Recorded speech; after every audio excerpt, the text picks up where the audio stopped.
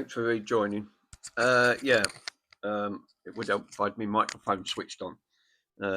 Clearly, I didn't have my microphone switched on. That fun. Let's see if I can put the microphone plug up here. Probably would do. Hold up. I can't connect these bloody things anywhere. Right, hopefully. Yeah, that's better. So then I ain't got to worry about it because the microphone's behind me then. So yeah. What we've got today, as I'm waiting for components to fix the record player, I've got this to sort out.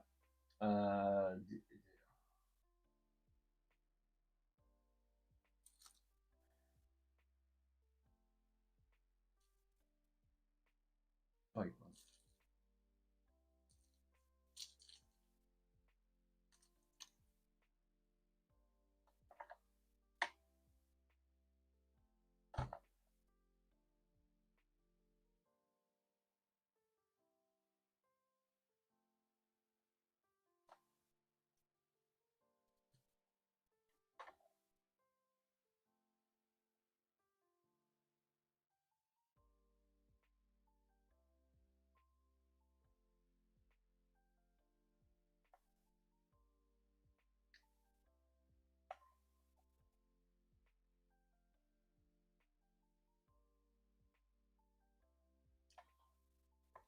is that a big C-class battery?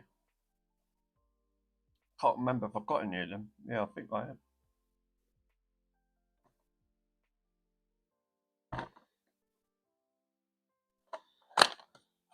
No, the small size ones. These are D-class.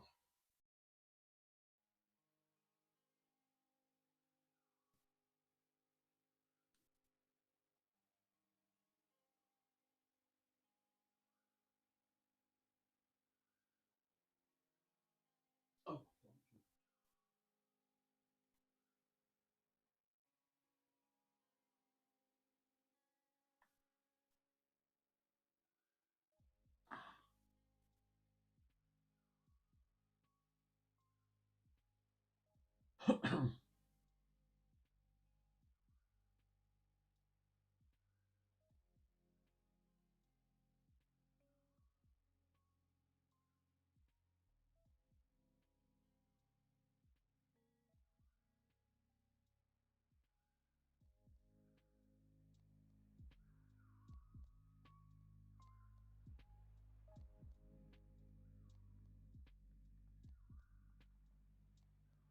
No.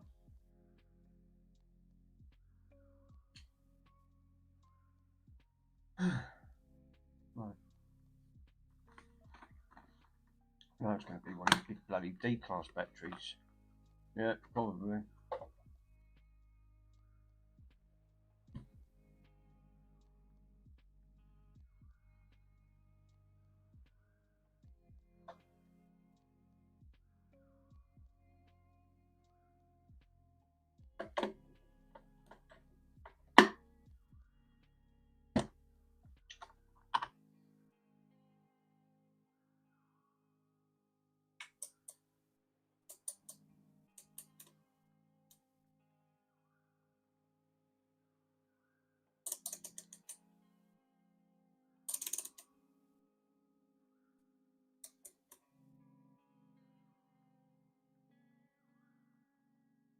Milliamp, and we've got ohm resistance.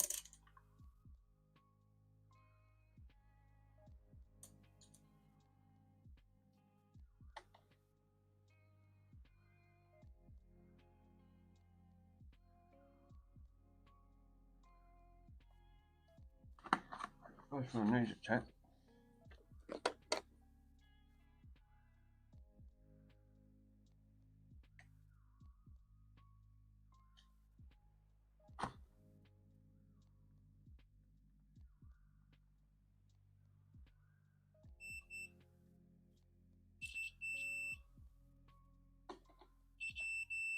Cool. Cool. Cool. won't have anything on the other one because we haven't got anything to plug into. Great.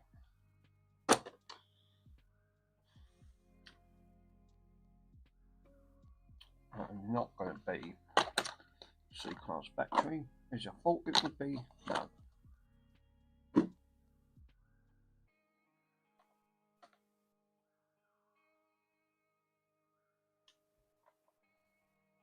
Contract one.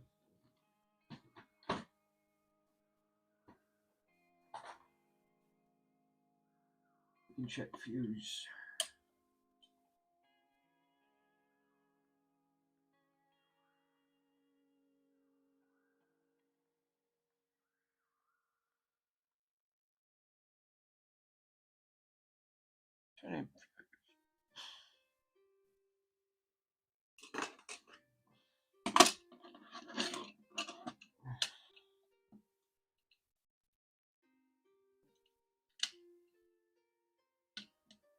Wait, it won't bloody fit in. Of course not.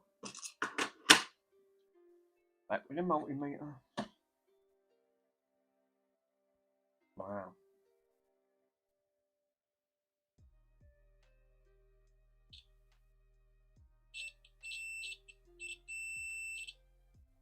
Good.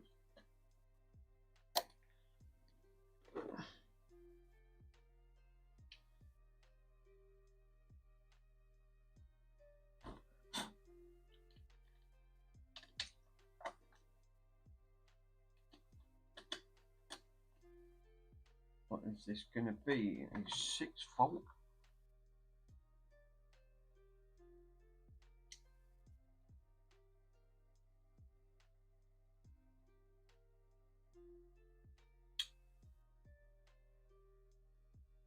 Universal Voltly model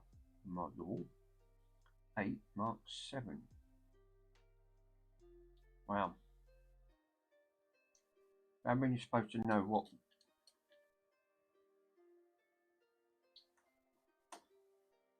That's frustrating.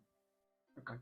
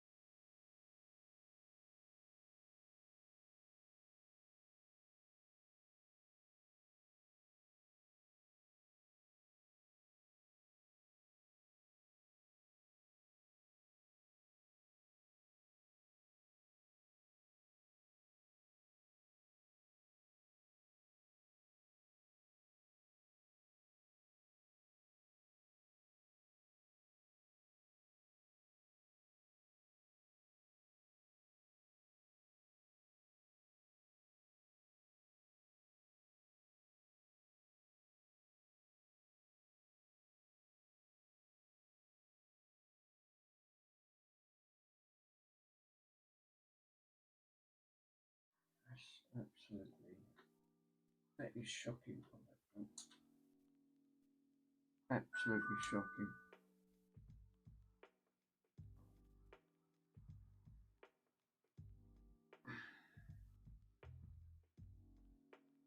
So we want to go, obviously, top.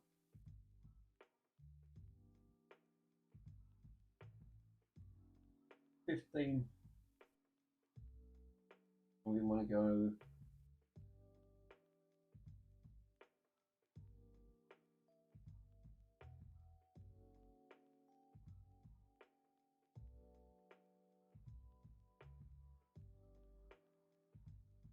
$14. We should reach that.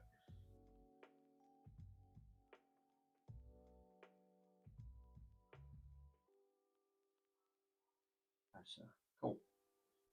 The capacitor's been uploaded. We've got 15. Did they say? Double read that. Make sure. No, it says 15 volts. Yeah. 40 milliamp.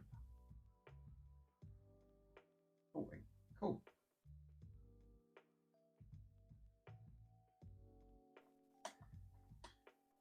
Right, okay, well, that's interesting because I've put the red, on the plus, black on the negative, 15 volts going into the, guys can actually see it.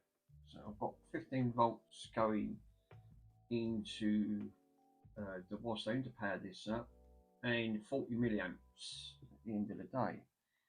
Let's see if this actually powers on. Again, I'm not 100%, this has not been tested. The battery's good, tested the battery. It's a brand new battery. Let's switch her on. Oh, we don't get no magic smoke. Right, well, we've got, that's interesting. We've got 15 volts, no amps. So,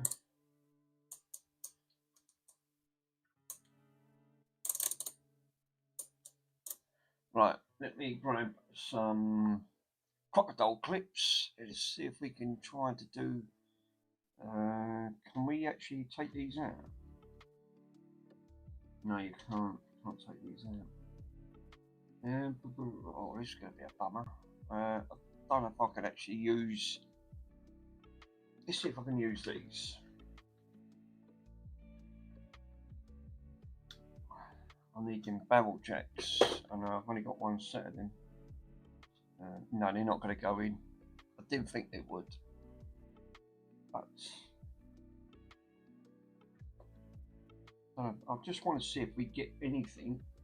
I don't think we can we? Think about it. No, it's not going to work like that.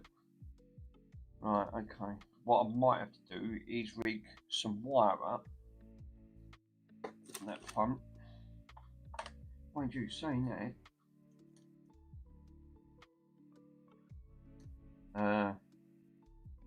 10 to ohm resistance. Yeah, I don't know if this is any good. I've got no amps going into this at all.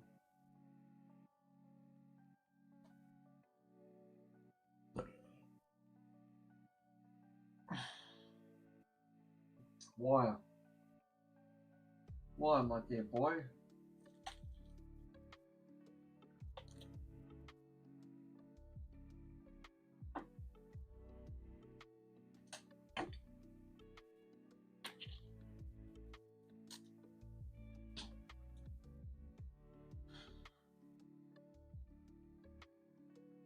Not put anything in just to see if we've got any connections. Probably not. Let's see if we can try and dig some resistance wire out. So, alright, we've got a bit of wire there. Did have a black piece. Yep, got a black piece of wire. Cool. Okay, let me take a capacitor. And put it in capacitance. See if we've got anything.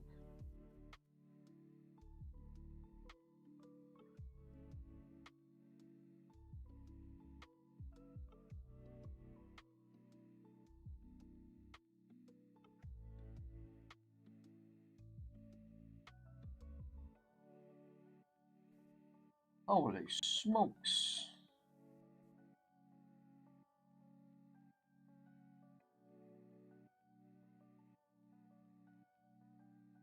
Gonna pop red on red and black on black.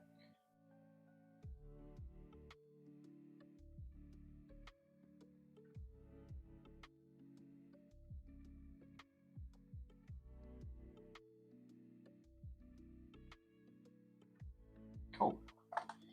So we should actually get, something.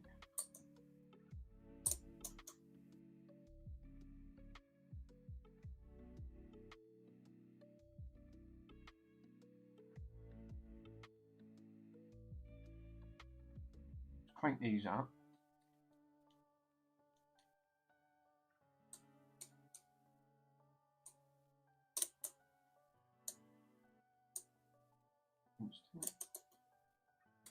We got no amp pulling on this at all.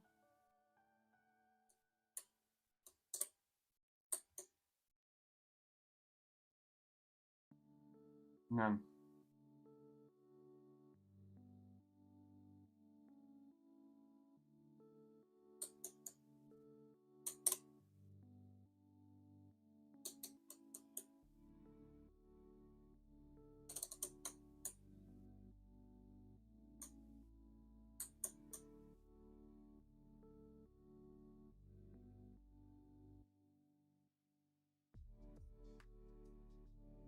It's pulling something, you know. But we've got no volts going on to, no, it's just stayed on 0. If I just move that around, it's just bouncing around. No, that is gone back to 0. We have got something.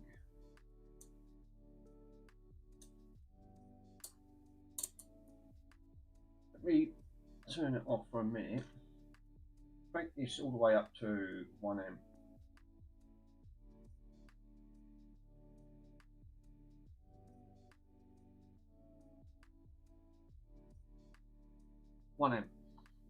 It'll just pull for what it wants.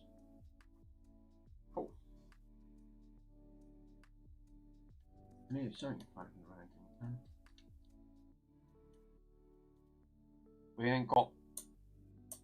We're not pulling anything on the got 15 volts. What it recommends. Wow.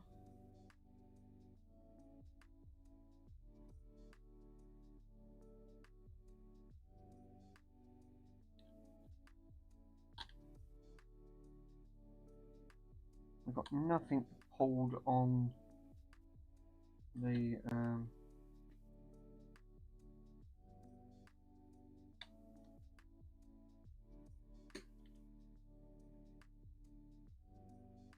we've got nothing pulling on that. I can hear something floating around in here now. Right, okay. Let's not beat around the bush. We'll come back to that in a minute. Let's take these off. Let's take this apart. Because I can hear something falling around, rattling around inside there, so never took one of these apart before. This is going to be challenging. God. Just know it's going to be challenging to try and get this off. Right, we've got a screw there. We've got a screw underneath that.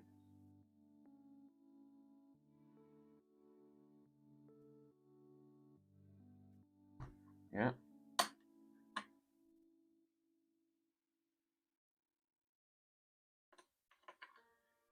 Let's see what we've got.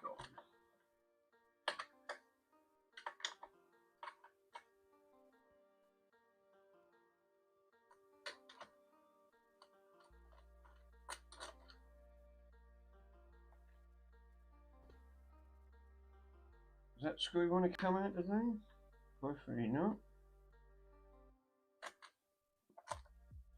He's out. Cool. Can these dials come off? Probably not. Where's my fat spatula?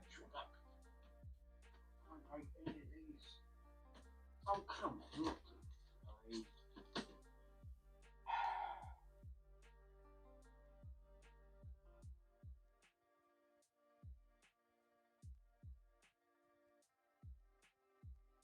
Definitely not. These do not want to come out for some reason.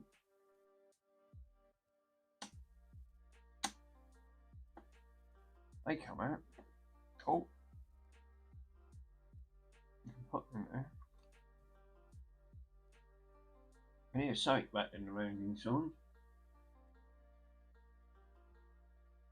They're not coming off.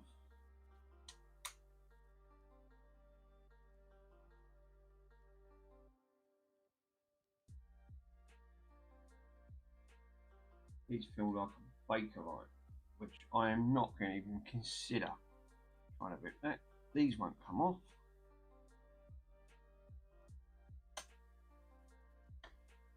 Of course not. No. No. Right, we've undone 2 screws.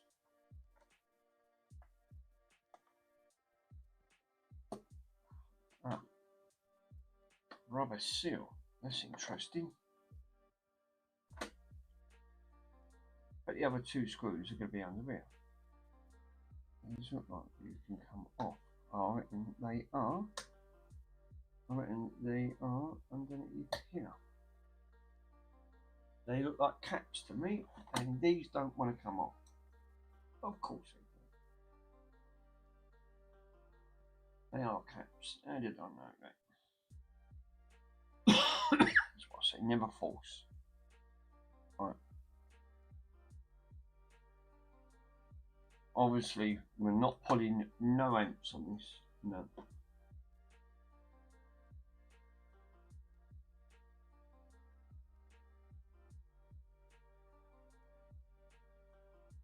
Lovely. We've got to that cap. Now we can take the remaining other 2 flat-ended screws out.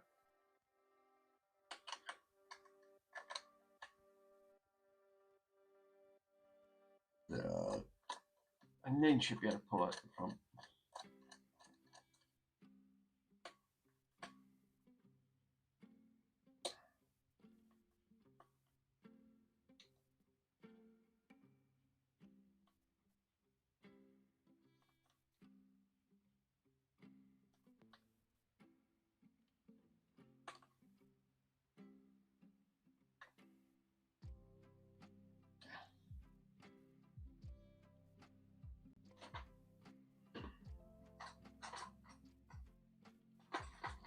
Nice flat-end screwdriver there. We sure do. Hate using. There she goes. She's out.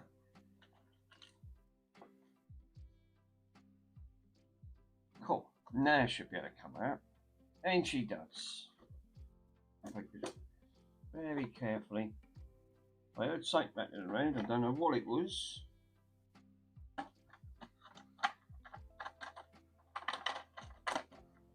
What was it?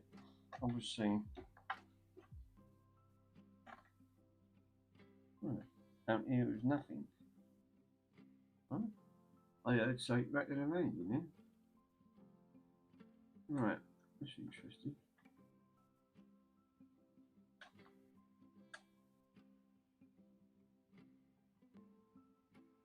I thought it might have been a broken wire, or coil or something there.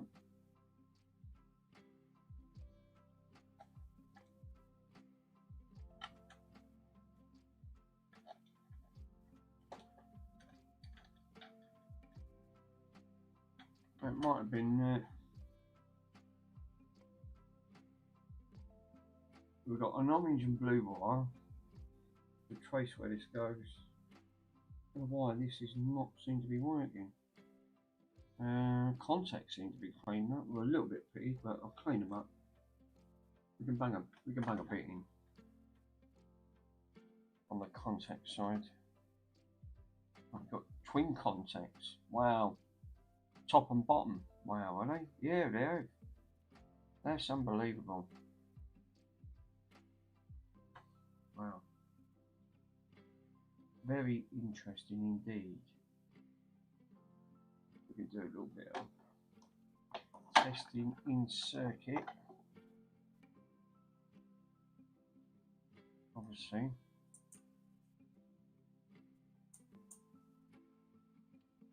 This is a dual layer board. I've never seen anything like this.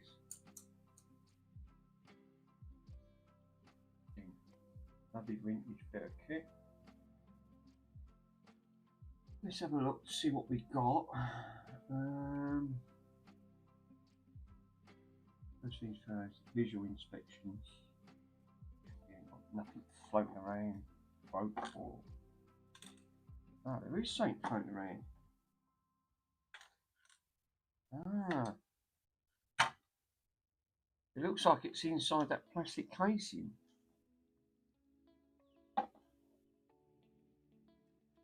It's floating around in here.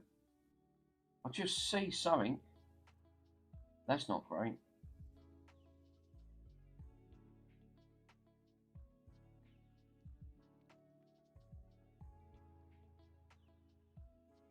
Something's not right there.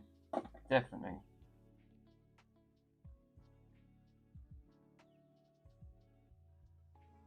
So,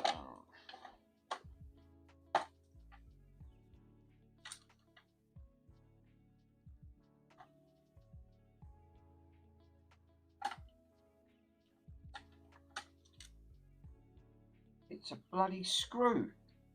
Now, what's that come out of? That screw is come out of. It looks like it's popped out of that.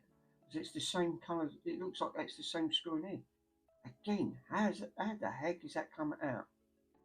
So it looks like to get to that, we're going to have to take off this board off, get to that screw. It's going to have to. You can't leave a screw floating around in here. Right, okay. Is there a way? Oh God, I don't want to start unsorting these wires. We've got orange, blue. These are colour coded, red and black. So we can take, I'm sure we can take them off because they're actually colour coded. So we've got a blue there, orange there, red here.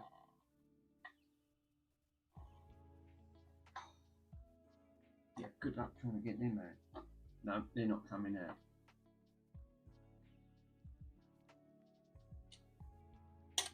No, that's come out. They're small terminals, they're not big terminals. Right, okay. The only things that we can't take out is that fuse. But saying that, I'll take that fuse out.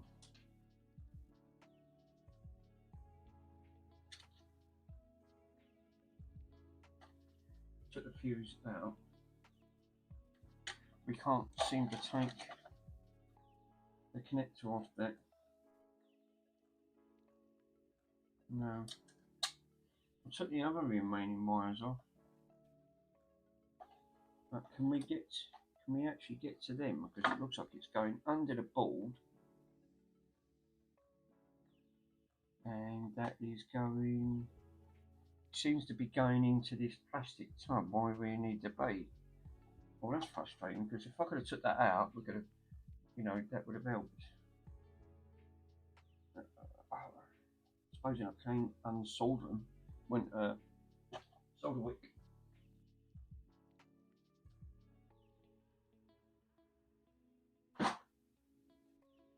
Cool.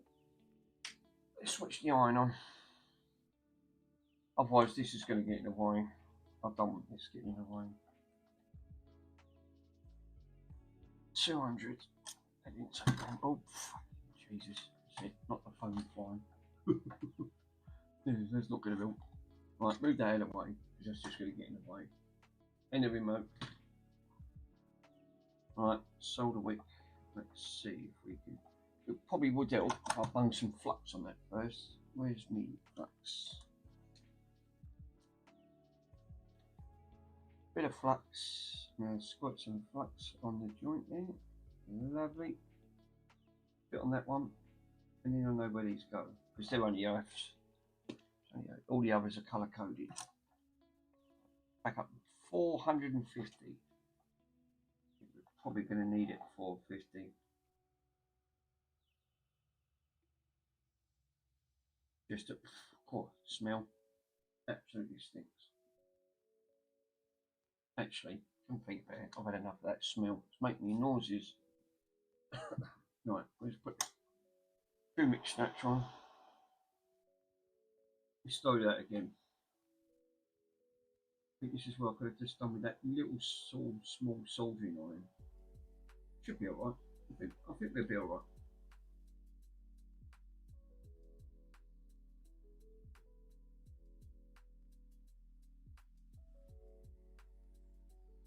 $450 and it ain't melting it. Wow.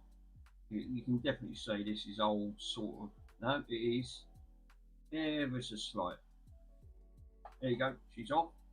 Cool. Took that off. Oh, God, Jesus, that's. Oh, move that close. I'm getting choked out. I need one of them other film extractors. I think the one with the funnel that you can bring closer. Absolutely nasty. You don't want to breathe it in.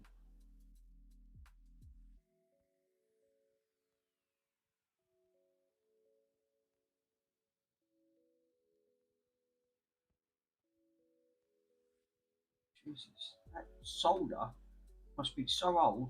I think it's 1950s with the bloody machine. It just that's 450 Celsius, and it's still having struggled to melt that. I don't want to melt it. Wow.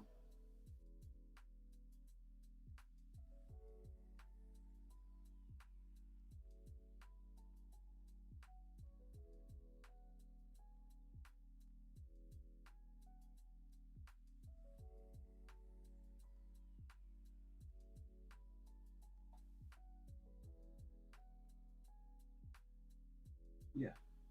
Stickiness, nastiness. No, this is definitely not melting. I think I'm melting the plastic more than what I'm trying to take the solder off. Even with solder wick, yeah, it's just starting to go. It's literally just starting to go. Wow.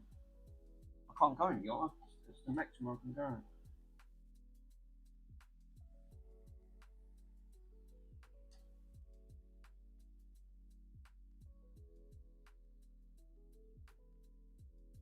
It's still taking it off. How much bloody solder did they dump on this just to put this on?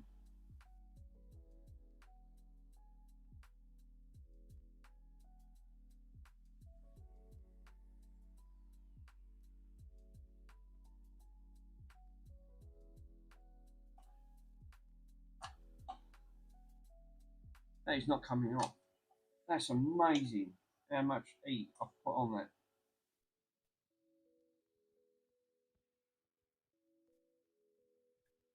Finally, got it out. Let's give that a clean. That's absolutely shocking. The amount I took off there, they must have put tons. Give it a good clean. Clean your tip.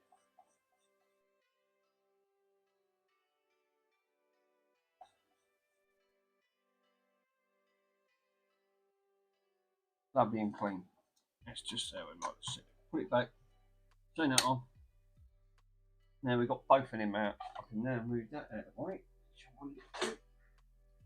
Cool. Push that back. So I know where these two go. The rest are colour coded. They can all go back into the same direction. It's just these. God, look at the state of that. Man, they must have put some serious solder onto that. That was quite a lot. Let's cut that off. Wow.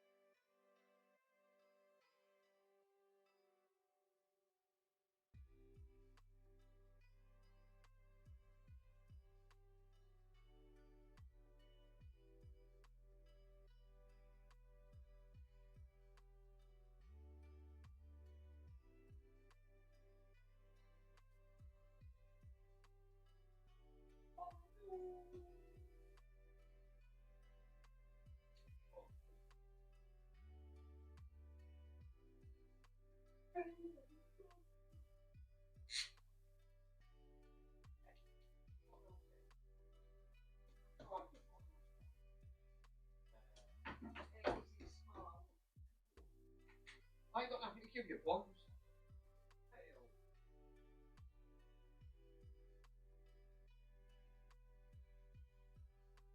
You have a bit of sandwich. Oh, stinks of soda. God almighty. Nasty. Absolutely choke that out.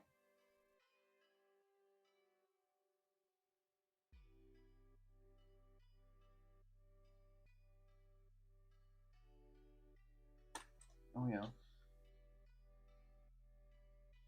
Cool.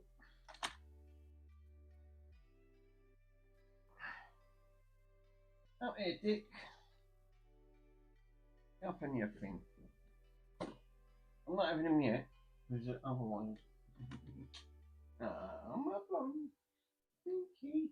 Shake his arse out. Yes. Definitely. He definitely does, that Mr. Bonds. Right. So, what do we need to take off to get access to that? Looking at this, I'm going to say all that multi-layer board, and I'm going to have to be really careful here. Oh, crying out loud. I really didn't want to take that off. I've got no option. Right, okay. Mind you saying that, I've got what to do them. They're not going to come off.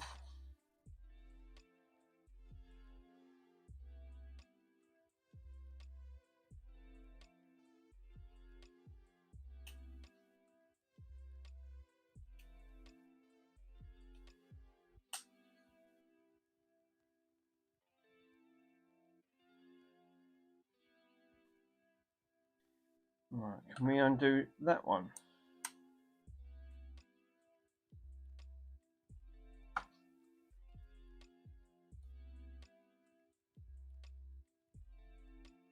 No, because the whole lot's just spinning round and going round in circles. Oh, of course they are.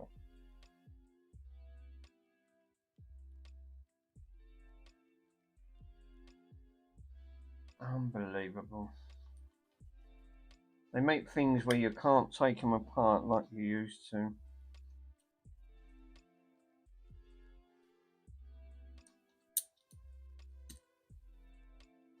Oh well. Let's see how we get on. We've got one.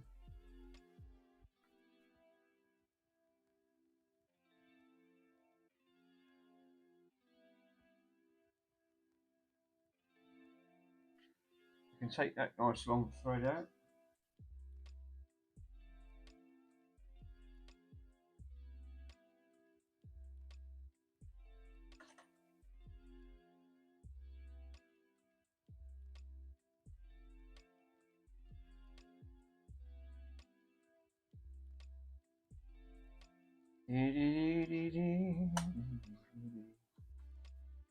Can I take that out? That one's out once. I don't think it's supposed to come out like that. I've pulled the entire thread out because it's so stuck on there. He stripped it out from its own bloody thread. Whoever put this on has done this far too tight. Don't matter, I only want to gain access to it. That one looks like that's out as well. Wow. Unplug that. Unplug that.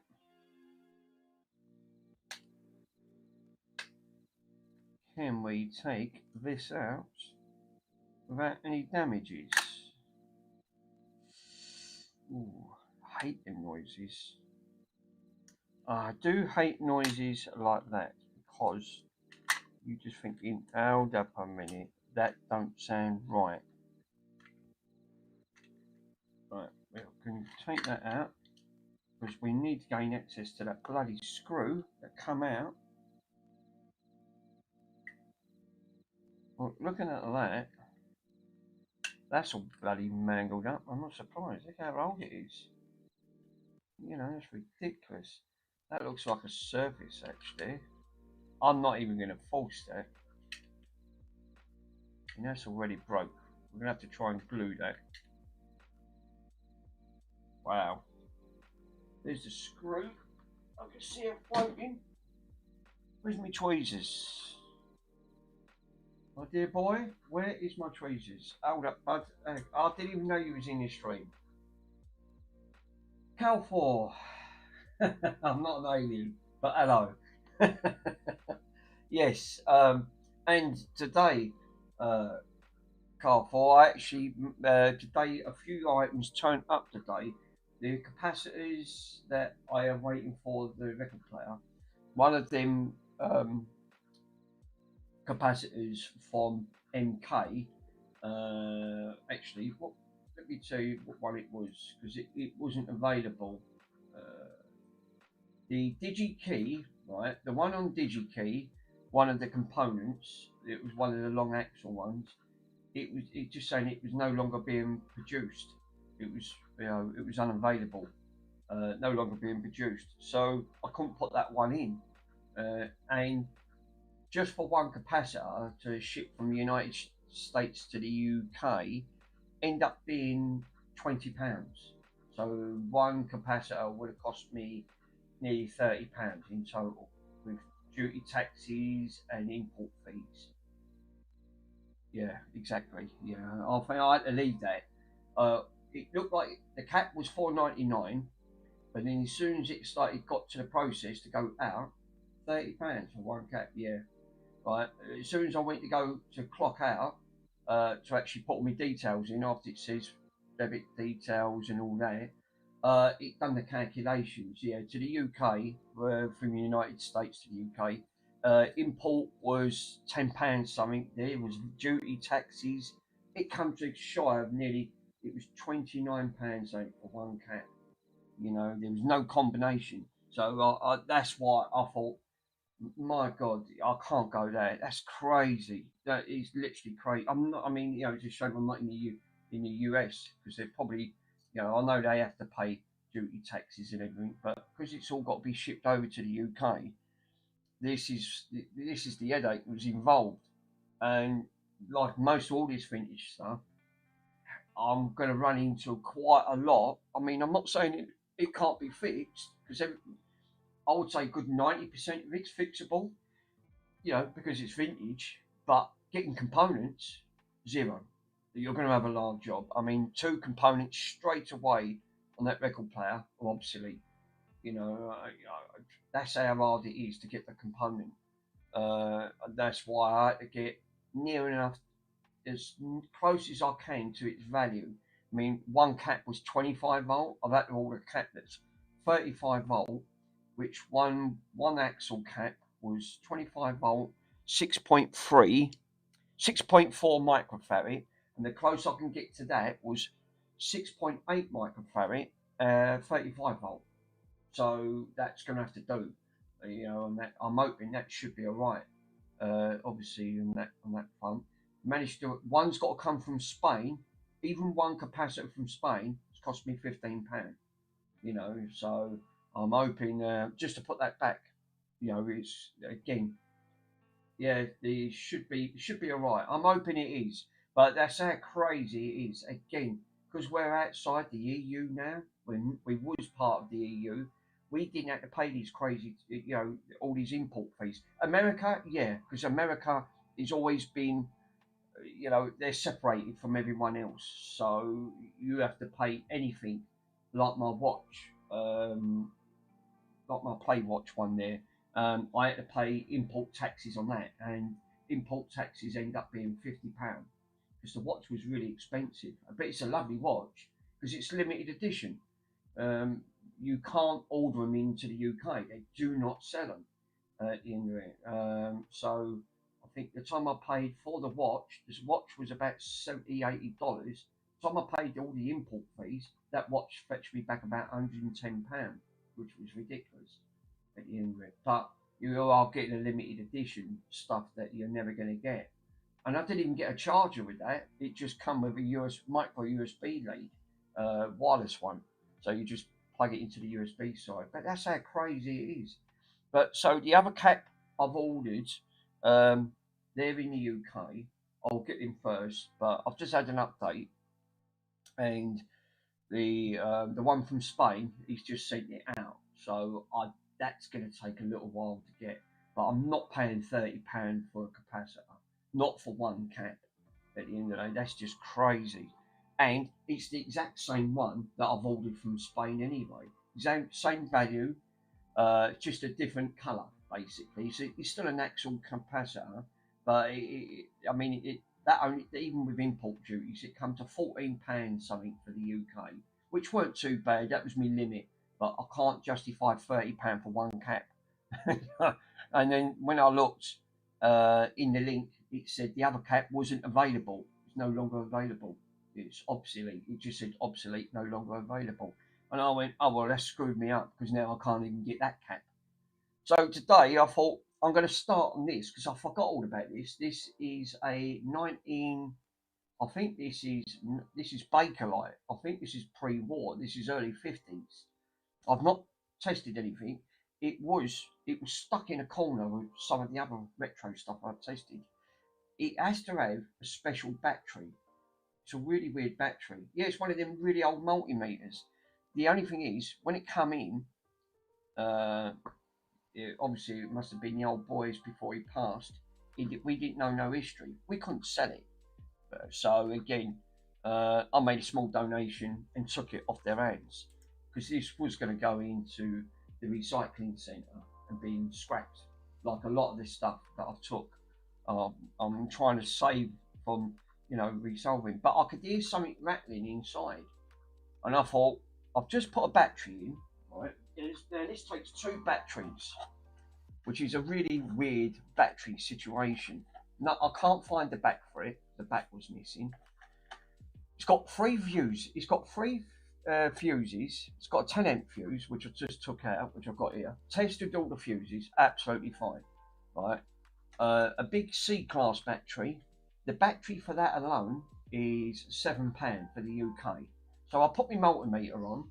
Before I put the multimeter, I had to Google this to see what battery that was and what voltage it is. It's a square battery. It's a really deep square battery. Looks like a P9. It's not. It's bigger than a P9. It's got a weird voltage, 15 volts, 0.40 milliamp. So and I thought, well, that's weird. That's a really weird way of putting it. So I've just unsoldered all the wire on there, and the amount of solder I just took off from one end. Christ, it's crazy. So when I heard, I thought I've got to take this apart. One, this has never been apart, never ever been apart. Like most of this stuff never has. And when I could hear rattling, which I'm just up to the point, I've just found a screw, and I thought, well, where the bloody hell is that gone? Yeah, the screw has come out, right out on this side of the motor.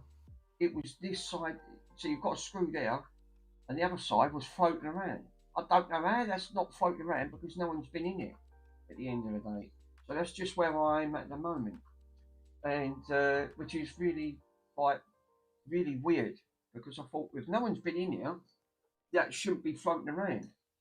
So that's why I was just going to try and get me tweezers. Actually, oh yeah, it's fell out. So basically,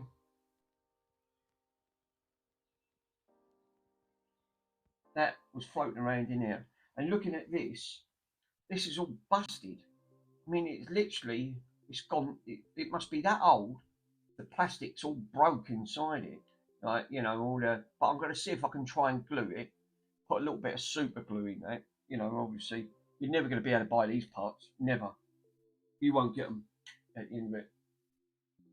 But the old multimeters, I did put voltage in to see if it was, but that screw was floating around in there, so it was probably jamming this up.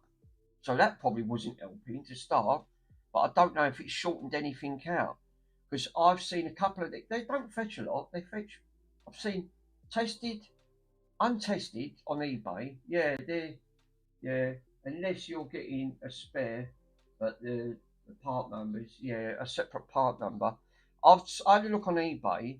Can't get parts for it, which I already knew that with 90% of all this stuff that I've got, you're going to struggle to get parts.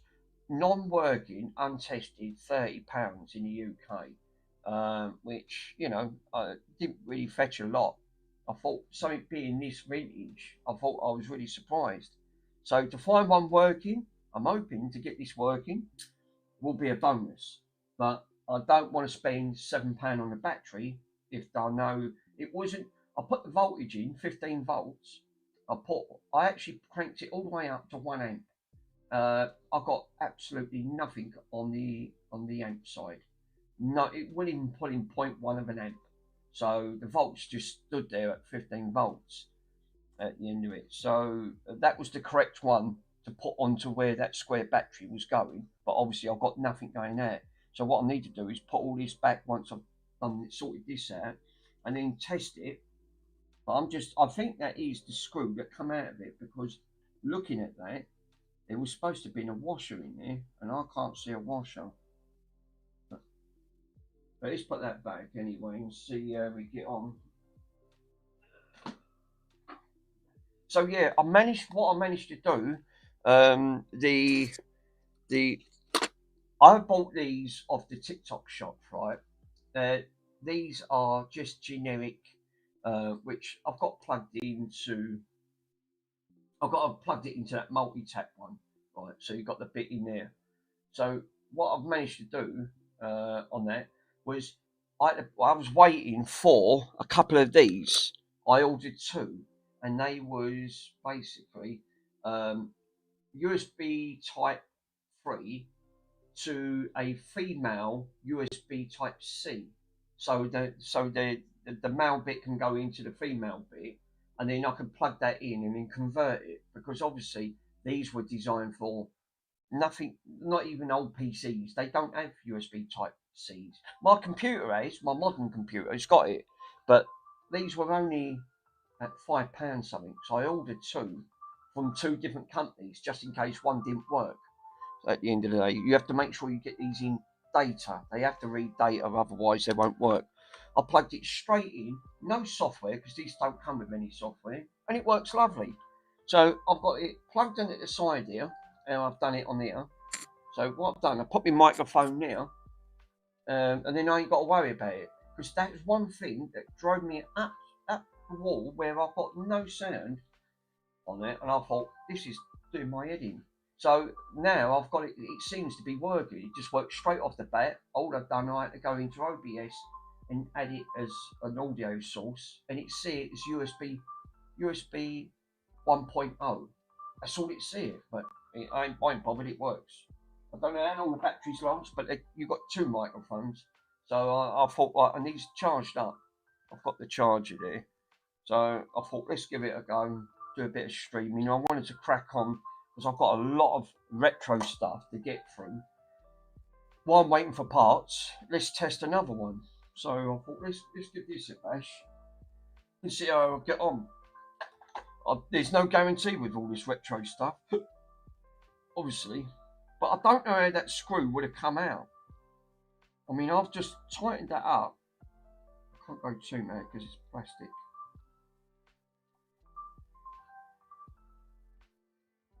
Even that one was loose. Perhaps that had come loose, you know. That might have come loose. There's a strong possibility. The dog's sitting here, it spooked him out for some reason. I don't know what's up with this dog lately. He's really, every time I've been doing streaming, it seems like, you know, he wants it, you know, especially if I put the record player, he runs. He don't like the record player. I ain't got a clue. So what I'm going to do, I think, I'm going to leave this out, right? I'm going to put this back.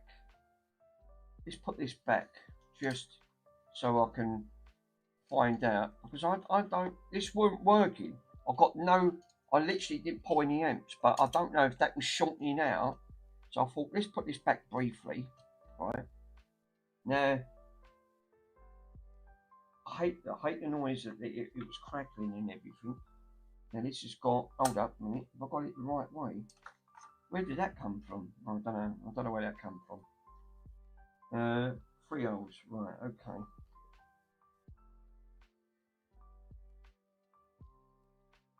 So I need to put this back So I ain't got nothing in the way on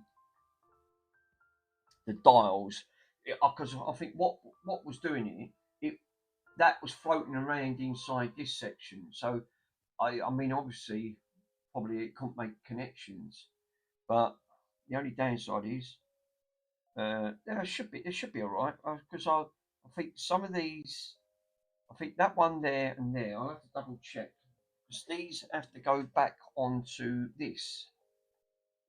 So because they're color coded on here, they've actually got on the back bit there. One's got blue, one's got orange at the end of it. So the only other two on there, which is for the fuses.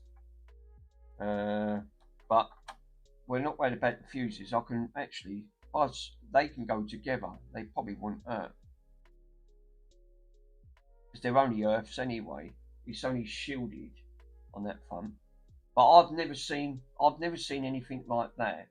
But then, all right. Actually, what I should do is just quickly just put that back. I'm worried about them wires jamming that up in there, and then that's it. It looked like there was a bloody wire coming out. This is obviously they've designed this where they don't really want you mucking about with it. I have to get the camera out because it's sort of partly zoomed in, so you can get to see. So it looks like I've got to go over. Obviously, this is at the right part because the square bit is up this end, and on that. I don't know how old this is. I mean, I assume this has got some age to it, like most of this stuff. Nice to see though, because again, oh, that's actually broke off. There was a screw on there. It's actually, I can see it. That's broke off. It's absolutely snapped. There was two screws. Is that a two screw? No, just one screw, but it snapped off. Right, okay, that does make sense. Right, let's just put that back in. I think we're good there. That's it. It just stops any wires jammed inside, because that screw obviously didn't help. That was floating around on top of that, on that front. I'm not even going to say that this is going to work. Yeah, I'm not holding my hands up on this. Obviously, this is a multi-layer board. It's got bloody like it's got 2 layers on it. But on the connector, you know, on these metal connectors, it's got it 4 times. So you've got one that side, you've got obviously underneath the other side of there, and then you've got that again in between that board and then on top of that. So when you turn these dials, it turns it 4 times. So obviously, because like you said, being a dual layer board, I've never seen, like I said, I have never seen anything like it. There's a lot of, from what I can see on here, I can see diodes. No, they're mainly all resistors. It mainly just looks like a resistor. So again, if this don't work, this could be due to resistors gone. I've not known them to go bad. I'm not saying like most all components don't go bad, but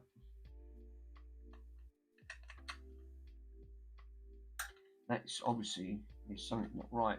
That's got to go up. That's not sitting right. There you go. Yeah, got to be careful there. Oh, there is. So there was 2 screws holding that in. Absolutely 2 screws. So we've got one at the bottom there, which is an earth. So we've got one screw down here, and I've just seen this one up here, and they're both broke, obviously due to that cover. So, but let's put this back, just temporary, so I can get this. What I might do is just jab a piece of. Let's see if we could just jab them wires back on. I might have to solder them on just temporary and have a look. So orange to orange. Have we got a black? We've got a blue.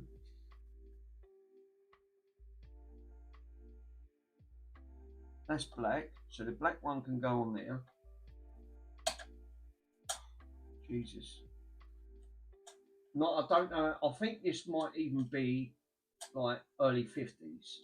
I would say, looking at this, looking at the model, without checking up, I'm going to say this is probably about 19, I would say mid 50s.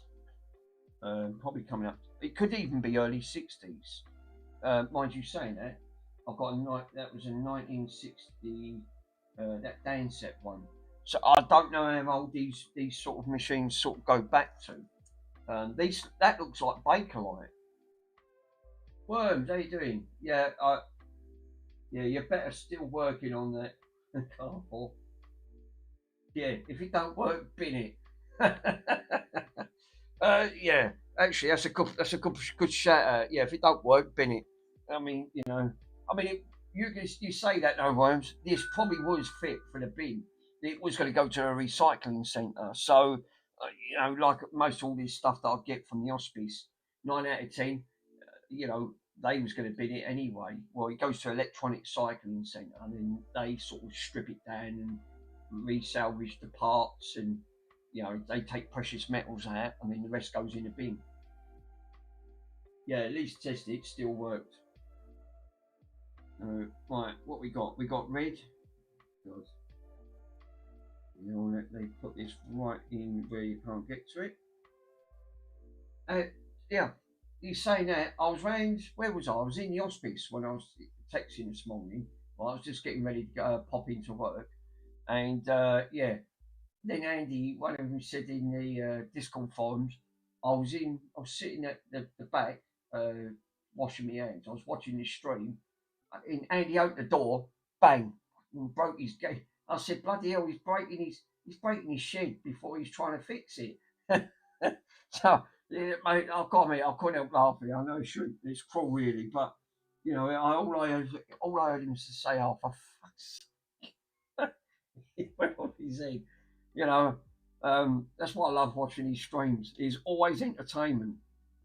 If he ain't blowing something up, or he can't mention the word projector at the end of the day, I mean, that was funny. Yeah. Oh, I missed that. That he slammed the door. He opened it. The wind took it off.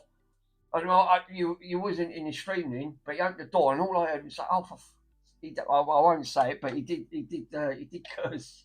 He went, "I don't bloody believe it." He said, "Fucking door." He said, "Now I've got to try and fix that." I thought, "Oh no, poor Eddie. He's not having much luck. He's getting over a rotten cold." I went, and now he's sort of now breaking his shed up. I thought, I found a way to mention the projector and get away with it. Well, if you do love winding him up, that's what I love. You know, the trolling is brilliant. I just love the trolling. Absolutely, it just brings a bit of soul to the party, doesn't it? You've got to have a laughing joke. Bloody hell, what's the point? You don't want to be like, what was that stream last night? Yeah, I don't. I forgot his name. He was testing all the cameras, right? Yeah, Andy Street. Yeah, Andy is entertaining. He is most definitely. This is what I say. I laugh more than anything. And who was on the stream? Who was actually streaming last night and testing all these 4K cameras?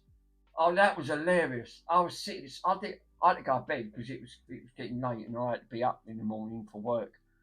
And he was testing it and testing all these 4K cameras. He paid $110 for this 8K camera, and it was absolutely dog's crap. It weren't. I wouldn't have even given 10. He paid 110 for it. $110 in the UK. That's got to be, give or take, off the top of my head. It's normally just under about $1.70. It's about $1. It works at about just under $2, which is just over a pound and something. In UK's money, give or take, that $120 that he paid, it's probably close to about 70, £80. In the UK. I wouldn't pay that. I would have said, no, sorry. I would have literally just got my money back, But he was doing his nut. He had to go and pick his girlfriend up or something. And I see J Flicks jumped on. picking his girlfriend up at the airport. So yeah, it was actually but yeah, we was watching. There weren't many in the stream. There was, I think, I forgot who was actually in this room. Oh, but yeah, there was a couple, but you know, Joe Fix just jumped on just briefly, but only just brief. He didn't stay for too long. Oh look, I'm going. Where's my tweezers? Look, in here. But yeah, he's testing all these 4K cameras out, and they were absolutely dire. I mean, at one point, I thought the TV was going to come off the wall. There we go. Sorry, Neil, I'm in the stream, bud. Alright, mate. When do you finish? Probably going to be a couple of hours. That's alright. I'll give you a call later, John. Yeah, cheers, mate. Bye. Sorry, bud. So yeah, I was laughing. It did make me laugh because he said he was trying to get all these cameras out, and he's trying to going through the options, trying to get all this 8K working. 8K. You're not going to get an 8K camera for $120. It's not going to happen. You know, there's no way that's going to happen. You know, I actually see the cameras that they end up having that cost Luke from Retro 6. He's 8K camera. 8K. Now he's got a true 8K camera. It's called a Black Widow, right? I know that camera very well, right? I looked on their website. Yeah, it comes at the price of roughly around in the UK £6,000. I don't to think how much that camera is, and he just uses that purely for like using his live streaming on that front. But that's a lot of money to pay. But then, like you said, he's earning the good money by doing what he's doing, Luke. So he probably will do. But that's a true 8K camera. The Black Widows are expensive. Even the ones that he's using for on the side, he actually told, and he said even that was £2,000. So he spent serious money at Luke at Retro 6. But then the next minute he's actually buying a cheap soldering iron from AliExpress. But I've got to admit, I totally agree with him on that one. That is absolutely really cool. Which like I said, I've never seen anything like it, because I thought some of these soldering irons, they're just crap. They just want you to get, it's just clickbait. They just want to get your money. But yeah, that stream last night, that was hilarious. But Andy, when the door blew white back, Jesus, he just lost it. He literally just lost it. I think he forgot.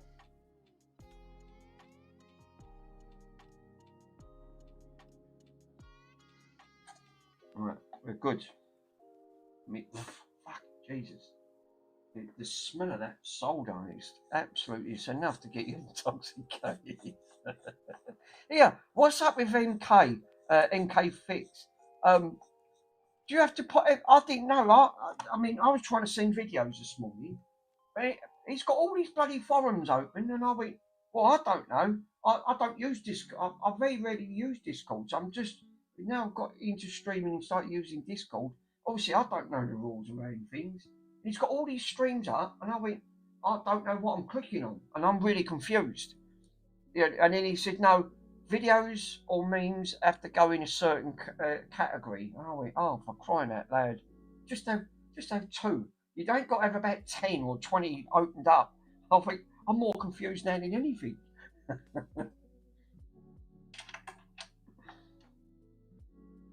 Right, so I'll put this back just briefly. Plus, let's go on plus. Right, cool. Now, where's my I've soldered them on. One soldered up there, one soldered there. These are put back, red, black, orange and blue. So these have been put back. Now I've got to put one on the negative. There's a negative at the top there, so that's the negative on that. Negative, that's the plus side. Obviously, because I haven't got that battery. That battery's about £7 for the UK. I'm not bloody paying £7, just in case this thing don't work. And the looks of it, obviously these do have some issues. So what I've got on there, right, I've got it on 15. I've got it on 15 volt. It was supposed to use. Yeah, he's had that move before. Lol. Yeah, I've got to admit that. I don't understand with these streams. These where you've got all different categories and you've got to put it all under. At the end of the day, I thought, why do you have to make things complicated? I like things being simple.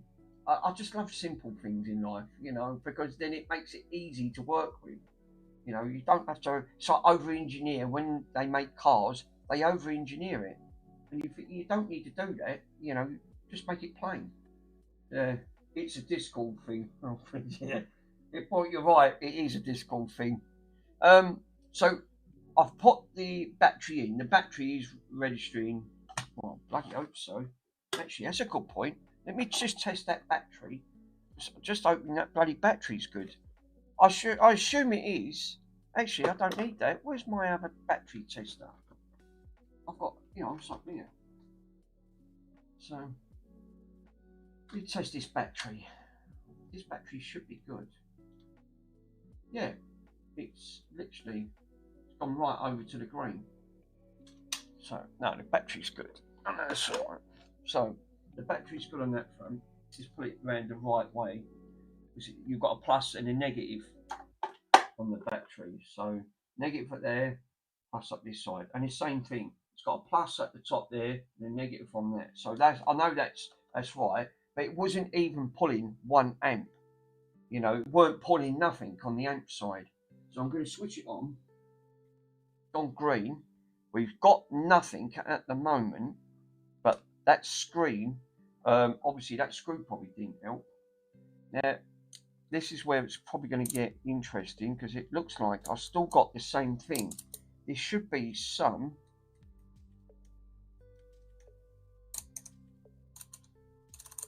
Absolutely nothing. I've got nothing on this.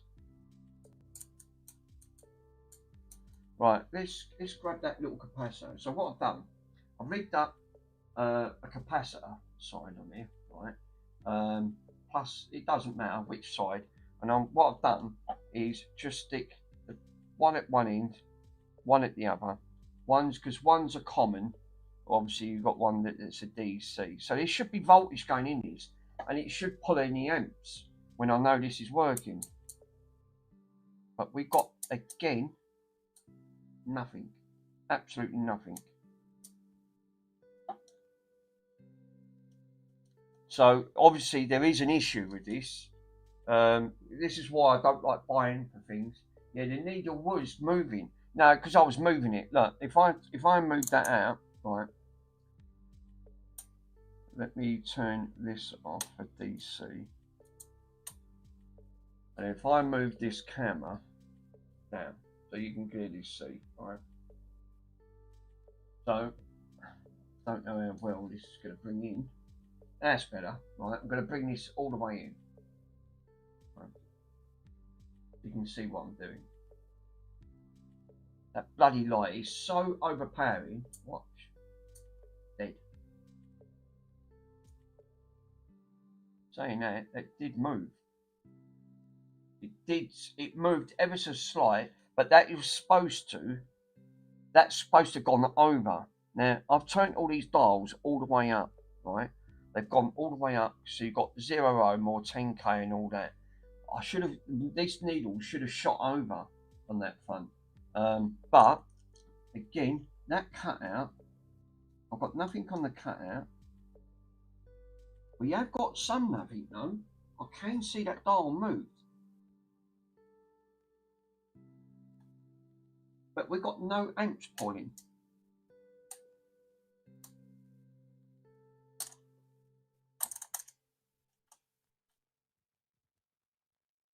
But it is definitely moving. You can actually see the voltage has gone up. It's not gone up by much, but it's definitely gone up on that front. So, and that's just that's moving the DC one, right?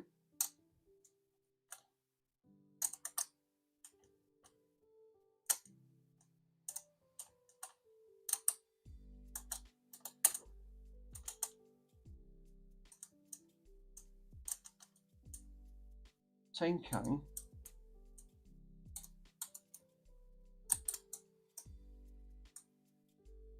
It's not going up by much. Oh, that's gone up a little bit more. It's actually gone up a little bit more. But it's not pulling no amps.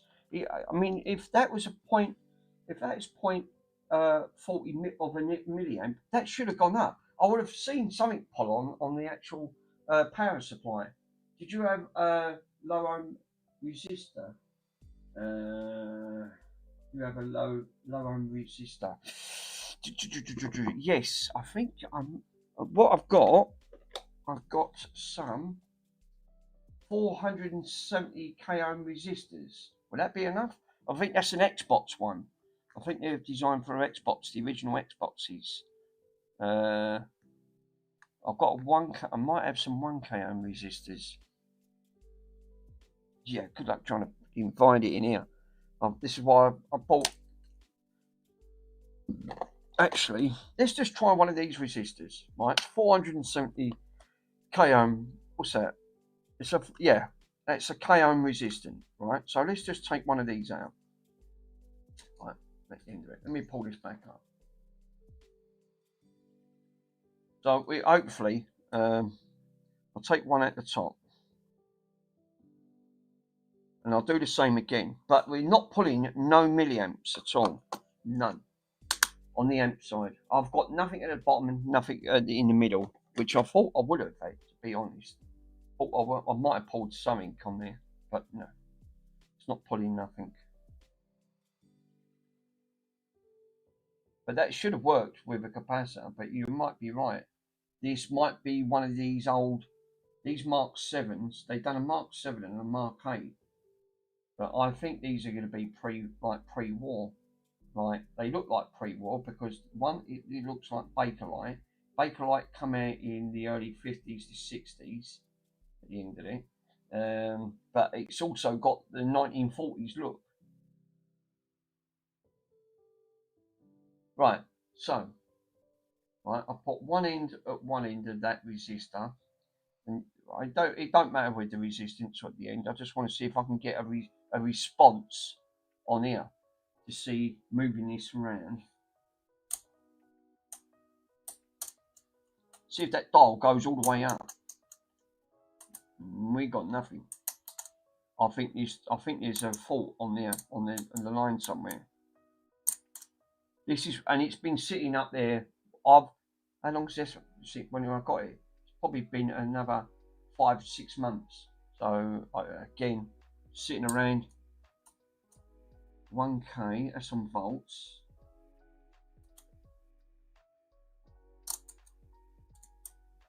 It's hardly moving. It just moves ever so slight, just a slight. Milliamp. See, that's on a milliamp, 0.5, 1. That's on 10. That should have started spiking up.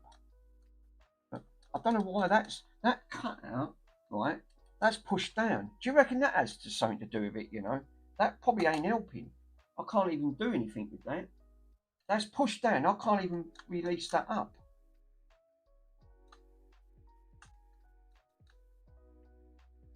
I wonder because if that's called a cutout, that actually might cause that.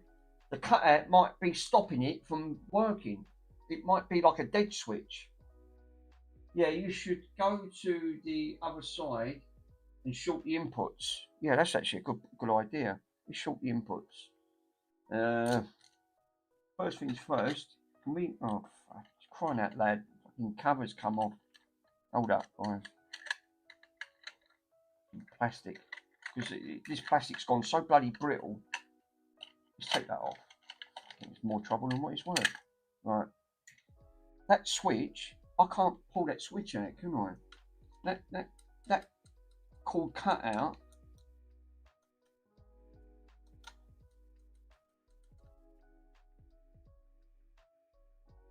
That cutout looks like that's connected to the two earths at the bottom there.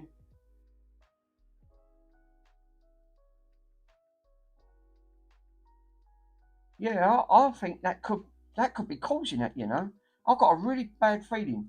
The word cutout means it could cut that completely out, and it won't push back in. Right, it won't pop back out. It looks like it's pushed down and it won't pop off. And I think that could be causing that. So, but again, it's not jammed, but it's not moving at the same time. It just won't move.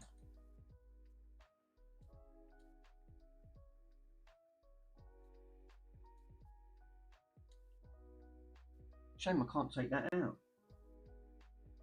Because because that could be activated on the switch system. Let's pull that around there for a minute.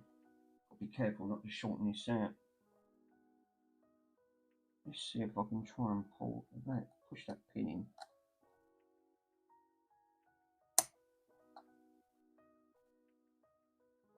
No, that won't push in.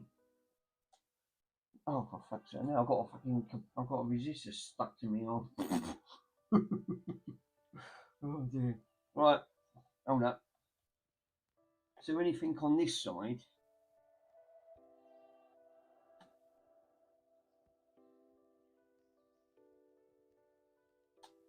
See that? That looks like that's... Ah, there you go. It's now off. It was stuck. I've just clicked that. Right, let me show you what I've just done. I reckon it was that. The cutout switch is causing this not to work. The reasons why, that's just clicked off. Right up here, right? You obviously, I don't know if you can see, there's a blue switch there. That was lodged onto this. It's going to a black wire. It's going to these dials, right? It's feeding these dials. That was locked. Due to that being locked up, it was pushed down and it wasn't going back up. So I'm going to try again now, right? With that now pushed up, because it was pushed all the way down, like I said, that could have actually stopped it from physically working.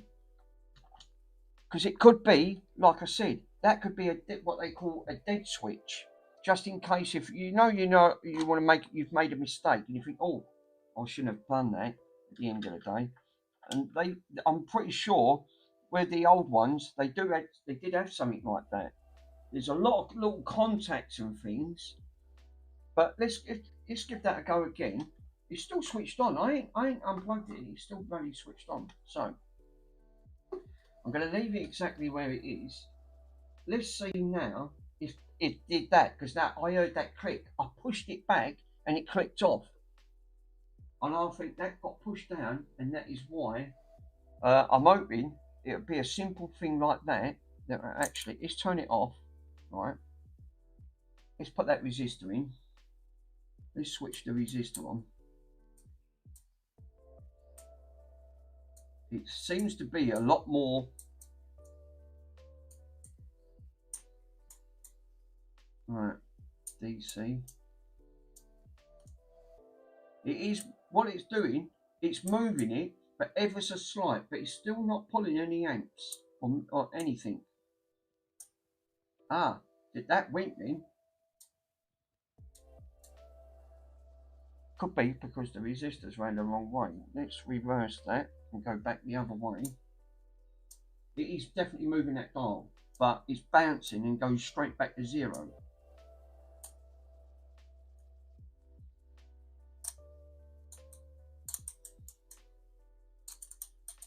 Still got nothing.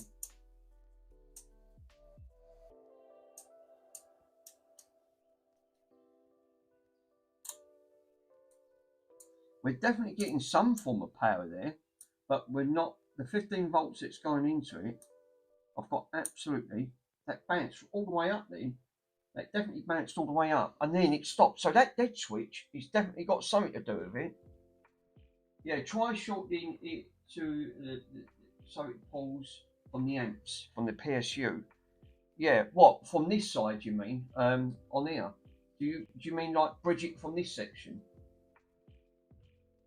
See if it's arcing. You could be right.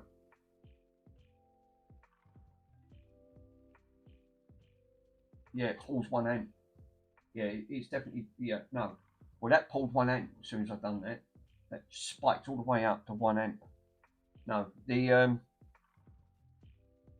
that there No, I meant the multiplier in the input, on the input side.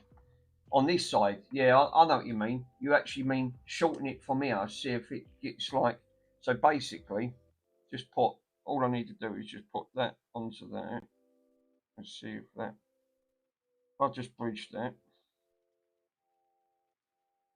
Yeah, actually, that's not a bad idea. That pulled one out when I've done that.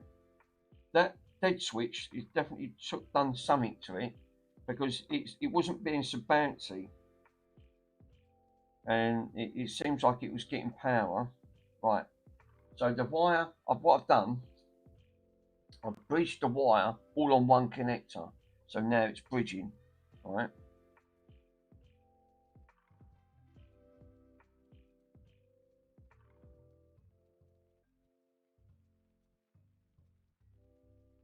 let's have a look. So let's try that again. It's still not pulling anything. I still think that there's a fault on this, but that is, now it seems to go back and it ain't so bouncy. That spiked all the way up to 1. It went up to 1. Let me show you. All right, so you can clearly see.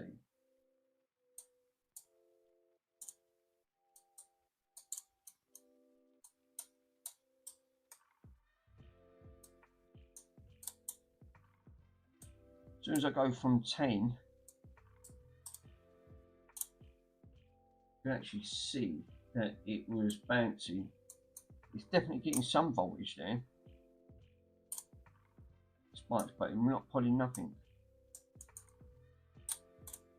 So it ain't making no difference if I ground it.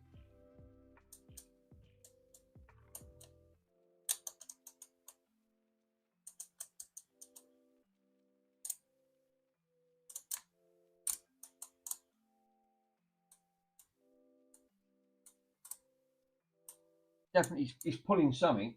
Definitely 100%, but it's not pulling the way it should be pulling. So I think that this, again, it has got some issues, but that dead switch didn't do that before, that cut out. So that's now locked into play. If I push that down again, it's spiked all the way up, but now it won't come off. So it seems that it's locked, and then I've got nothing.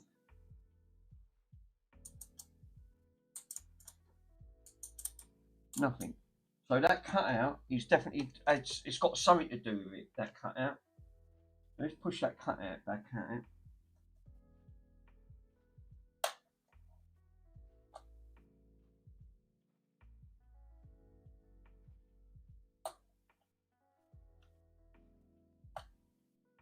Now it's locked into place now and I can't unlock it. So we've definitely got some issue with this locking mechanism. So something's not quite right with that. I'm pushing it back and it won't go back.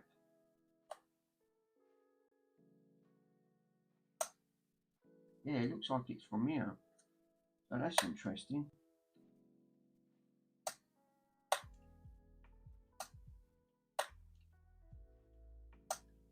Right, what I'm pushing, right, let me get in and I can show you.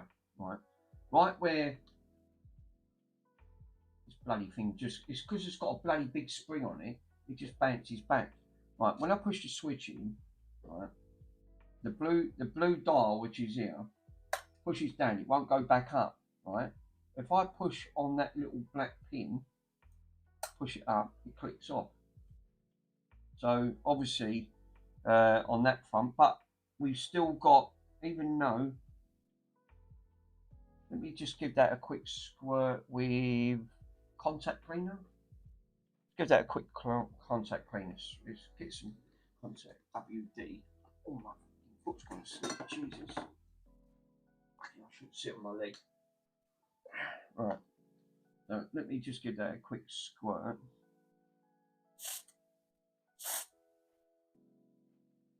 And we have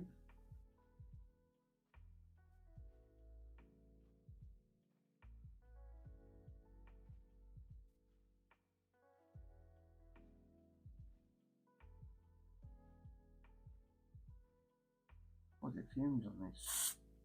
Yeah, that was funny with Andy with that front, especially with that door. The way that door just blew back, he really lost it. He partly like he went, I don't effing believe it.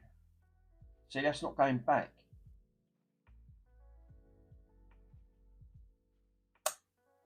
What it's supposed to do, look, that dial is supposed to have gone back. It's creeping back ever so slight, then it stops. As soon as I move the dial down, it pushes onto this, and it's not moving back. And it's magnetised and all. Wow. So, again, let's just squirt a little bit of cleaning, contact cleaner. I think what it's supposed to do, the voltage that goes into this, is supposed to give it its connectivity. And I don't think, again, there's nothing broke, because at the top here, these are where the leads go into. But we've obviously got nothing. So there must be another short somewhere that's causing this not to obviously power up properly. Because like you said, I thought I would have. Is that a break in the wire, or did they do that? I don't know. That looks a bit suspicious. That looks like it's that looks like a heat shrink or something around that. At the end of the day, is that? I've just opened that and got a break in the wire. I mean, because again, any type of breaks that go to these connectors, these look like sensors. I wonder if it could be a sensor issue, which is probably a weird situation. Bronson is now sitting at the door, absolutely mad, that dog. Let's put this back. But that locking mechanism has definitely got a big part to do with it. Because, and again, they're broke off. Obviously, that's not helping the situation. Oh, Jesus.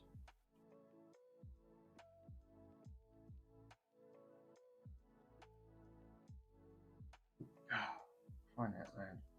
It's obviously not the easiest to try and put back in.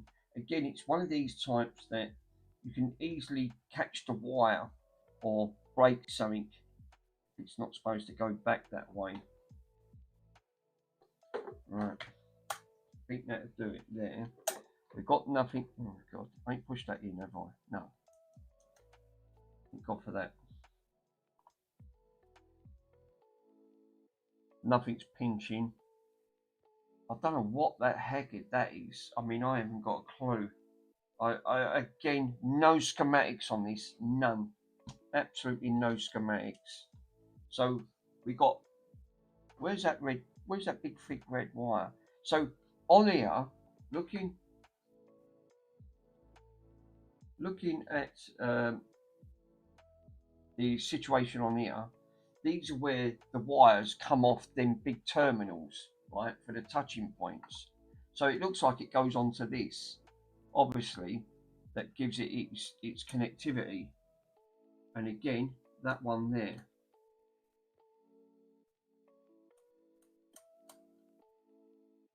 So that's what it looks like it goes on to. But I wonder if they might need cleaning or something. I don't know. I mean, it's not in the greatest of health. Let's just get a little bit of IPA and just see if it could be just a simple thing as might just need cleaning. I don't know. I mean, I'm grasping at straws. Because again, trying to understand with electrics is obviously not the easiest. But it looks like yellow. Well, we have got some dirt coming off it. I mean, there is something coming off that. Yeah, there is dirt coming off it. So I wonder if it just might need, it can't connect properly due to the grime.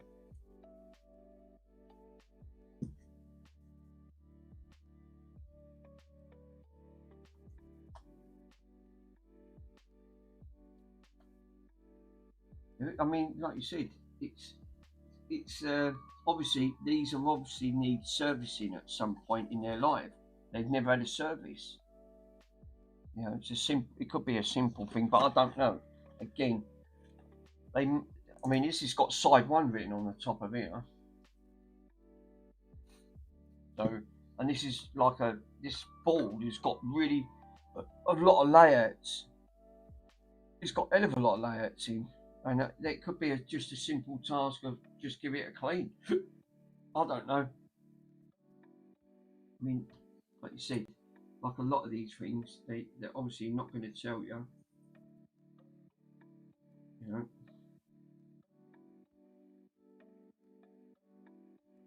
I think that's going to be enough of that for the time being. Let me just quickly put this back and then try it again.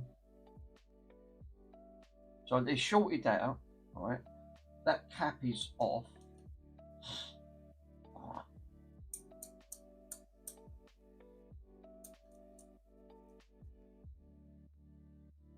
That's really stiff. It shouldn't be that stiff. Ah, you know why? Because the bloody wire's caught up. How did I know that? This is what I'm saying about wires catching up on there.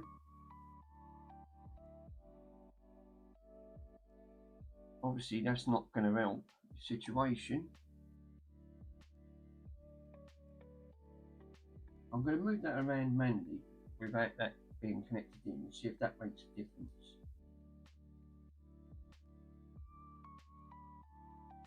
Nothing. Nothing. Absolutely nothing. But the wires haven't come off of there. They are connected.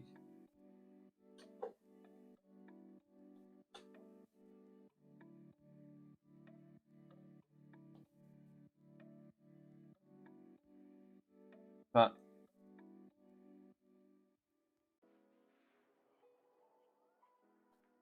I've got nothing. I've got absolutely nothing on them dials at all. So obviously cleaning them up is obviously not going to make any difference. So I think we've got a short there somewhere. 10k ohm. Let's turn these all the way down. Just see if that's got.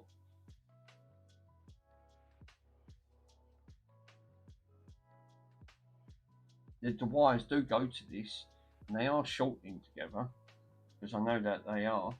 Just see if they, you know, we've got something on that dial, but we've got, it sort of moves just ever so slight.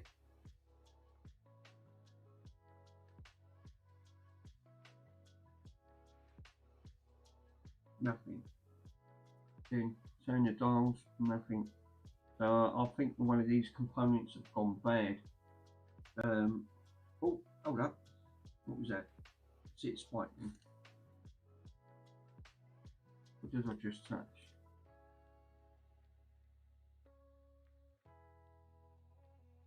No. Reverse.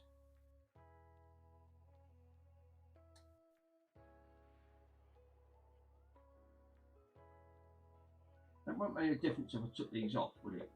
If I took that off, I don't think it's gonna make any difference on that front.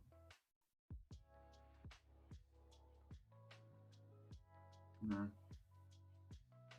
No, it's not. It's not done nothing. I mean, it's obviously not powering anything anyway. But that cutout is obviously it's doing absolutely nothing. Right, you know, as soon as I put that cutout on,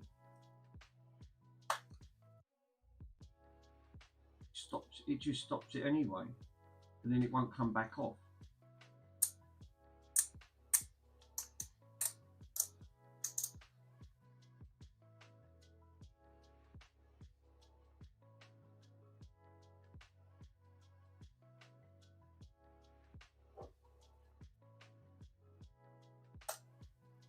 It sort of clicks off.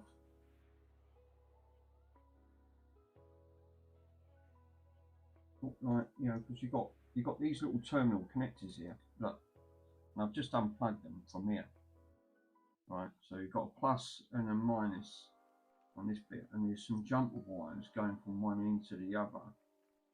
But that comes off this, looks like a switching system, which goes to, these look like flat sensors. Like, you know, for some reason, I don't know what they are. Again, can't bloody see because it's in circuit. And I don't want to end up just damaging them to try and take these off. But again, exactly the same mission. Anyway, you know, that switch, it won't be enough to, it seems like it's not getting current. That's what it seems like. Just feels like it's not getting current there.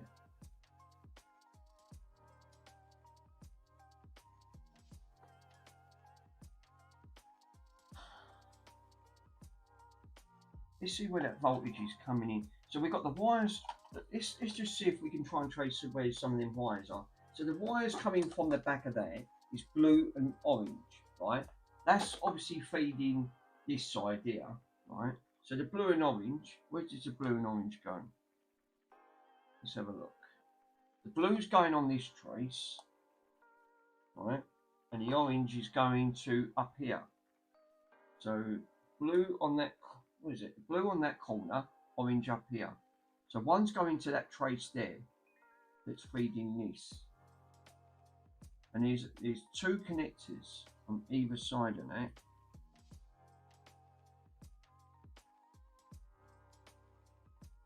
That then, now that's on the blue, which is feeding from this side, that then jumps and spikes and goes over to this side, which is sitting on that connector there. So all you're trying to do is trying to follow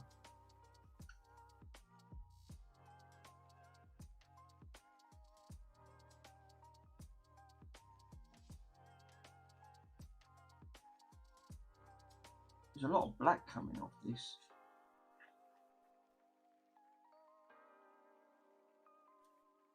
And look, I've got all that just coming off, rubbing off that shaft, you know.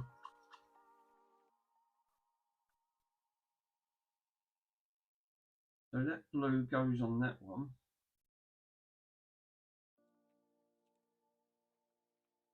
So it could be like, you'd think it might have been something that's, but the voltage should be pulling into this, and for some reason it's not. It don't seem to be pulling anything, because if there was voltage going on to that, that would power these up.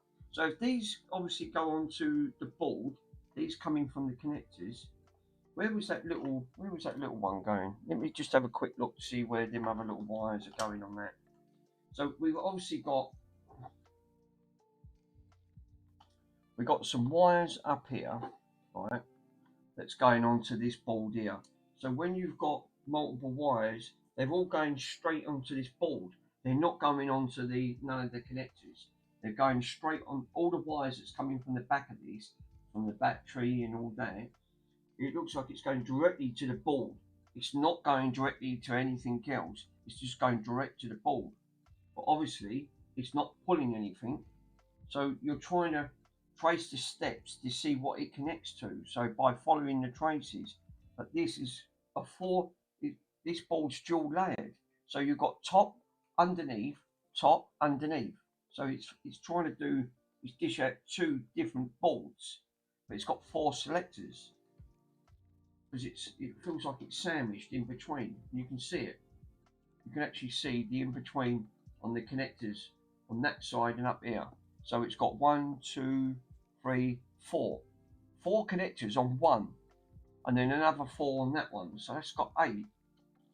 So all you're doing is trying to trace where that wire goes and see what it goes back to. But looking at that, what's in between them boards? Is there any diodes or anything that is connected? We've got another circuit board in between, smack right in the center, but there's no components on it. I'm saying that, I don't think there is. The black is obviously just earth, so the blacks are just earth on that one. I ain't got a clue what this is. It's just got like tiny wiggle straight lines and up and down and everything. Never seen. I don't know what that is. I haven't got a clue. There's nothing on the other side. But again, I can't see where them wires if it connects. We got some connectors. The only ones that's got connect anything on top of the boards, right? There's obviously nothing underneath here, right? It's not feeding nothing. It's just feeding circuitry. Underneath, it's just feeding circuitry, right? But we have got them boards again. They look like some form of sensor or something. Underneath, there's no components.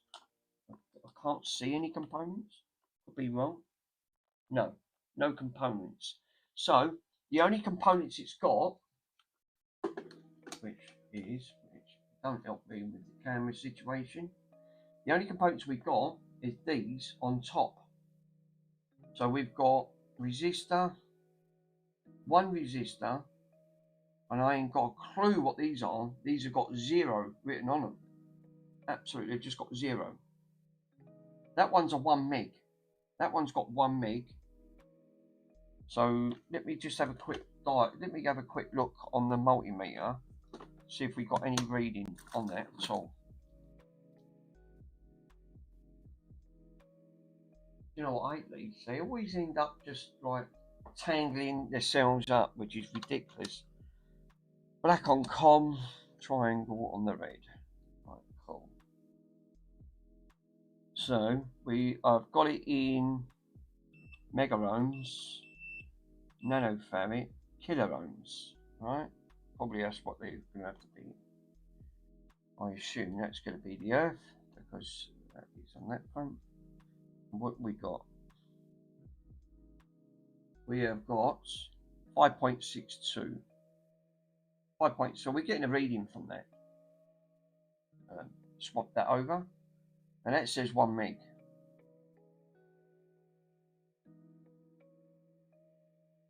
Nothing. No, we have 1.8 mega ohm. That could be reading in circuit. That's 1.8 mega ohm that's reading. So, same thing. 177 kiloohms. Swap that round. Again, it is reading. I've not known these components to go bad. You wouldn't get a reading. It'd be ridiculously high if it's failed, or you just get an open line. 1.77. No. So these are the ones that have got the 0 written on them. That's 50. Seems a little bit low, but then it could be. And what we got on that? That's 2,160 kiloohm. Wow, that seems a bit high. 2,000.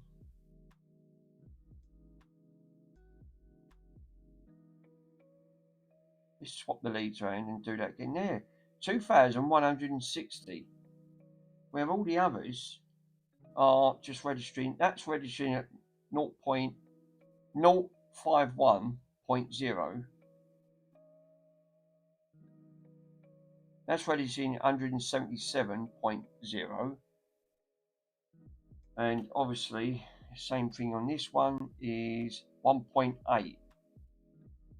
Yeah, 1.8. So that's a 1.8. So 1 mega ohm.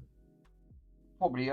So that bottom one there, that's registering at a staggering 2 mega ohm. 2 mega ohm. 2.160. So I don't know if that's actually good or not from that pump. Snapstart. How you doing, buddy? So yeah, I'm a bit baffled because that's only got them components on there, but we are getting readings from them components, and there's no other components on this board. Regardless, that all we've got one resistor, 1 mega ohm resistor. We've got these other resistors, but we are definitely getting readings from them. You know, regardless, but again, you are reading in circuit, remember? So, but again, that wouldn't stop it from purely from working. To me, I put that down to connections at the end of it, because if there was anything else, unless it's these sensors, I don't know. These could actually be sensors on the board. I mean, there's nothing in between it. There's literally nothing. But it's a weird scenario that, why the way they've done this. It's because like you said, the way they manufactured this, I can't see any. Oh yeah, look, I didn't see these at the side. Let's test these at the end of it, because again, I didn't see them. I didn't actually see them. Didn't take them in consideration. But we got a transformer. But we have definitely got a transformer. Is there a small transformer there? Then surely that again, all them wires that come off that board go straight in to this top board here. It actually goes straight into that top board. So I wonder if any of these have actually gone bad, just stopping this from powering. I think it's a battery. I still think it's one of them components. Don't tell me that transformer's gone bad. Again, I've got no volts pulling. Why would you have, what I don't quite understand, if that's 15 volts at 0.4 milliamp, right, from in here, because obviously you can't plug anything in on this, then obviously you would have got something that comes out of these, literally anything on that front. But obviously it's not pulling nothing. So the power is obviously going in, it's going straight in from the board, right? And then it goes in through the board, passes through the board, and then comes back out, and then goes straight back into this part of the secondary. There ain't no other components on that.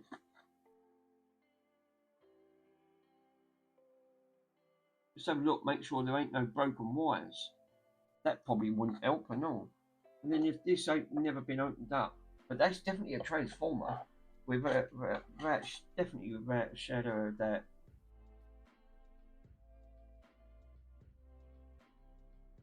I can't physically see anything. On that front, but we have it definitely goes into this and then into this transformer. So whatever's going in on this side goes all the way in.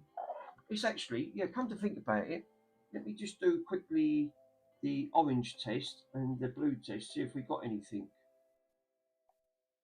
So let's put it into volts, switch it on. Let's see if we're pulling anything in. It might not, it just seems like it's power related.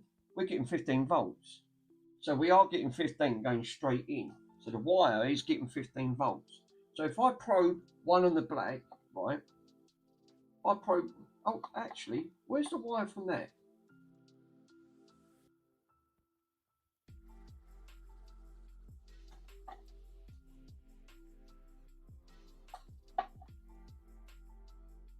Because I've got a black there and a black there. So why have I got, I don't get that. Hold up a minute. Oh, right, because the bottom one powers it through. But anyway, I bypassed it, put that directly to the battery, right?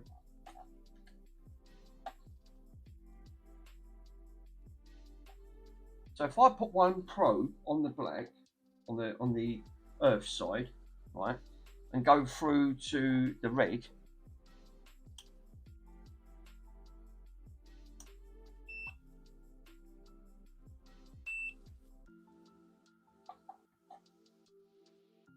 we're getting 1.59 off the battery, right? I'm getting 1.59. So you can actually physically see it. So if I probe that up, right, these guys can actually see that I'm getting 1.59. So I'm getting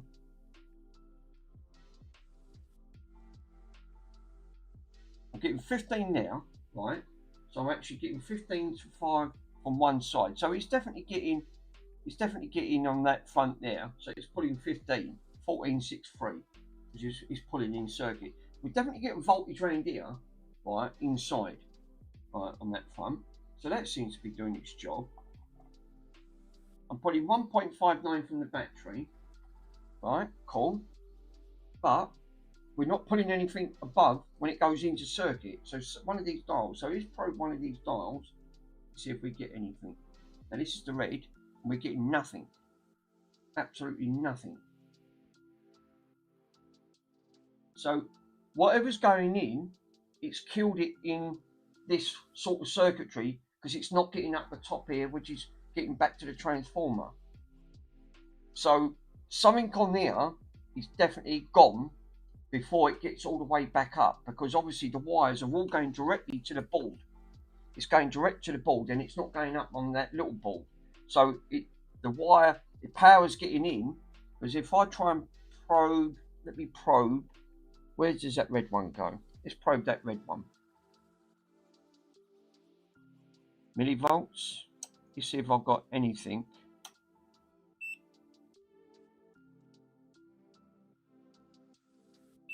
Millivolts. Anything on a millivolt? Nothing. Absolutely nothing.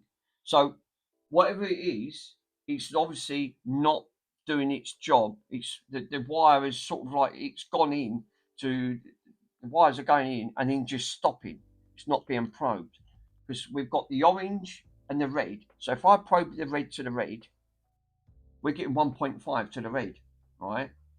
Which you can clearly see. I've got 1.5 to the red there. So if I move that, swing that onto that dial, if I move that dial up here and put it onto that red connector,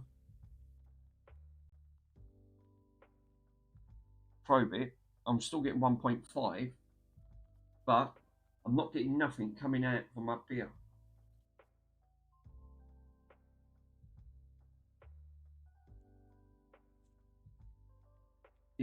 It's going crazy. The wire, it's absolutely going crazy.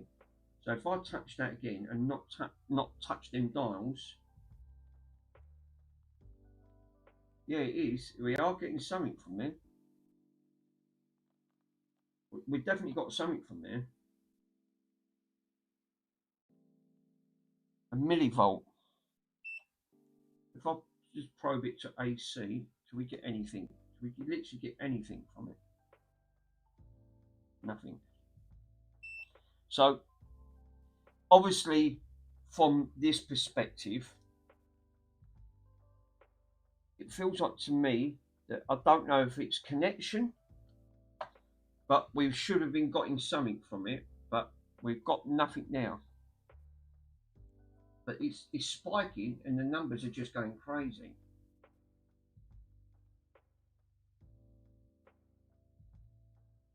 Well, I'm not even touching that. Look, it's not even probed, and it's just, so it's not getting, it's obviously not getting nothing from voltages all the way up. If I do probe that, just probe it, it is getting point. You know, look, we're getting 0.24. I take it off, it spikes down, right? So obviously there is something definitely going on here. It spikes up, goes up to 0.22 of a volt, but we're pulling no amps. So let me probe the orange one and the blue one. The blue one is coming off that battery volt.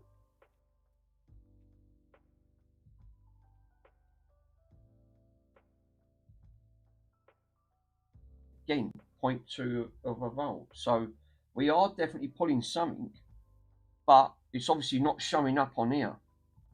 So obviously it's pulling very low now. I mean, it's not, that should have been at least, I mean, that's on volts. It's obviously, I'm not even touching on that front, because if I touch the battery, it comes up 1.59. But if I probe that red one,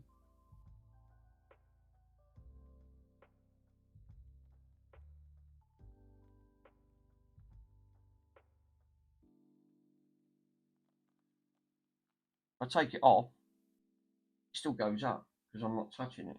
So it don't seem to be doing anything it feels weird at the end of it. I don't quite understand. Let me probe. Let's probe these components.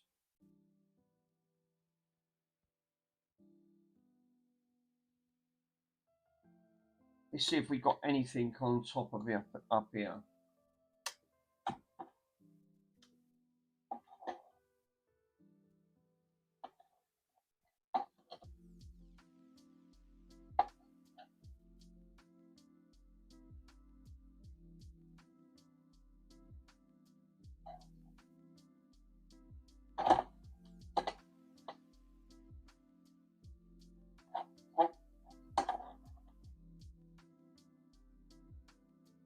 Right. So I'm going to put one end on the black probe and just probe it on the earth. Right. Scop the earth down. And this probe, put it in a millivolt and see if we get anything on any of these readings. No, it probably won't actually. Completely, you might have to alter it to a kiloohm and see if we got anything probed from any of these.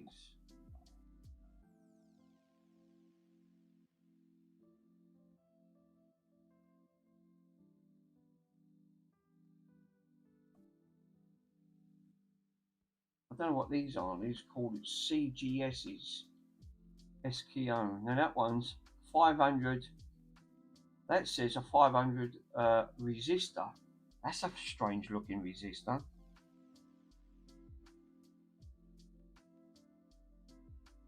I'm getting nothing from it. Let's try that resistor. Yeah, 449. Now, well, that's working. That's reading in circuit. We're getting anything from that resistor.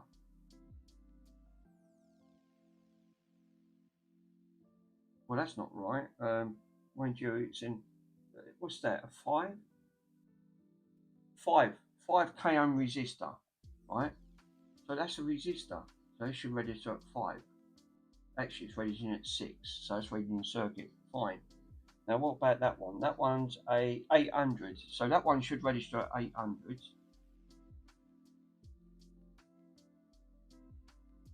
Does 858. Cool. And what's the last one? I didn't even know that. That's a really weird resistor. I've never seen resistors like that. A 1 k ohm resistor. So that should be 1000. That's registering at 255. And that seems a bit low. If that's a 1k, it says 1k. 1k6. So that should register at 1000, and that's registering at 200 and something. Seems a little bit low to me. Registering at 255k ohm resistor. A little bit low for 1k. It's way below its value.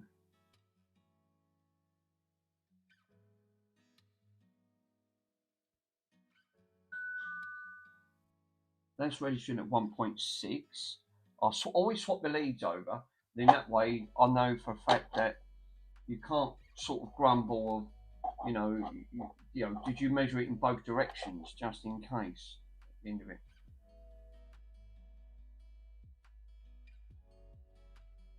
Let's put that down there and see if we can.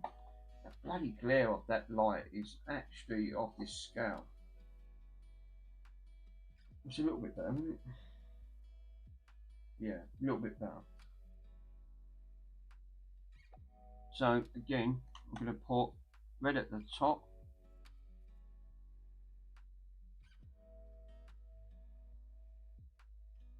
That's registering at, yeah, see, 1.2. That to me seems about right. What's these registering now? 883 k ohm. Probably a 1 k ohm. Let's reverse it, see if it does. Yeah, both sides. I would say that's about right. What are these registering at? Bloody see it, it's so sort of like that one down the bottom seems a little bit low, just a little bit. Oh, you can see it. Jesus. 900. So they're registering at 900, which it was reading near enough 900.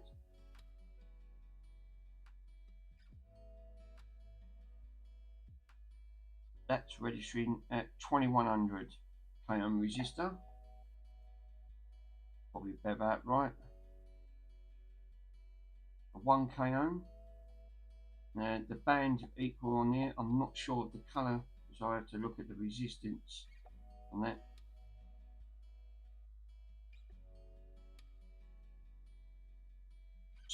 Well, it did spike up to 2 km. That's now stabled at 0.8 km resistance. Let's just reverse it, see if it goes the other way. See if we got anything different. Yeah, Bronson, I know there's sandwiches on there. Yeah, 833. Without checking the value, again, that's an odd resistor to actually have 0.8 km resistance. Could be a 10.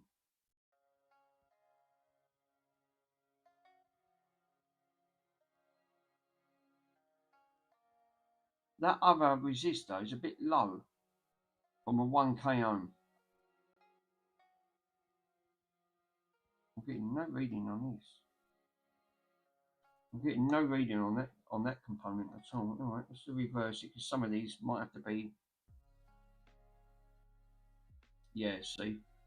So 0.92 km resistance. And again, I'll have to flip that board round to test it, but that's supposed to be registering at 1.60. On that. Oh, there's another diode there. There's not diode, a resistor.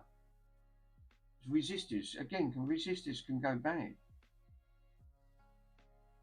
200, it's about 300, about 250, 255.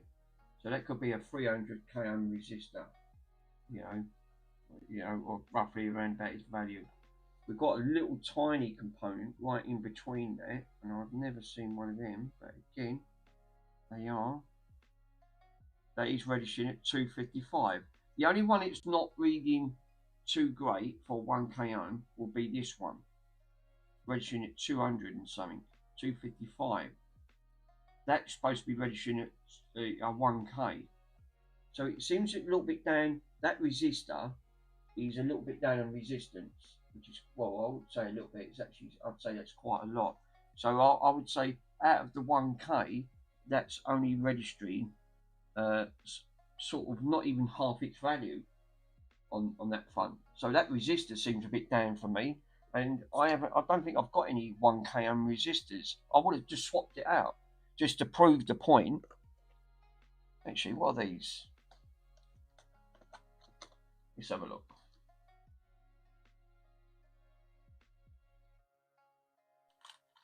We have, what's that one there? 10 volt, 47 microfarad. See, that's an actual one. 47 km resistor. I've got ceramic capacitors. Now that's 47k low. What are these then? I don't even know what these are. 300. Oh, they're 3,603. No, I can't use them. I've got 470. I wonder if I can put, if that's a 1 km resistor, right? Then where was them 1Ks that I had? I did have them. They was 400. If I put two of them together in parallel with each other, that would get it near enough to its value of the 1k, because obviously that's not even registering half of its value on that. Not even half. The trouble is, I can't even take that off the board because there's nothing. Again, how did they take that off the board? That looks like that. Is that soldered to the board, or don't know? Yeah, you bloody bet your bottom dollar it's going to be something that you cannot gain access to. I've got one resistor on there that it's not in the greatest of health, and it is a bit. It's more than halfway down. If it was registering half of its value, I would have said yeah, 100%. Let's turn that off for a minute. But I don't even know you get that off. It's got like these connectors.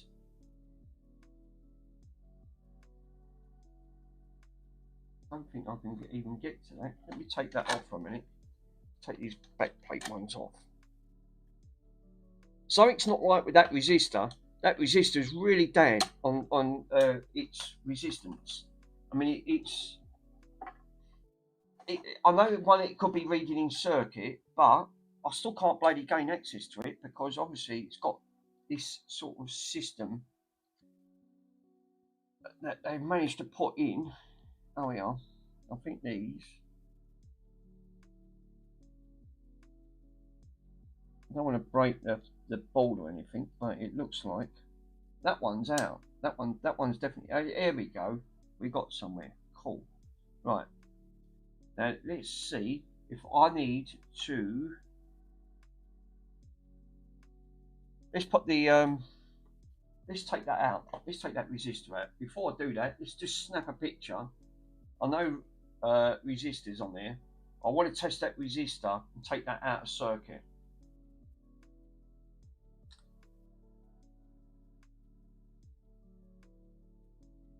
That'll be fine. Let's switch that back on. I think that resistor's gone. I think that resistor's lost half its value. Unless it's reading in circuit, but even in circuit, it's really low. It's just not reading too great. So I'm gonna take that 1k ohm resistor out. It's got 1k. It's got 1k6, but it's still registered. It should register at 1k or near enough. It should be at least up to 800. But got virtually it got to about 250, which not the greatest. They should be reading it at 250, something like that. So the others are reading near enough to true to their value. One at the 5k was 4,000 something. The other one 500 was registering, except for this 1k. It's the only one that weren't reading. So we'll pop it out. We'll see how we get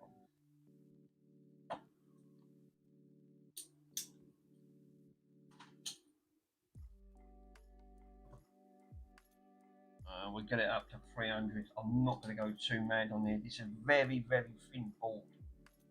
Probably won't take it too kind of. I'll put too much heat on there.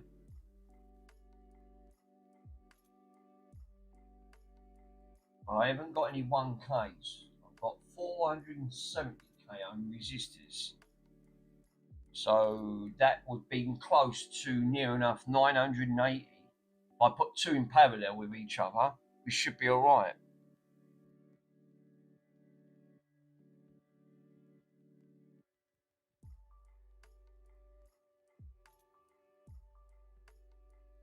There's not much bloody component left on this board, so you know it's only that little bit of circuitry.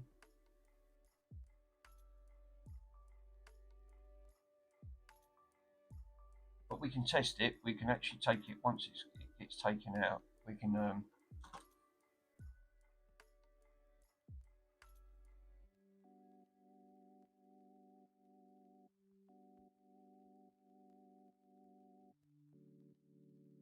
come out at 300.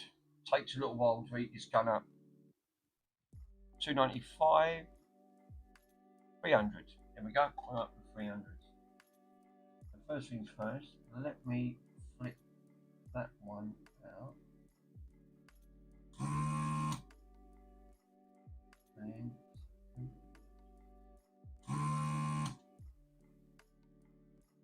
lovely. That one's near enough out. Let's do that again. Lovely, she's out. Cool. That's why I like them guns on it. Right, so what I've done, I've took the 1k ohm resistant out. Right, so it's out of circuit, and if we got nice clean holes for the pot of new in, we have. Yeah, we have. So we've got something where we can put that back into play. it runs in at the top there. Right, okay, fair enough. Let's do a bit of testing now. This was registering at 255 when I tested this. So again, same thing, left it on mega ohms. Let's test that 1K and see if it registers at 1K.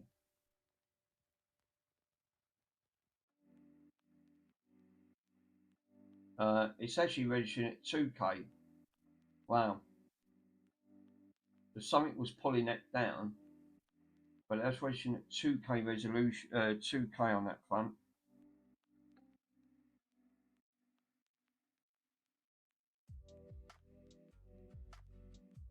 Well, that's obviously,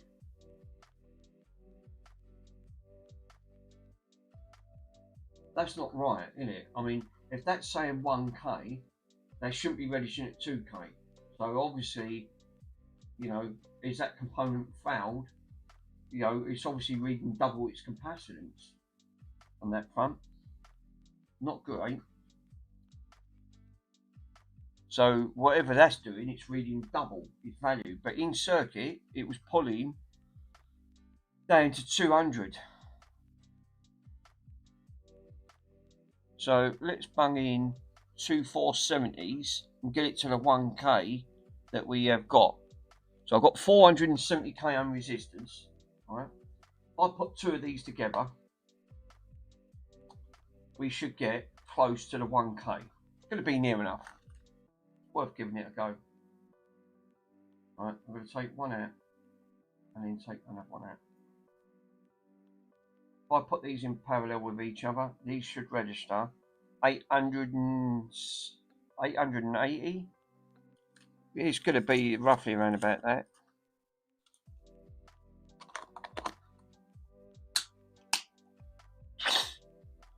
So you put one at one end. Now let's get the brown. Brown goes at, yeah, that's it. So I'm putting the brown at where the gold is, so it's continuous. And that should pull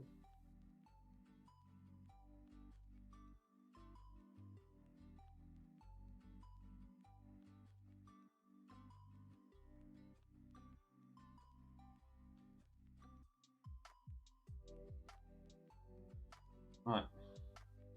That should pull now on one end to that. Now the brown is going onto the gold, so it looks like it's in sequence with each other, so it's running parallel from it. That should register at roughly, it says,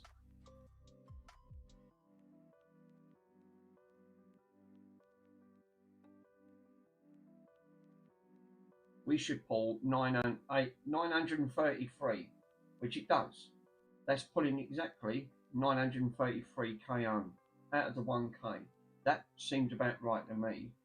That seems a lot better than the 2K ohm that this is pulling. If that's saying 1K, which it does say 1K, and again, there's a bit missing off the back of this, which is a bit concerning. It looks like it's been scraped off at the back.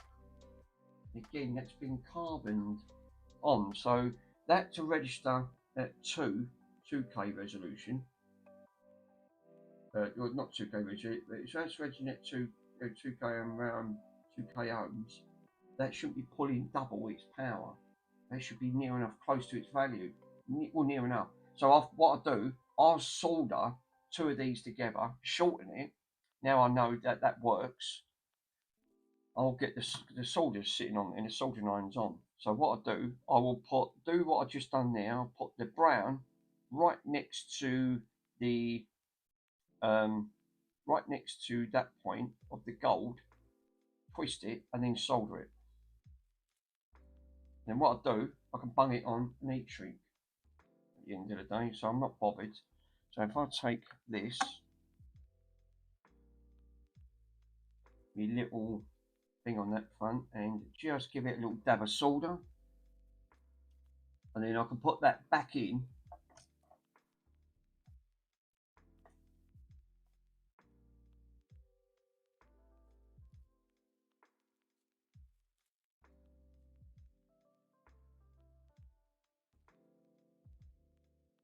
Lovely. That's all you need. You ain't got to go mad. Let's take that flux off. Got flux off it. Nice one. 450. Let me drop that back down to 400. I just really a bit too vicious. 450. 400. Lovely. So now I can get my snippers and we can tidy all this up.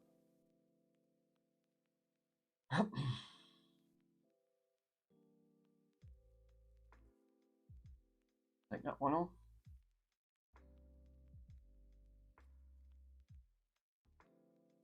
Take that off. You can trim it up after. And then what I've done, is put two in parallel with each other to give off its true value. I mean, that's the closest I'm going to get to that on that front. So I'll put the dark brown ring onto the gold. So all you're doing, you're just bridging it to the next one to build its resistance up or close to its value. And I've pulled that now near close to that. So hopefully that's registering 970. Yeah, I found a broken resistor. I mean, I've not seen a resistor like that at the end of the day. I mean, it shouldn't. Resistors shouldn't be pulling double its resistance. That's acting more like a 2k ohm resistor more than a 1k ohm. And it clearly says on there 1k. It's got 1k and it's got 6. Which I don't know what the 6 stands for. Oh, that's a precision resistor. 1.6k. Well, that's registering right. That's 1.6k. Thanks, Carlton. So that's registering at 2. So would you say that was registering close to its value, or is that just? I mean, that could be under its 10% tolerance level. So that could actually still be okay then. That sounds about right what you just said. So it's 1.6k. So if that's registering at 2, that's fine then, isn't it? There's nothing wrong with that. So I've put it down to a 1k resistor on here, thinking that might be 1k. So by the sounds of it then, if this is registering at 2, then that's fine. There's nothing wrong with it. I might as well put it back, which is a bummer. Because like I said, thought that might have been, causing issues. I'll have to put that back in and solder that back in.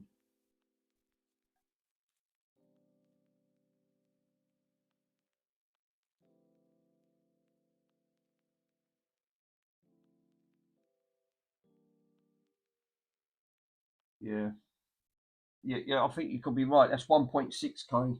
So if that's registering at 2, on that, then there's nothing wrong with that capacitor, resistor. There's nothing wrong with it, which is a shame, because I thought that by doing that, I thought, oh, we've got might have a bad resistor here.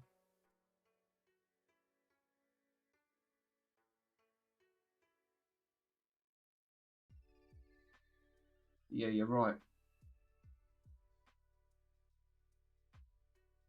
This ain't getting up there. What's going on here? Get me on my carrots. Let's bump this up to 450. Just don't seem to.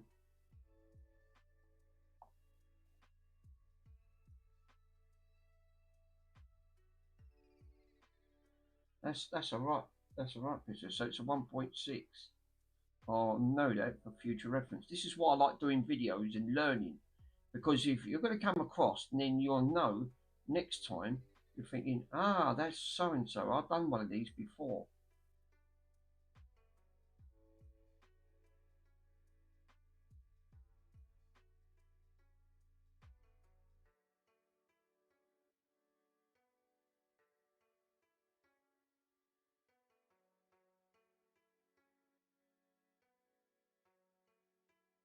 Well, these little precision ones, these are fantastic.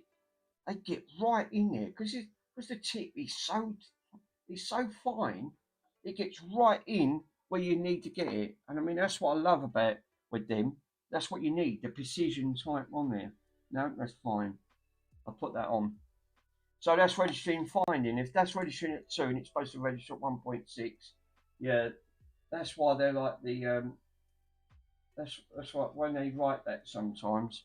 Yeah, so really everything on there is registering the way it should be at the end of it. I mean, if I go back into that and register it again, I'll bet that little resistor behind it, right, is pulling that down because it's reading in circuit. So it's the same thing. So if I just go back onto that, and then I'll bet that's back down to 200.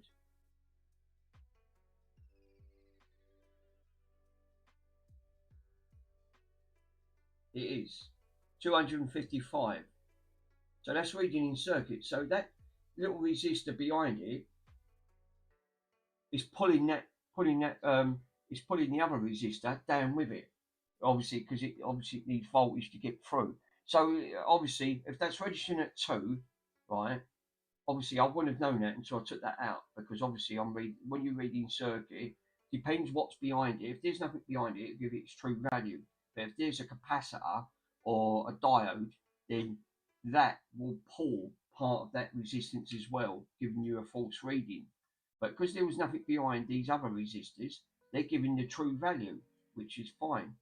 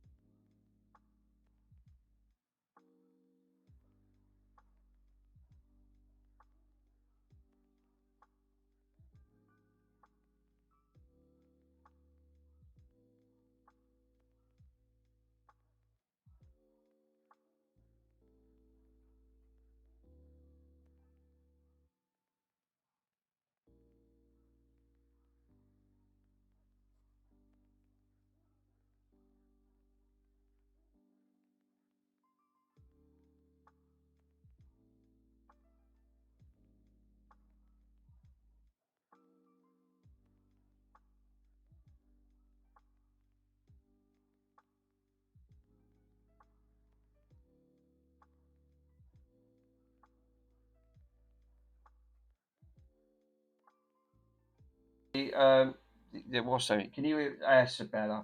Yeah, it might be. It actually might be where the battery's gone flat. It's back. It's back on. No, it's gone back on. Wait, hold up. Battery's gone flat. Right, we're back now. So fuck me, the batteries don't last long on these then, do they? It's probably the reasons why they put them on there at the end of the day. All right, back on. Let's charge this back up on that front. Put that back in now. Plug that back in. Yeah, the batteries don't seem to last long on this one. It's probably why they come from TikTok. I mean, you know, I've got a red light. No, I have now. Charge it up. Okay, yeah, I can see it. It's back up and running. Yeah, so what I was basically saying is, looking at this, as I was saying, I think that could be we've got hardly any voltages going into that transformer at the end of the day. I mean, Neil, when do you finish your stream? Bloody Nora. What it is. My mate, he's the one that's got the arcade machines, but he's got severe mental health with his OCD. Since his brother died, he hasn't got over it. You know, I've lost 3 members of my family, and you know, yeah, I can understand. It's not easy to get over any death, to be totally honest. But you know, it's life. It's not easy, but you need. The trouble is, he don't know how to control it.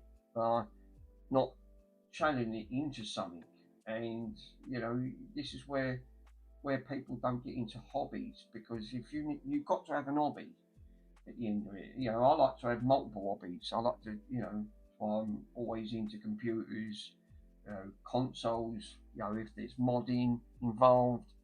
Now I've got into repairs, which I've always had been, but again, control. You need to control it at the end of it, but otherwise people get themselves in such a depression, like a depression state, which is not good.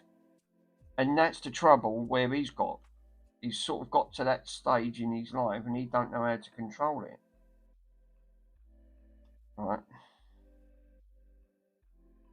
So he thinks I could just drop everything and you know try to help out. Look, I keep myself busy 24/7. I've got enough to do with the hospice. The hospice give me stuff to try and repair, to see if I can get it repaired and help them out. And you know, and I've got to admit, I love doing this. I wouldn't do it if I haven't got a passion for it at the end of the day. So, you know, I've sort of lost interest. I mean, because I spent most of my life dealing with computers, I've sort of lost interest in computers because, you know, don't get me wrong, it's what I've always known about, but no, you know, he thinks I could just say, "I'll drop the app. We'll do this tomorrow." I can't. You know, it doesn't work like that. We've got absolutely nothing at all. I think I think this is something's catastrophically is wrong with the car. I think something's really gone bad on this. This is probably why there was a lot of these for sale, because again I bet they suffered the same fate. I didn't want to pay £7 for a battery for the UK to bung in for this not to work at the end of it. So, you know, looking at this aspect, it could be anything. I mean, there's hardly anything on the connections on there, but we are getting connections because I tested all the connections on this anyway at the end of it. But we've not got nothing from there. We've got literally nothing on that aspect from. We've got voltages coming out of the back of the connectors. So I put them on my multimeter, the registry at the end of the day. But on here, no, it seems like I can get it so far and then it seems to stop. So, there's nothing else on these boards except for these weird boards, which I'm not sure what they are. Because again, there's another one right in the centre there. And it looks like a sensor or something.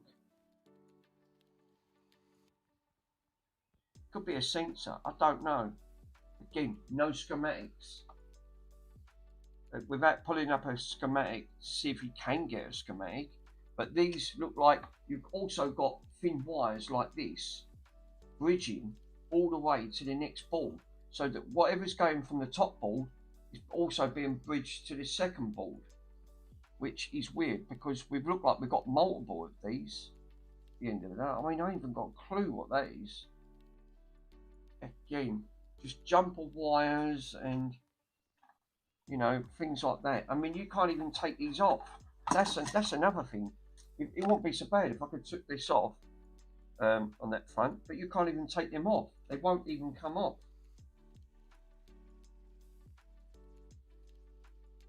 There's no way of even taking them off. Oh, well, you might. Oh, there you go. Actually, there you go. Actually, it did take it off. That actually just pried off very, very slowly at the end of it. You can see it has been making connection.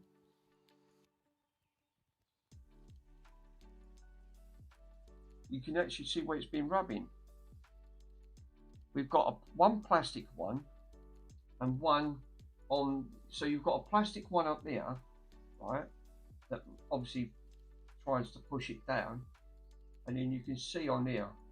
I mean, like you said, I think I obviously didn't know that. Let me do that one. Let's see if we can pull this one off without damaging. Yeah, can. There you go. So these you can actually take these off. You can take them off. The end of it. Again, connection. There's a bit of plastic there. I don't know where that comes from. I can hear a baby crying. Let me see if I can. Do you reckon I can't even take these off? Because look, it won't let me take the top part off. If I could have took the top part off this, right? Let's turn this off for a minute and see if I can take these top parts off. I need a pair of pliers and a pair of mole grips. Where's me mollies? Yeah, in mollies on there.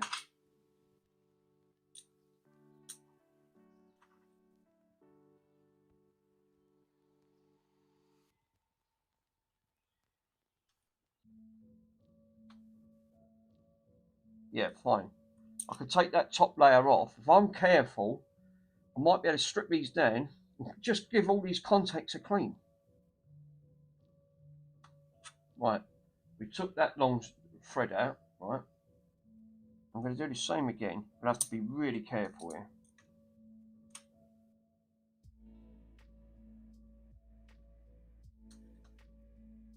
And that's loose.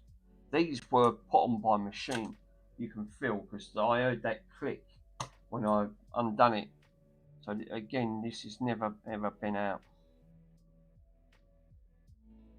I'm grasping at straws. So in this meantime, I haven't got a clue what could be causing that not to. Let's take them out. Let's see if we can take. These connectors, they're all the same anyway, so it ain't going to make no difference. I took the connectors off. Right, that one's out. That one's out. Right, lovely. Okie dokie.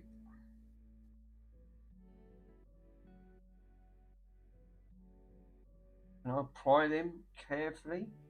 No, because you've got a cable tie. You need to cut the cable tie. Right, okay, totally. It's the only thing when you got crud all on your table and you can't move. Right.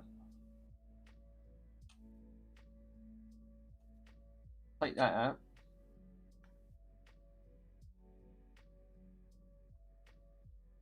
Now I should be able to pry them apart. Now you've got two. Got to be careful here. Yeah, it's like a sensor. Look. I haven't got a clue what that is.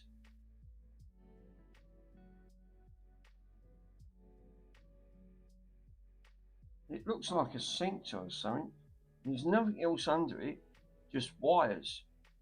Just got like the, it's obviously soldered to the board. There's nothing on that board. I haven't got a clue. So this is side 1. That's side 1. But again, due to the connector,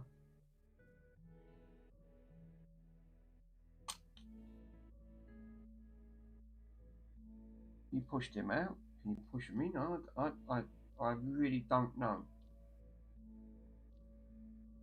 Feels like Lego. Oh no, I'd rather not. I don't really want to force that. That don't feel right. Right, let's take them off. Right, we got that off. The only thing that's concerning me is these solder bits here, because if I undone them, then the top layer would come off. So, because it seems like it's that's actually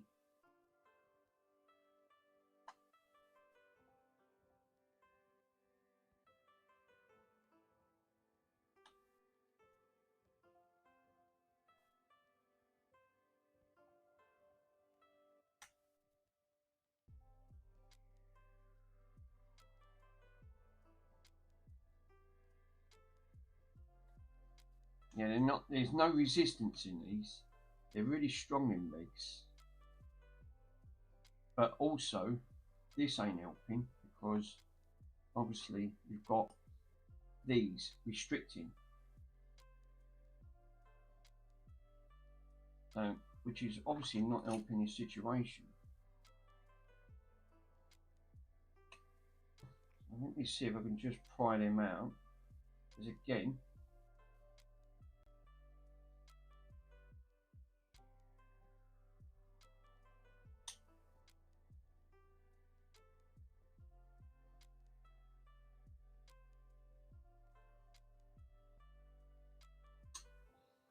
it's definitely them legs.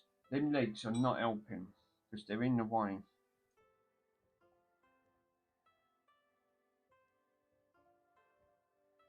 Yeah, so Andy's broke his door. I don't know how he's going to repair that, because he said he don't do repairs. He can't do DIY. I mean, you know, the rate he's going, he's going to end up with another shed. You know, just popped out. There you go. Did have to take them out. There you go. So these both popped out. Done. It's just stuck in. Right. Now I can take all these out. Right. Can I take that one out? I'll have to take the bottom ones out. So let me take the bottom ones out. Right. Cool. And then I can say, I'm going to clean all these up. Right. I'm going to eliminate this once and for all. I'm going to see if I can eliminate. I don't know what that was. Bits of plastic. Let's clean all these contacts. I'm curious to see if contact. This gives it some contact cleaner. Right. Scrubbing brush. There it is. Cool. You know, let me shut the blinds up. Just retracted. It might be a dirty connection, probably.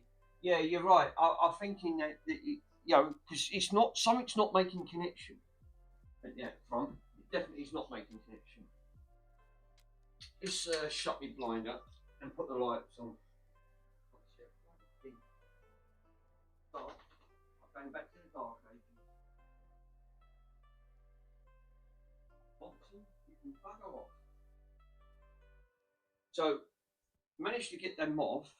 Right. Let's go. Where's that other cloth? Yeah, that's it. Got a nice clean cloth here. I'm going to use a nice clean cloth. And let's see. Right, I'm gonna now. I've got both access to all 4.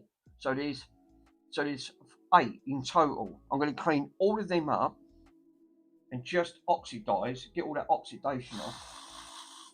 Right, let's just see with a little bit of contact cleaner.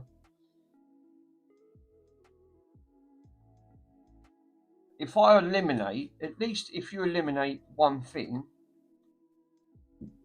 and look, that is getting oxidation off. I can actually see it. So that is getting some dirt off it at the end of it. And I think you're right. You know, if these ain't making proper connections, you probably won't. Like you said, like most of these things. No, there's no more come off that. Let's do this one. Let's see if there's any that comes off this. Yep, we got some black that comes off this. So it is getting something off. So yeah, you could be right. It might not be making connection when you're trying to turn it. I mean, I don't know. I mean, grasping it, like you said, you grasp at straws after time. You know, it's only a point of eliminate while you're going along. I've never opened one of these up before. At the end of the day, but it would be nice if you could see if no, there ain't no more coming off that. So I'll flip it over. All right, take these out carefully. Keep it that side so I know where it goes. And again, looking at them connectors, look a bit grimy. Just look a little bit grimy.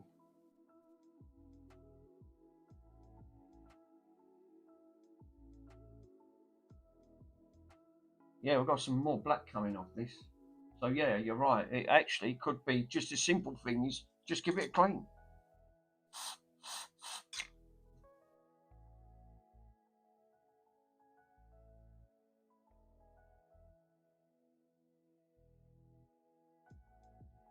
Cold. This is on my finger. Be nice to have this up and running. It's a lovely machine. I mean, it really is a lovely machine. I've never seen never seen anything like it. Yeah, we are getting like black deposits of that. So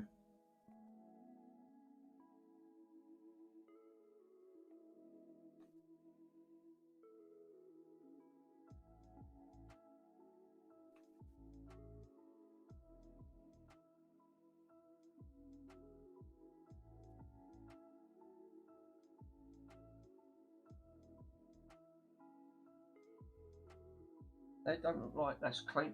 That looks like, where's that little brush? That there's one bit right up here that's got like, it's not even making connection properly. It's got like yellow, it looks like yellow nicotine. And it looks like it's barely just broken through the contacts. So again, this could be causing it to stop it from completing the circuit. So I'm going to need my little wire brush Dremel. Just give that a gentle right rub.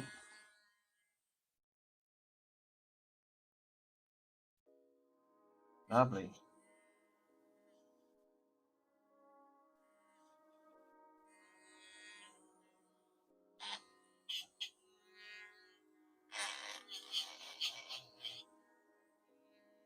Let's took all that off now. That one is not the greatest, but it's really awkward to get to. Let's see if I can go that way.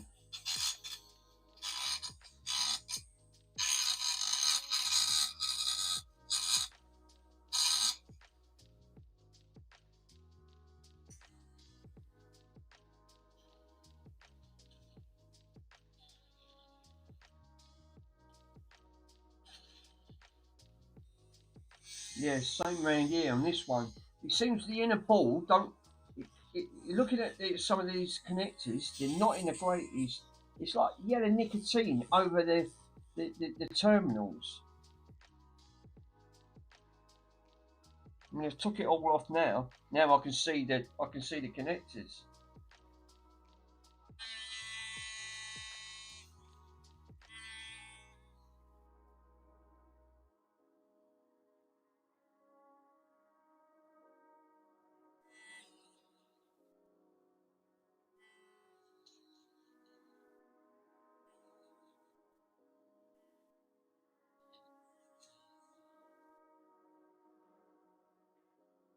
I think I'm going to go over all of them with this little brush because it's made out of copper. It's ever so slight.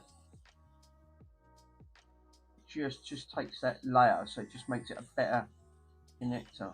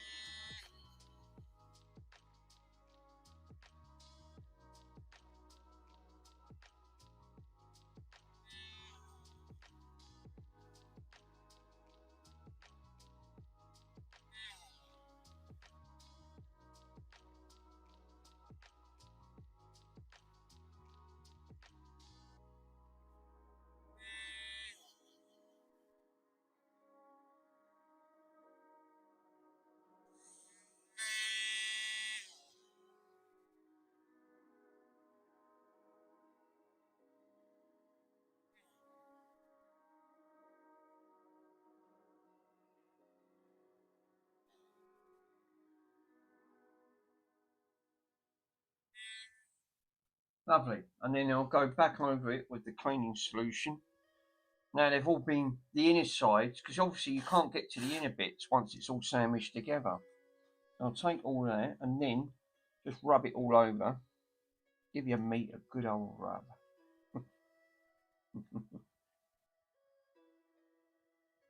Yeah, actually not a bad idea.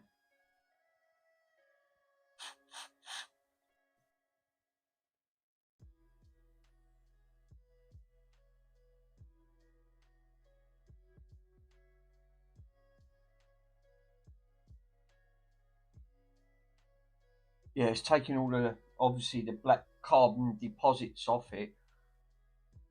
So whatever was on it, it could just be a simple thing as this, I don't know, but it's going to be a lot better when it comes to making connectivity, because now obviously looking at the previous, it sort of did get some form of power, but not a lot. It'd be nice to get this, fully restored, but again, it's going to help it. It's going to be better than none at all. So we'll do the same again on this side, and then I can put all this back, start putting this back. So first things first, let's just give that a quick.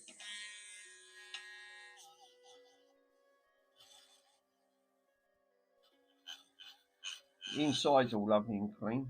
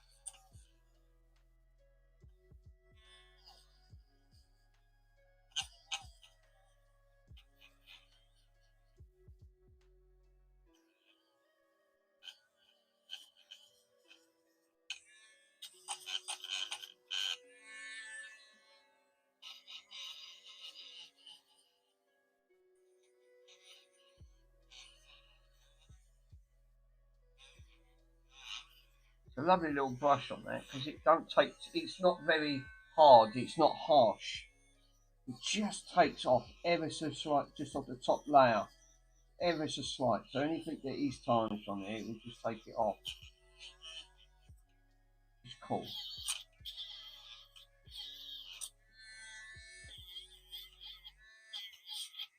Again, even herbs and things like that. I'm going to clean when it's got everything that's got connectors.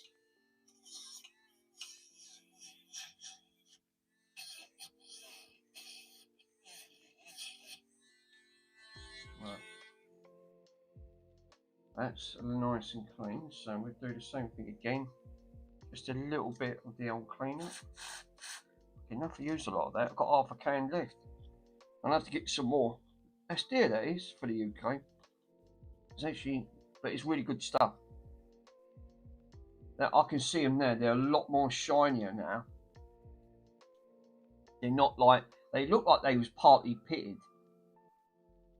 which probably wasn't helping the situation. I'm not saying that they're not, it weren't making connection, but obviously, that's not the greatest of way of trying to, the way with these type of dial systems.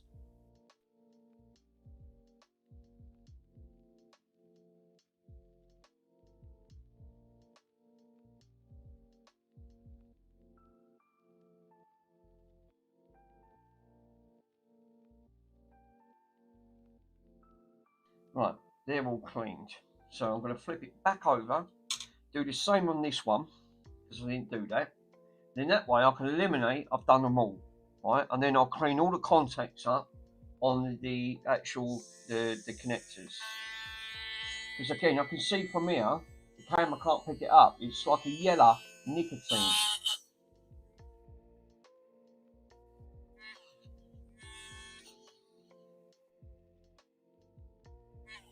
So this could be like a connection issue. But we won't know. But at least I can eliminate that to actually saying, well, you know, it's got to be, you know. But if it's not making a great connection, it won't complete a circuit.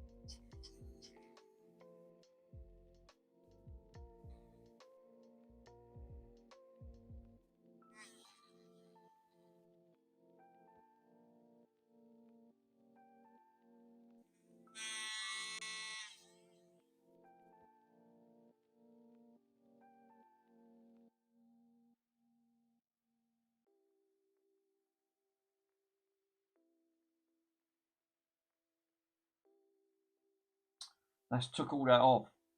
There was a lot of yellowing on there. And that's literally, for the sake of a little device like that, it's done really, really great of taking all that nasty yellowing off. So I'm going to give this a good clean, and then I'm going to do the clean the contacts and put all this back. Well, I didn't really want to start desoldering and taking things off. I found that out with the record player. Didn't take it off, and you know, the capacitor decides to go, no, I'm coming with you. And then breaks, and then we'll go back.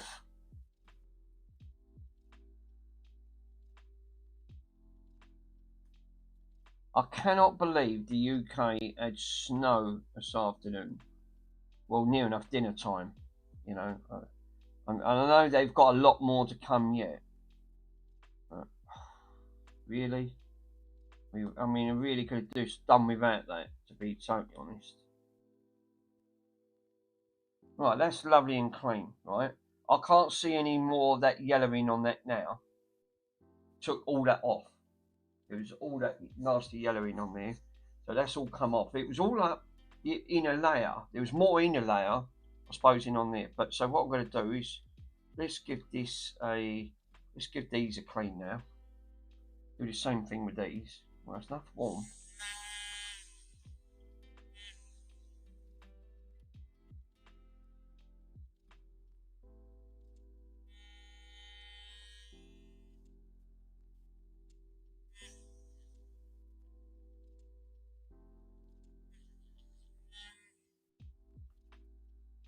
I think I can hopefully.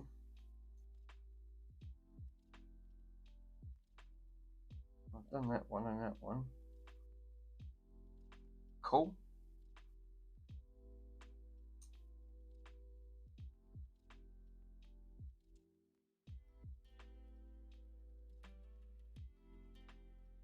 Nice. So that one's done. Let's do this one, and then I can do the top ones once I put them on.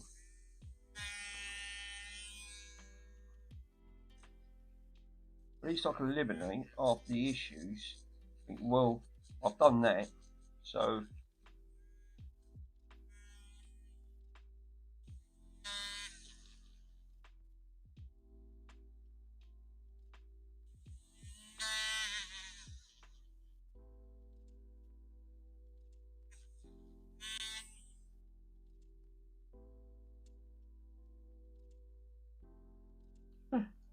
uh-oh, that's not supposed to come off. Hold up, lucky enough I can get that back on.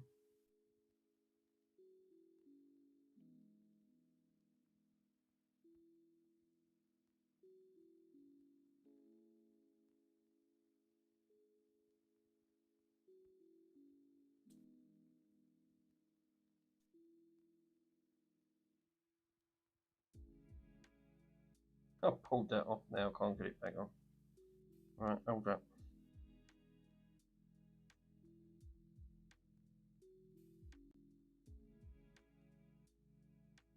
Where's my little ding dong? Right. Focus. It's got to go on there.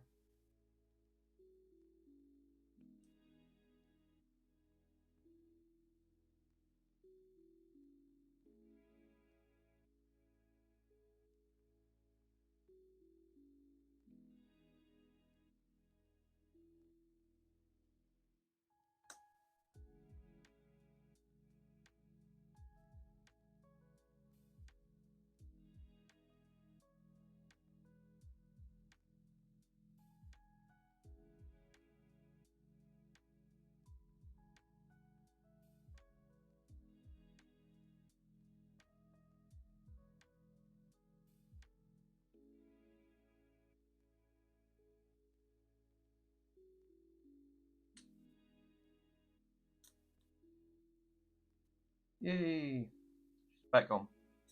Be careful next time. Cool. Cool. Oh.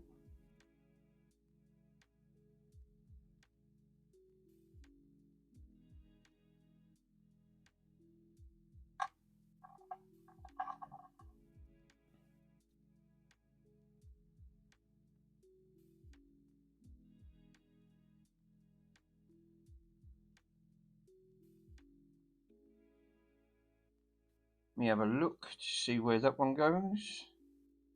That one's half hanging out. Yeah, it's back in. Right, so they got to go parallel with each other. I'll look to it. Yeah. Oh. That way. So we got one at the top, one at the bottom. Plastic and plastic. So you've got to get the correct orientation on these. Otherwise you're going to be screwed. Cool. They are back in the right way. So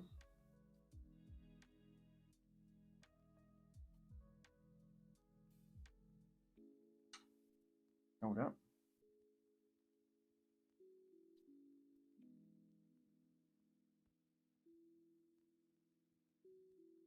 Obviously.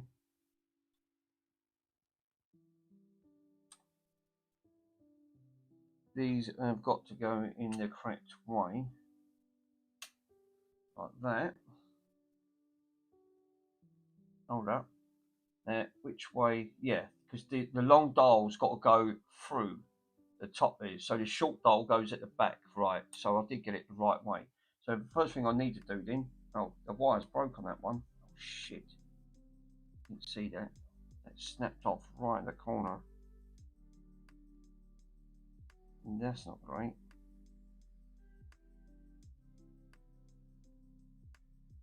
Now I've got to put these, I've got to go back on as well, on top.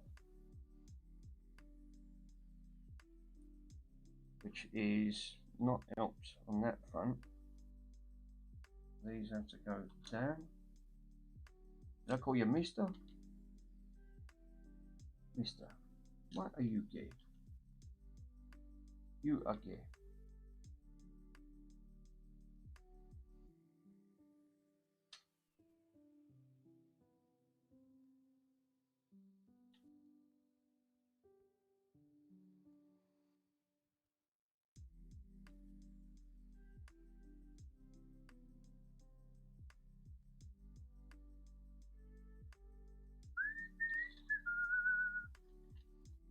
Right, you buggers.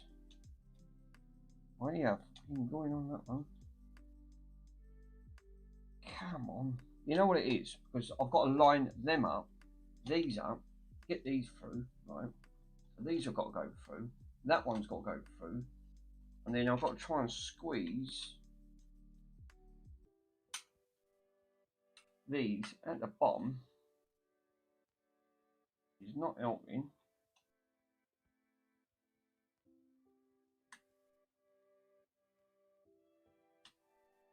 The standoffs have got to go in as well, right? Now that's in.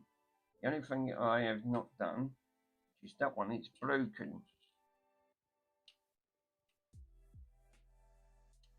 One of them stand on legs, but it's an earth. To sandwich it against the board. I can sort that out after. The main thing is the connectors have got to be connecting top and bottom, which they are connecting top and bottom. Cool. Right. We're sort of there on that front. Right. Hold up. Before I go back on this, now one of these obviously goes into, no, see, that's wrong. So these have got to be swapped. The other bits are right, it's them standoffs that are wrong. Standoffs wrong. So them standoffs have got to go the other way. That's why I wanted to double check first, just to make sure.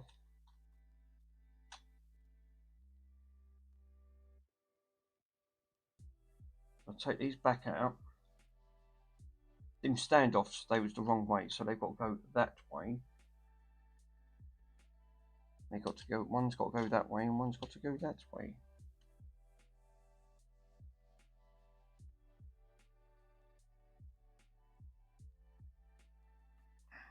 That. And then these ones can go back on. That one can go down. That one can go down, and now these can go back on. Except that one don't want to go.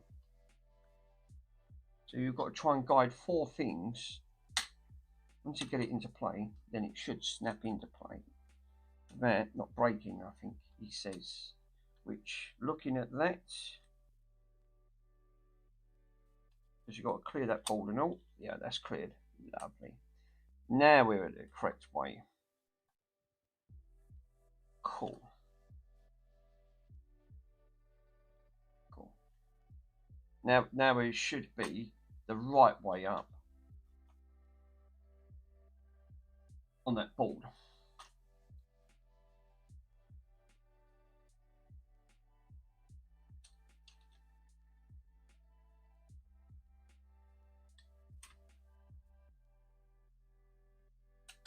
It says,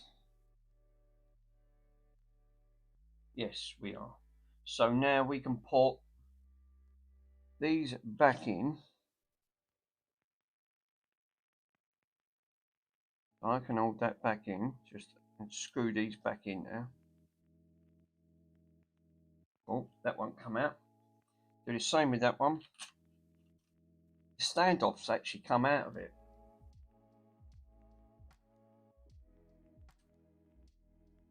Cool. I ain't gonna go mad, but obviously I've got to sort that other leg out. This one broke, but it's an earth, so it's not like the B end of all of it. And there's a lot of earths on there, but because that's all it's doing is just bridging, just bridges from the next connection. So I can sort that out after. The main thing is them terminals are the most critical part. They've got to sit center on putting these in, because again, these ain't making connection. You won't get nowhere.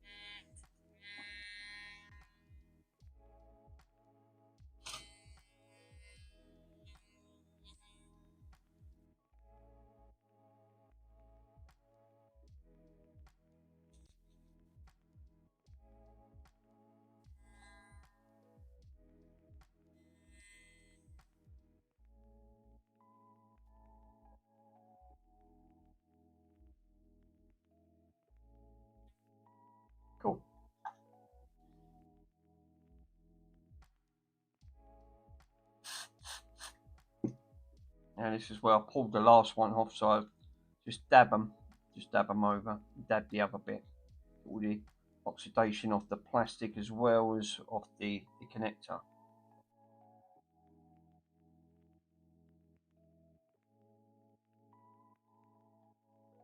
Yeah, there's still black coming off these, so yeah, they're 100%. They was oxidized on that, so it's a sensible move to make.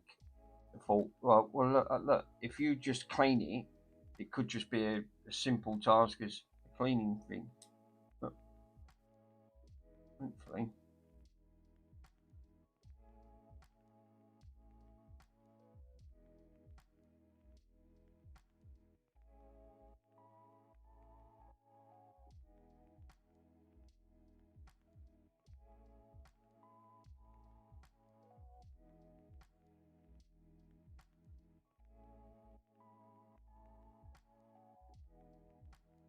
lovely. I've got a little bit more oxidation off that, so these can now go back on. Now these have got to go in again. The correct orientation. We took these off, so they've all got to match. So I've got to look for the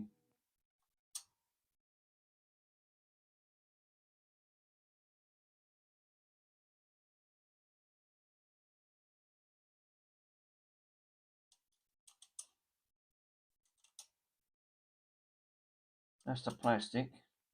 That's the orientation. They've all got to go in the same orientation, so the metal's got to be facing the metal part, and that's it. And then that should be for that one, which it is. Cool. And then the same with the top piece. You know this. I know what's going to happen. I can put all this on there. Ain't going to make a blind bit of difference. But at least I've eliminated thinking on that. But you know, hey, it's all part of the parcel of learning.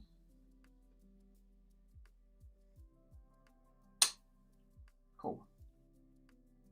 That clicks, but that's not touching. It's not touching the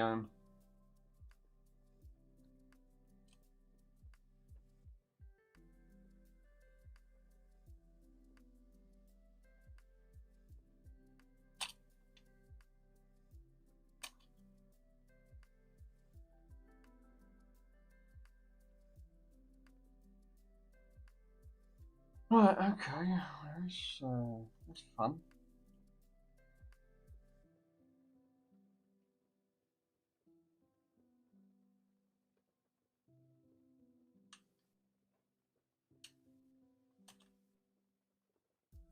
These have got to be sandwiched together for them to make contact. So it's, you know, it's crucial. So again, these don't feel like the best connectors on that. They just, something just tells me it just doesn't. It just don't feel great.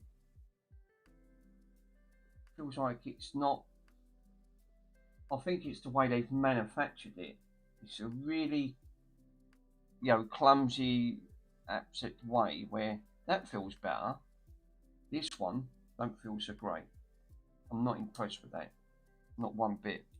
Just feel like that just don't want to go anywhere. That feels like that's just loose as anything. Where that one, I can feel that biting. And that feels, you can actually feel the contacts. This don't seem to, for some reason, don't want to bite.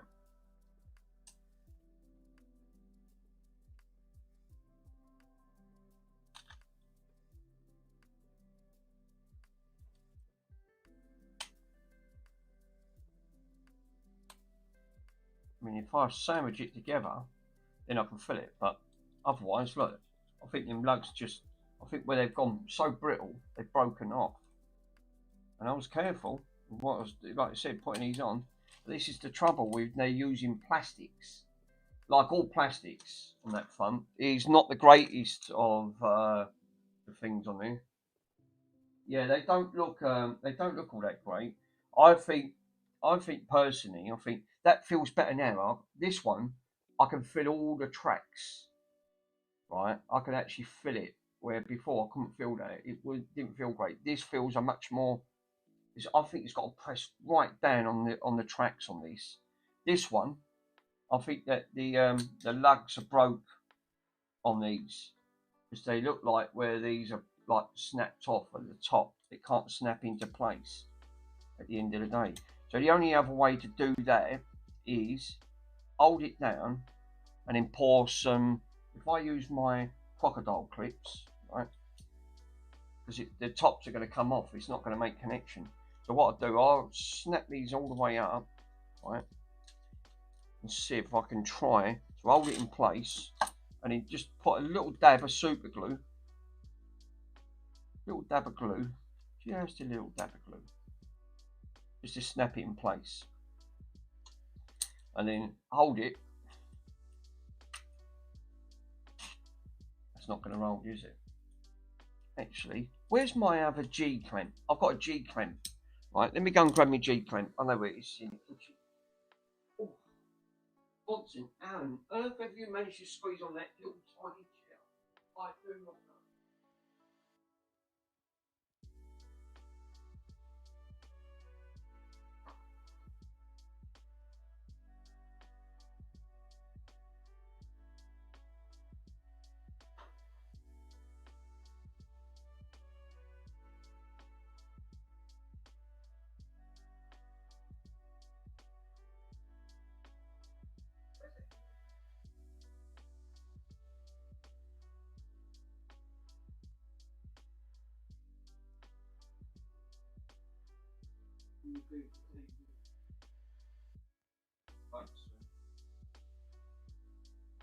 Now I can't find my G clamp. I had a big G clamp, and that would have been perfect because that would have held that because it was like a big G, and that would have gone right over. I can't move in the kitchen. So what I'm gonna have to do is dig the super. Let's dig out the old crummy finger Loctite crap and see how many fingers we can glue up today. Yeah, preferably. I'm aiming for none, but I'm not going to bank on that because I know what this stuff's like. I've got my diesel heater running, right? Because obviously, I've got I had the gas meter taken away. They kept putting my price up, and I said, "Come and take the gas away." All right, I don't use it. Everything's electric in this house, right? Physically electric. I said, it makes sense if you just come and take it. Anyway, they wouldn't take the gas meter away. So I wrote them to the ombudsman. I said they're refusing to take it away because I don't use it.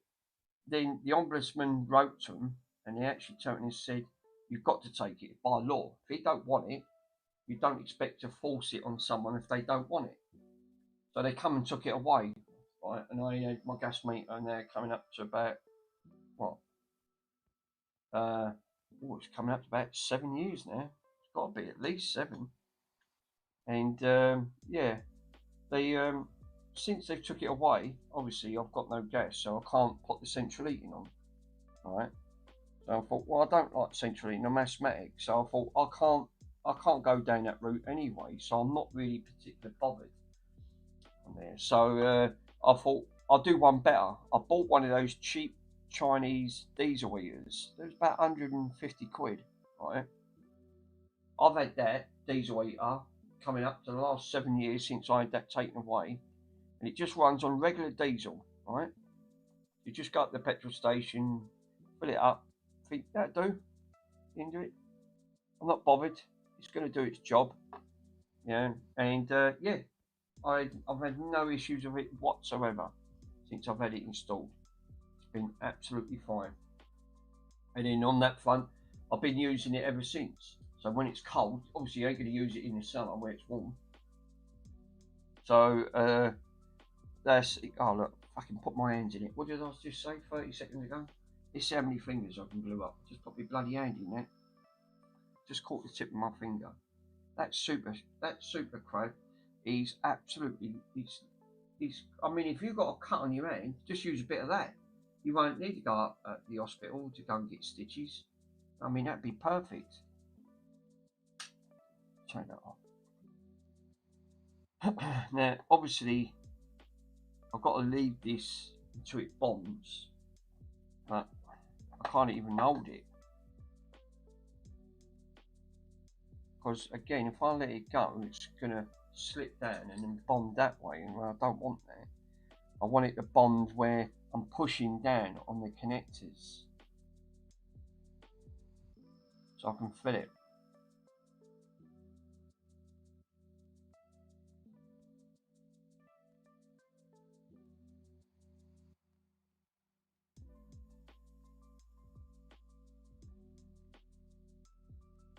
I think once it bonds, it ain't so bad. It's good stuff, does do the job.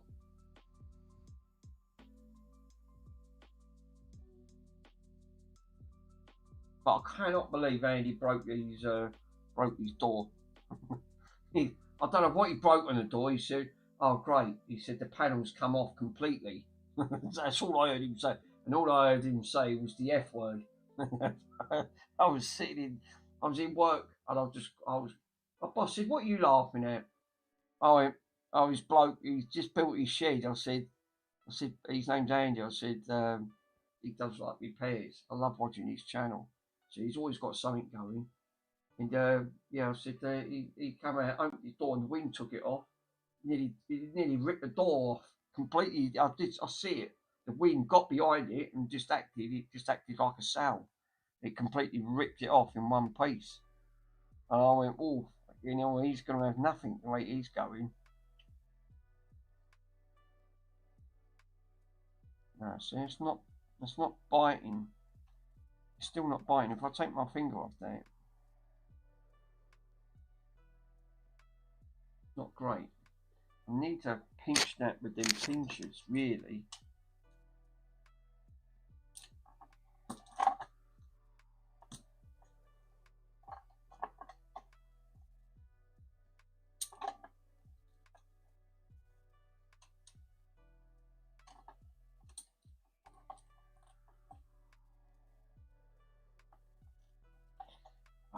Without your fingers being super glued.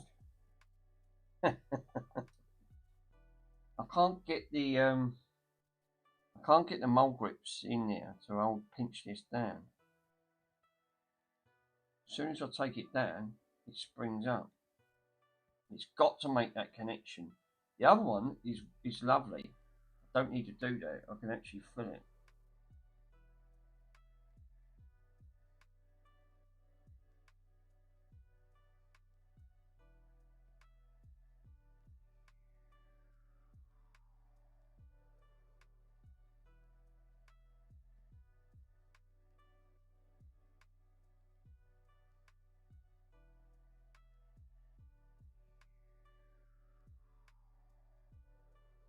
This is not binding. I personally think that looking at this is obviously not a great way of making connections, because I can physically see the bottom ones are not even connected. It's not even making a connection, and I reckon this is where the problem lies, you know. And I reckon I bet I'm right. I bet if I sandwich that together and then push down, I bet that will make a connection. At the end of it, these are not seem to be making connection on here. Not. She's not the. I can actually physically see it. Oh, for fuck! I'm putting my hand in super glue. Yeah, sort of see. Let's see how many fingers I can glue up today. That's just springing round too much. That is sort of making connection on that front, but it's not great. It's just not great. So what I'm going to do, see that two there. I mean, I know they're sprung loaded, but it just feels something's just don't feel right of popping these in, making the top part is but they've all got to make connection for it to sit on the actual boards. So all of these, I think, what's causing the issue with this, I bet I'm right in saying, why couldn't they just done a board where it was just top and bottom? You didn't need a multi-layer board for one. And I reckon this crummy design, right, these have all got to be connected for it to complete a circuit, right? Because reading this, I can now see why this probably is not working at the end of the day. I think everything else does work. I reckon the issue is it lies in these plastic connectors and these being tarnished. It's obviously, it's not making great connection. So if these are not, so you've got 4 on one side and then 4 on another. So if one side is not making a great connection, it won't complete that entire circuit to get all the way back up to the top, because obviously the underneath or the underneath or the middle or the top is obviously, if you've got 3 and the top one's not making a circuit, it still won't complete. It's got to, all them pins, they've all got to be touching at the exact same time. And I think that's where it lies, its problem. Because again, it's the way they've manufactured it. I think it's a really poor manufacturer's fault at the end of the day. And I think, I bet I'm right in saying that, because look, this says side 2, this says side 1. So regardless to where these are, the only other way of knowing is put all this back, hold it, and then push down on the connectors. So that way you'll know if it's making a connection. I think that might be my best bet. So I'll put these, slide these back on, right? You've got a plus and a minus on this one. This is a minus. This one's the plus because it's the side it was on anyway. We did have 2 connectors coming up here. We did. It don't matter because these are earth anyway.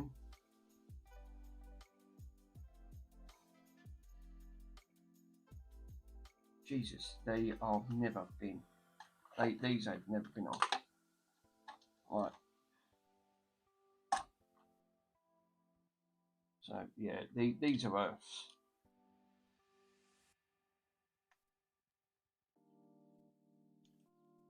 I reckon that's where my problem is going to lie. I reckon there's nothing physically, like, I don't think there is anything wrong. I think this has to make a full connection to complete the circuit, and if it doesn't make it, then I know that I'm going to turn it. I'm going to prove that point. I think cleaning the contacts obviously helped. What we got? We got the crocodile clips on. Let's switch that on. So it's getting its 15 volts. 1 amp. Switch her on. Right. Now let's put this to one side. And I'm going to push down and turn that dial to see if we get anything on that one connection. I'm going to shove one in there. I'm doing what you said, shortening it out, right?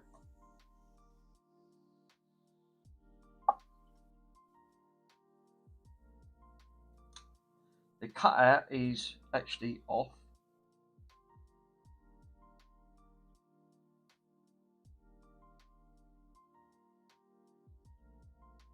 We're getting nothing, absolutely nothing. So we're getting nothing on that side. Am I not surprised? Right?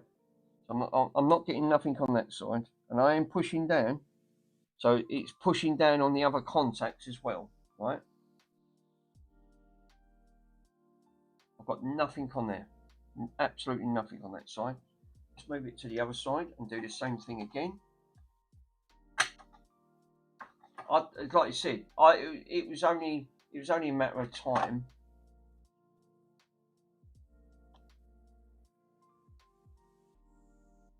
I'm trying to push this down and see if it just ping halfway all across or something, to see if it, just makes a connection.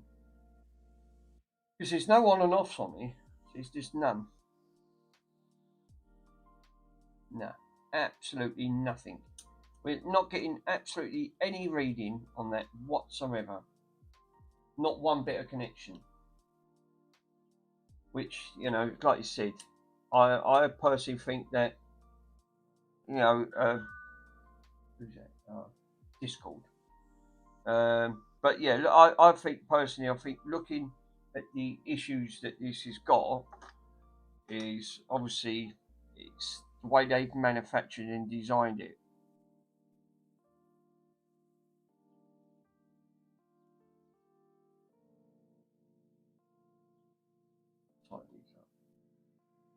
That is the most crummiest design I've ever seen on a connection on that front, because you know two are not touching, but the top part is the top and bottom part.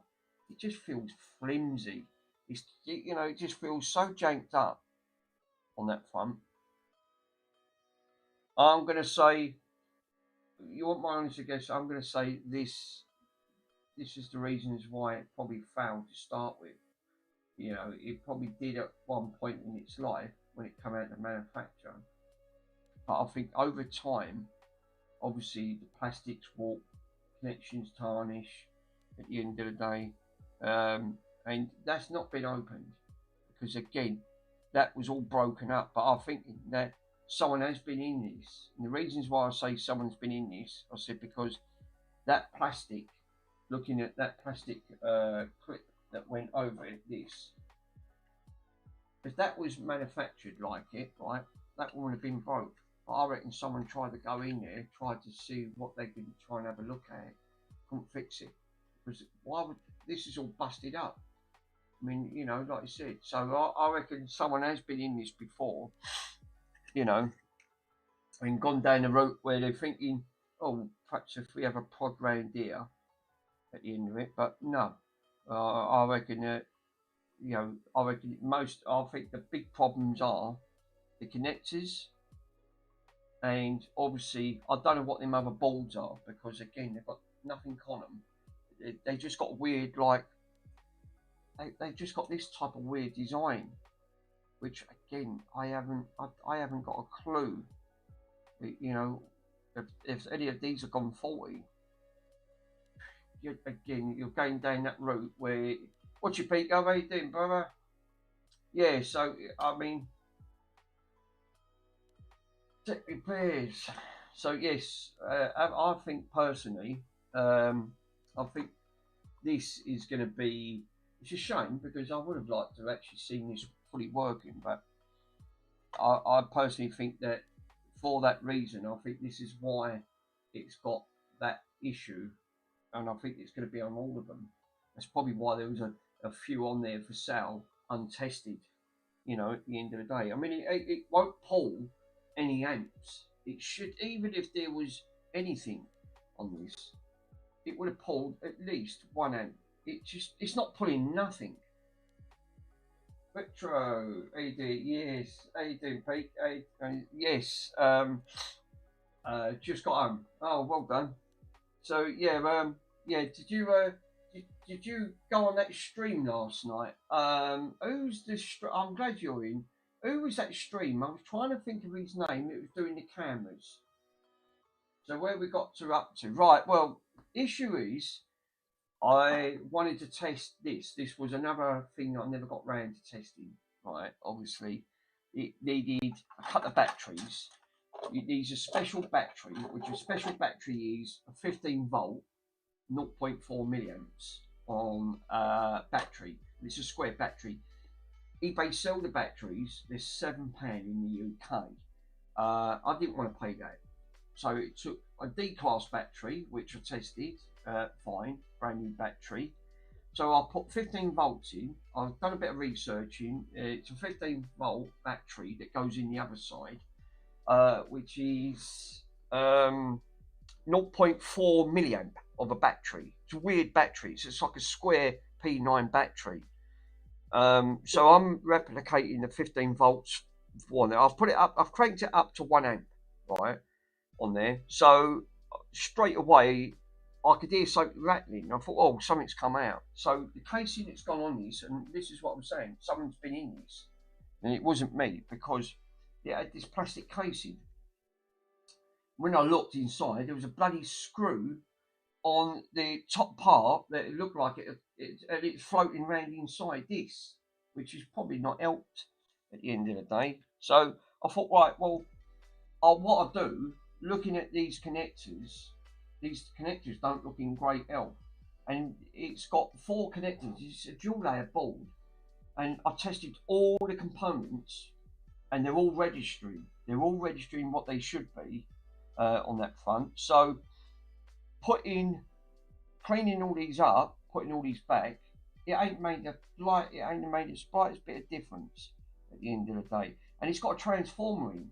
So, but if for some reason voltage is getting to a certain point and it's just stopped, and I reckon it's down to these multi-connectors. If these are not correctly pushed down, then it won't connect to get to complete the circuit that goes all the way up to the top where the dials and where all the other components are. And I think that's where it's got to, and and I just don't think we can't go any further at the end of it. I mean, yeah, it's testing all in tracks. I mean, yeah, you're right, but because these tracks are multi-layered, they're coated, right? They coated the layers, so you'll have to grind off all of the points. I mean, I've tested all of these little resistors. They're all registering. There's only these side on the resistors. All the others got nothing on them. So, but from the tracks where the wires are actually going in, we've got nothing where it just seems the power just stops, and it just stops dead. So we've got power coming from the battery side. Just when it gets to the start on this, and I'll show you, I'm not lying, it's the orange, the black, and the blue on the tracks are actually getting voltage in, but it's not pulling any amps. It won't pull any amps at all. So that's what I was really worried about. But yeah, I still think it's that dial system, which is not the greatest, to be totally honest. I'm going to put it in. I'll put it in millivolts, right? And I'll show you.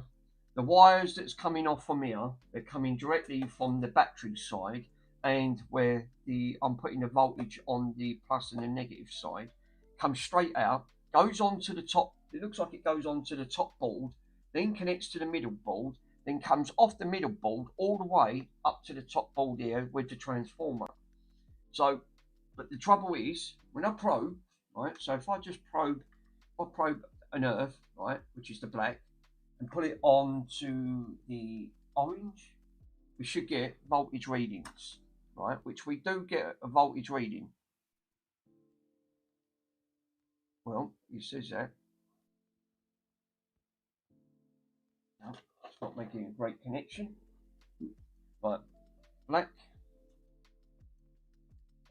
I'm going to probe it from underneath.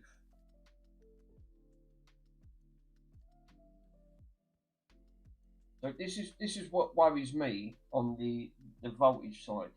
We just don't seem to be getting no voltage on this whatsoever. So this is what, and I thought straight away, right, because some of these might have to run in circuit, but we're getting nothing. So I've got nothing on there. What about the yellow? Nothing. See? So we straight away, it seems to be having that sort of wire related issue, right? That the power's coming in, because look, if I power this to this, right, we get 15 volts. So I know the wire's sort of like the power is going directly in, but as soon as it's coming out and it's going up, we're getting nothing. So again, if I probe it here, right, which is the earth, I'll probe it here, we should be able to probe the connectors. So if I probe the connector, we've gotten power from that orange, but we're not pulling anything. It's just hold that steady.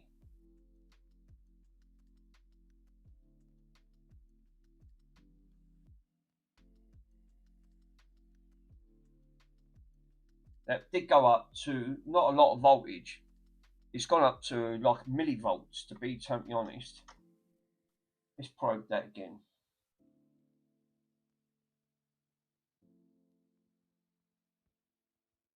If I take it off, it drops all the way down, and I've got no probing on it. So I'll probe that orange again.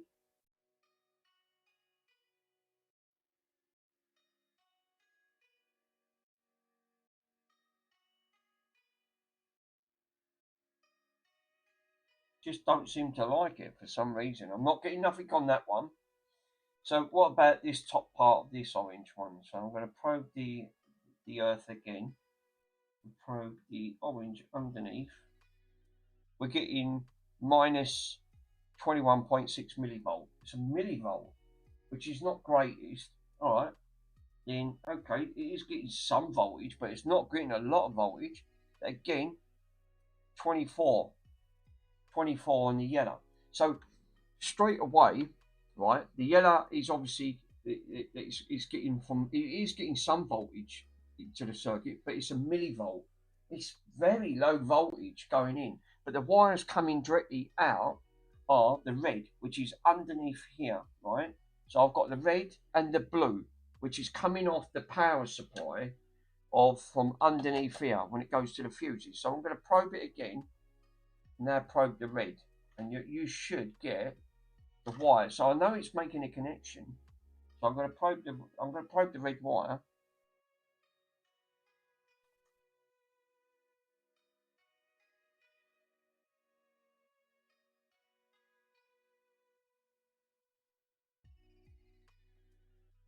It's going up.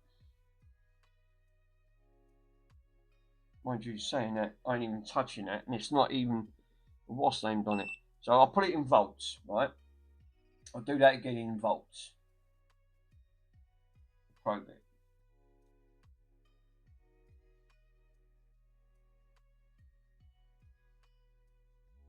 .69 is 0.00.560 of a volt at the end of the day.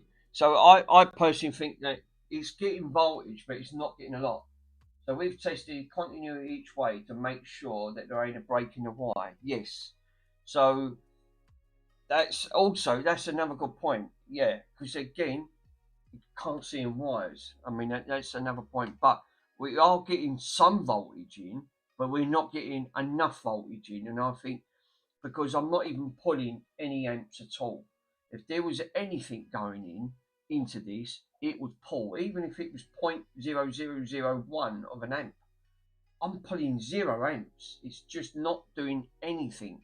It won't pull anything of it. So again, probe. If I probe the earth, which I'll put it on there, and now I'll probe the blue, which is coming off, it drops. Voltage will go down.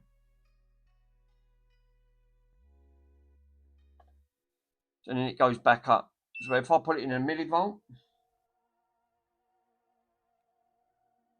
0.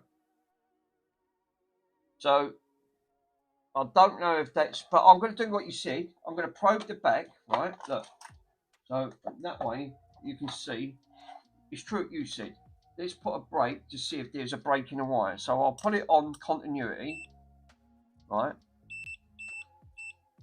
Continuity mode, right? So I'll touch that. We should get a bleep. No, it's in K ohm resistance. Now it's in there. I'm going to probe the blue to the blue on that end, and then let's probe it to see if it bleeps.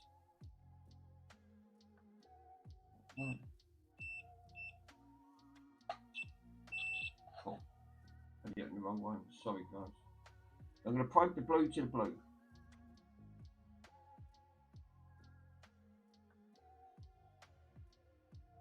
Why has that got taken off? Put that on there. I've selected that, and so why is it taking it off? There you go. So we've got continuity there. Let's do the red. So I know that the wire is good. And again, the red wire. Where does that red wire? That red wire goes underneath here. So let me have a quick probe underneath of that red wire. The red wire is right underneath on this section, right? So again, continuity. You're right. I should have done that, but I've already been over the program there. We got connections, so that's good. We've done the blue. What about the orange? Let's probe the orange. Orange goes all the way up here. Cool. So we've got continuity on that front. I personally think that whatever is pulling pulls the power that goes up to it, and it just kills it. Yeah, these lines are the issue. So I personally think, yeah, I think you're right. I think there's a couple of issues with this, right? Because due to the other persons that someone has gone in there, that screw would not be floating around for starters, so someone has gone in this. And two, these connectors, these shitty plastic connectors, what they've used, it's sandwiched. And if these ain't making connections, you're not going to get nothing. But I don't think that's the related issue here. It's like you said, because as soon as it goes on to here, right, we should be getting power up to these points where they've gone on to. The downside is, right, now a lot of these were tarnished, which I've just spent the last hour or two just bloody cleaning them all up. But you should probe them and you should get voltage, which again, I'm not lying, you should get voltage up to that one point. So if there's not, then it's obviously a connection with that board and with these as well. And I think that's where it lies. So again, I'm going to put it in volts. Leave it in millivolt. I'm going to probe the earth. Just probe an earth. At the end of the day, it's going to make no difference where you probe it as long as it's earthed out. And let's test the wires where it goes in.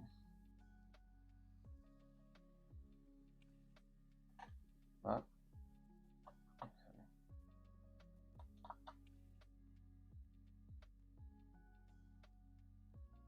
So again, red wire, orange. So that orange wire, we've got one wire coming out of here.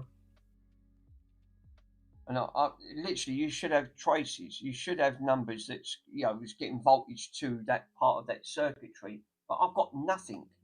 For some reason, the voltage is coming out, getting to the wire. It's not getting into the circuitry. And I think that's exactly where the problem lies. I think, personally, it's like you said.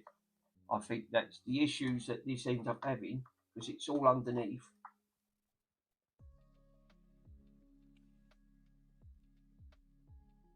It spikes. Look, there's 1 point. Look, there's 1 point volt going in directly to that point now. And then obviously, if I go to the blue point,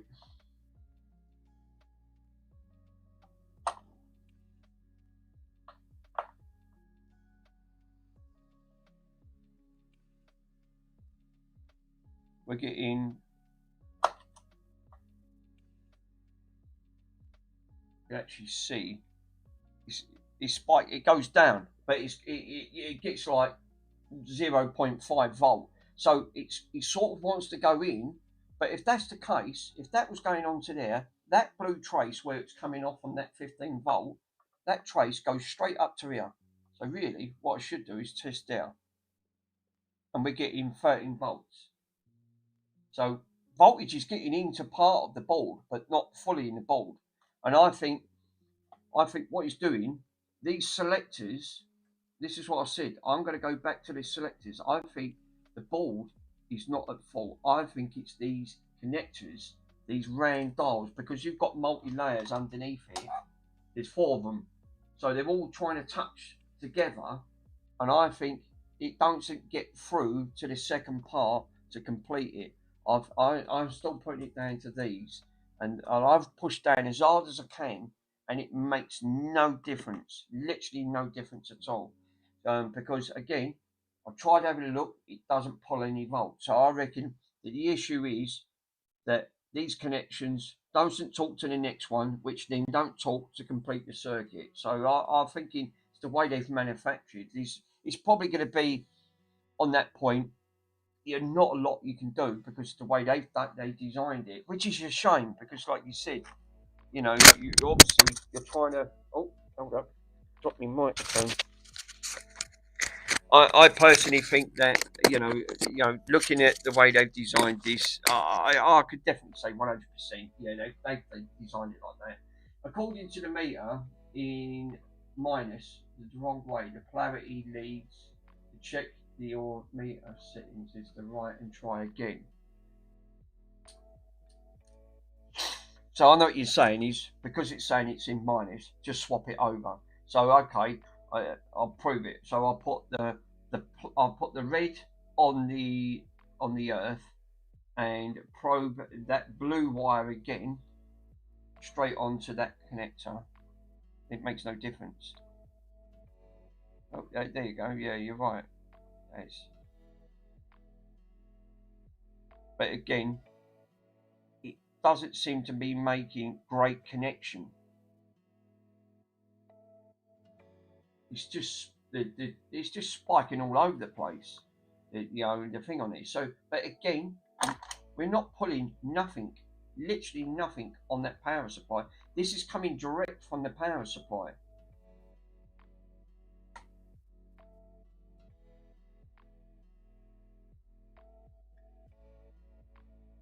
It spikes up. It's just going in millivolts, and if I take it off, look, it's still going up, and then it sort of stops. So, yeah, I I think it's just the way these parts of the way they've done it. I mean, it's going to be a dead cause. I mean, whatever I've done to this, I've tried my utmost best, but like I said, I think the problem lies with these.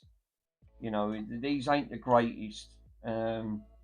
It's a nasty way of making. I mean, it's the same with this. If you took this apart, that would be very similar. You would have a flat dial on a circuit board to make that connection to bring up the thing, but that'll only be one board.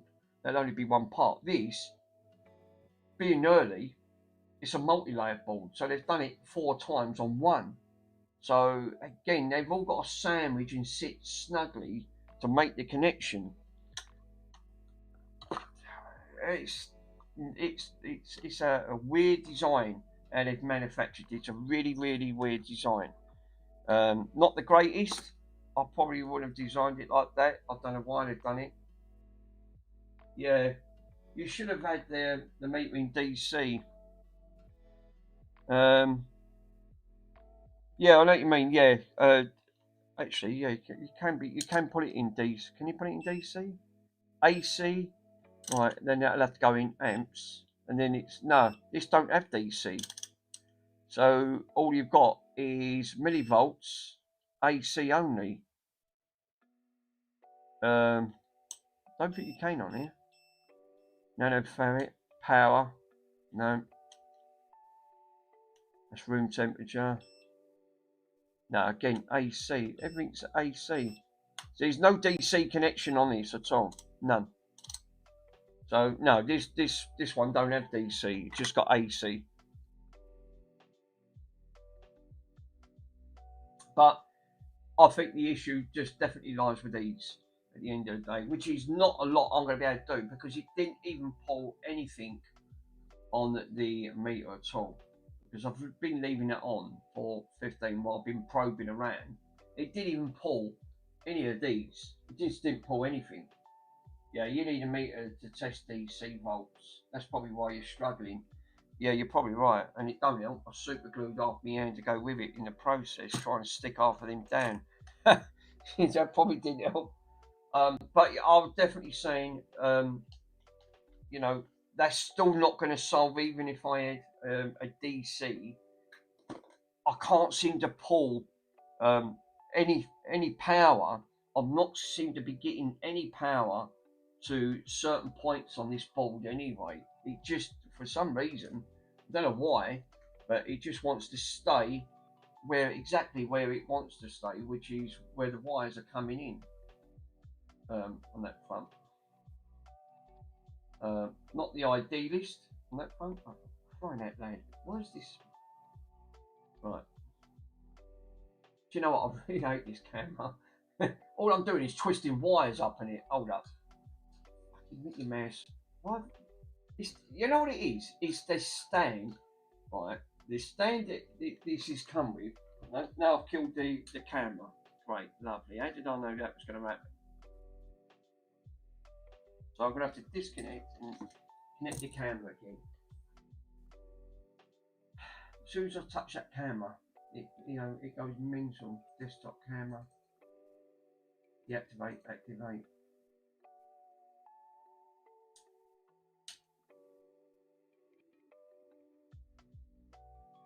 There you go.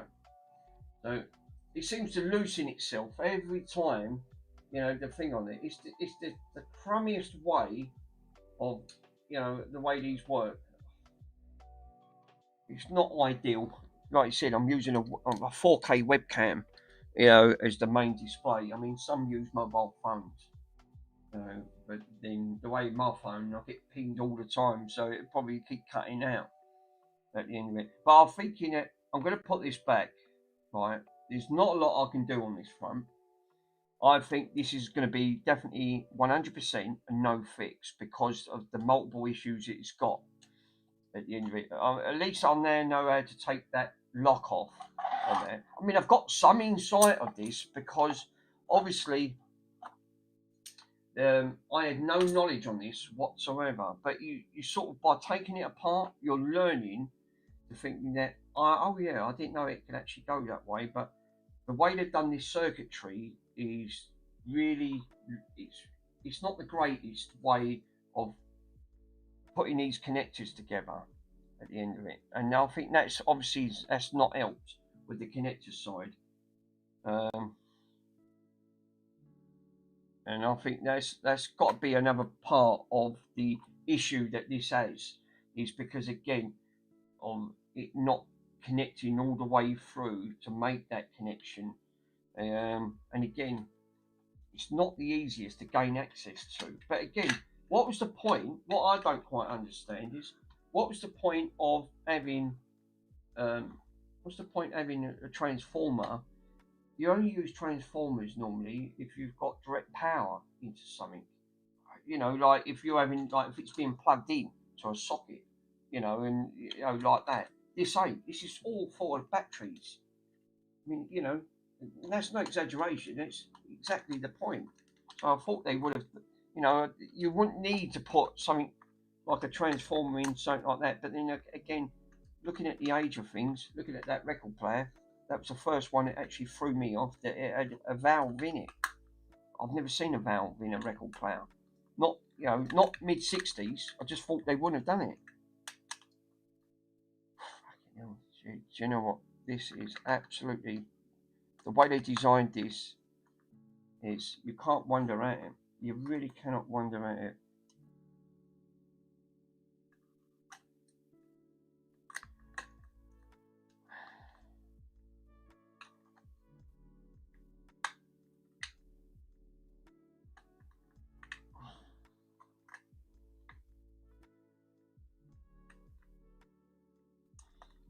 That's gone down now.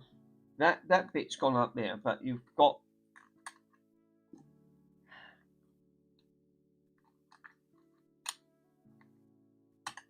was you in that Peter, was you actually in that stream last night? Because I had to go to bed because I had to get up for work. Who was the bloke that had all them 4K cameras? Because that was funny. It was ranting over them cheap 8K cameras you had. Did you buy this? 40? No. It come in the hospice. It went in the junk pile of the recycling. So no, it didn't go in the. I didn't buy this one. Was you in that stream last night? It was about, I went to bed about 20 to 11.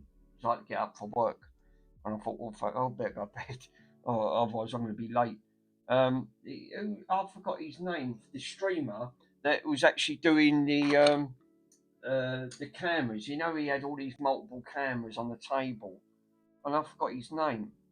He's been in Andy's stream a few times, but yeah, he was making me laugh. Symbol, that's it. I couldn't think Symbol Tech. Yeah, because I know he was having issues with this 8K camera at the end of it. It wasn't the greatest of cameras. I mean, he paid a lot of money for that. I mean, that's what I said to him. Can't you get your money back?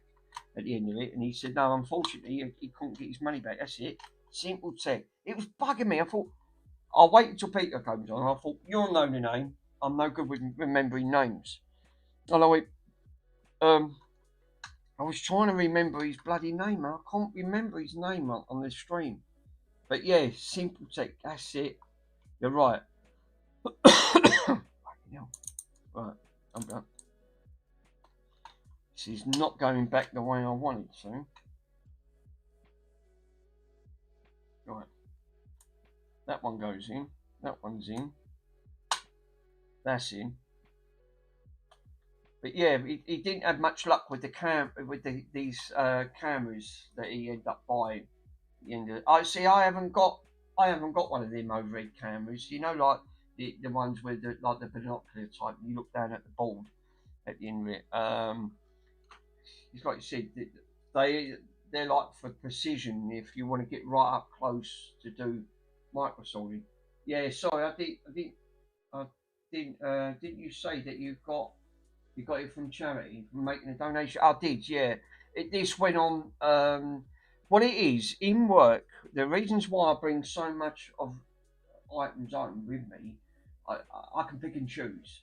It's not by chance, but a lot of the electricals that do come in that get donations from St Francis, a lot of this stuff comes in. People say it works because it's the first thing. Oh, does it work? Oh yeah, of course it works, right?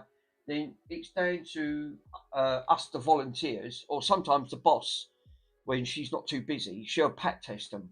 Right now, I haven't got a pack testing license, so I can't pack test, so I'm not qualified. And pack testing, you really ain't got to be a brain surgeon to work out for pack testing, because all the machine does it, and all you have to do is just sign it off, because the machine will say 40, or or it's saying it's all good, because the machine's calibrated to do the complete circuitry, because that's all it. Then pack testing machines are about £300 in the UK. They're very expensive, and then you have to get them calibrated. I think it does about 1,200 of electrical testings, and then you have to send them off to get them packed, recalibrated, and you get a certificate to say it's calibrated. Otherwise, it can give you false readings.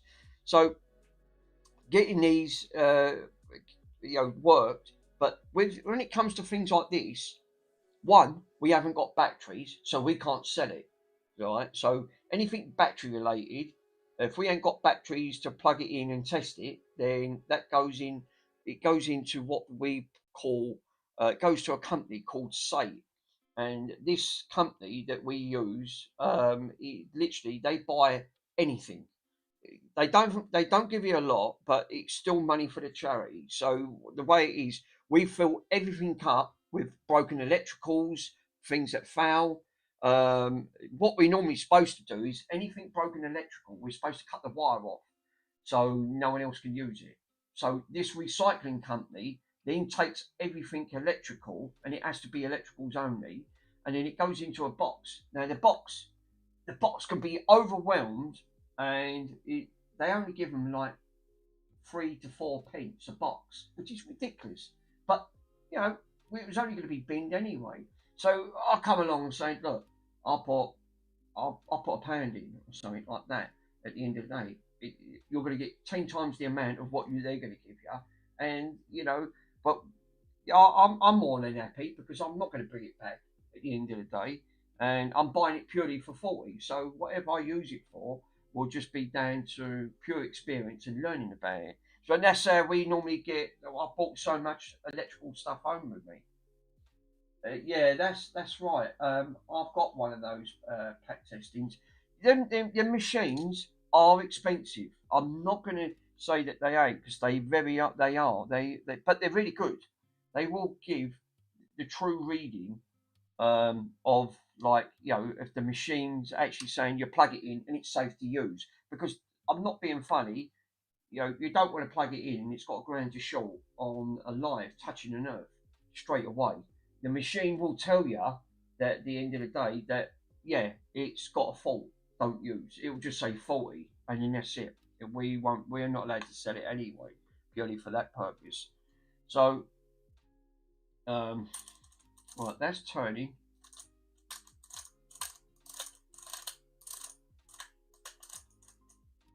but now it's catching on that black wire right underneath there. How did I know it was going to catch on that wire?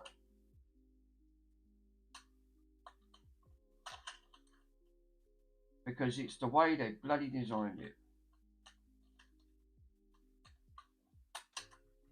But yeah, that's the idea of the impact testing machines. But yeah, that's how I bring so much stuff home. Because at the end of the day, they're not going to get a lot on it anyway. That's better now. It's catching on that wire. You can hear it. It is clicking. It's getting onto the connections on there, but it's not the greatest on that front. But what I'll do, I'll put the things back in, right? And I'm going to put because there's not a lot we can do on this front anyway. Yeah, it says they're all the correct way. Is there anything I need to put back before? Because I know what I'm like. I'm terrible. Right. Well, don't think it's that one's got to go in there. Right, I thought I did. But yeah, that's how I bring so much stuff home. So again, the hospice are not they're not worried. A lot of this we get donations through the door throughout the day, like almost 90% of all charities at the end of it. But there's not a lot we can do if we just take people's word for it. We're not going to call them a liar. They think they're helping by selling it for charity, but 9 out of 10, most all charity stuff comes in. And I've done a lot of charity work. I've raised a lot for charity, and this is what got me into charity work to start with. But I've seen a lot in charity, and I've worked right across the board. I've worked with the British Art Foundation, Sue Ryder, Sense, Bernardo's, and the latest one is working alongside the St Francis Hospice at the end of the day. So yeah, multiple that I've worked alongside over the years. I've always done charity work, but I don't mind doing charity work. I love it. I mean, it's great, but it's also good because you sort of, they help you out to a certain degree. I mean, most of the stuff will just get slung in a bin where they say it's not fit for purpose. We wouldn't sell it. We're not allowed to sell it at the end of the day. I mean, I'll give you for instance. A couple of weeks ago, someone brought in an orange bag, and we have to wear gloves because the last time we had an incident like this, it made us physically sick. I mean, I cannot believe people bringing donations where it's absolutely terrible, like clothing, used clothing and things like that. Some of them got holes in. We had boots with the sole hanging off. We can't sell things like that. You can't. But why would you put it in a bag and actually say to it, yeah, it's all good at the end of the day? We're grateful for everything. Like 99% of all charities, we always say we're grateful for everything we take in at the end of it. And if they can't take any more, they just say, sorry, we can't take any more, we're full. Which is a lot, that happens a lot in charities. But we had one bag, I remember it was last year, it was just before summer. It was just coming up to the summertime. And I remember this old boy and his wife died or something. And, and I said, oh, sorry for your loss. And he said, that's fine. He said, I've got to clear all the cupboard out. He said, I've got more stuff to bring in. So I went, oh, okay. So I went, well, it'll go to a good cause. And he said, that's why I want to bring it in. Right. So he didn't think no more of it. We think, it's down to the volunteers then to actually go through to make sure everything, go through the bags. But be careful because there could be there could be glass in there. People do wrap things up in their clothing, and there might be tumblers and things. They're not supposed to do it because, again, you've got to think of the volunteers actually going through the stuff to be donations to sort it all out. Everything has to be categorised. Everything has to be sorted at the end because we don't know what you're putting your hand in. And in amongst this bag, I remember my boss was doing it. I was watching her. I was at the till serving. We had a bit of a break. at the end of the day. There's always a break that you can take a break, and I'll never forget it. And it made me feel sick. The old boy that brought it in was his wife's.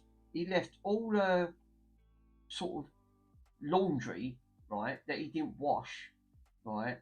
He left it all in the bag, and I'm not going to go into too much graphical detail, but you can sort of pin the point where he left her underwear in, and it was nasty. All I can say is she must have, needed to go to the toilet very quickly, couldn't make it, and he left all that in the bag. Well, I've never seen someone to actually nearly throw up on the spot. I've got a strong stomach because I used to do pest control, so it didn't bother me at the end of the day. But she nearly threw up on the spot. I'll never forget that moment. And he come in with another bag, and she went, "Oh, we can't take anymore. We're full." Oh, well, who's going to take it? She said, "Take it round Bernardo's." And we couldn't be rude and say, yeah, we'll take it. But after that last bag, and he walked in just after she nearly threw up. I'll never forget it. It made me. I just laughed. I went, "You haven't got a strong stomach, girl." I said, "I'm used to it. Don't bother me." At the end of it, and yeah, it was actually on that front. She could not believe her eyes that he done something like that at the end of it. But yeah, absolutely, never forget that moment at the end of it. But yeah, some people actually do. That's what they like. They bring stuff in, and oh, I'll be right back. So yeah, so yes, not very nice. Let's put these back in here. Tighten these up.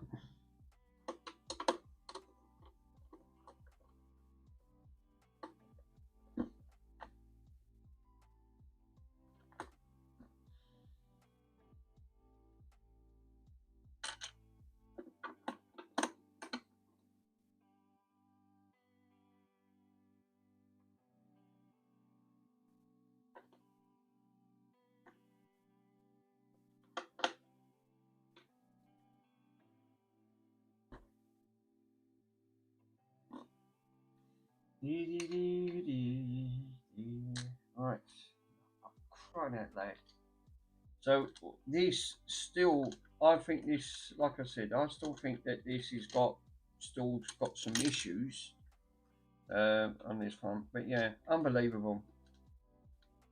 Yeah, I was going to say, doing volunteer work at charities, I wouldn't say it's rewarding at the end of the day. It's not for everyone. But you have definitely got to have a very strong stomach for what you can handle of what comes in, what people donate.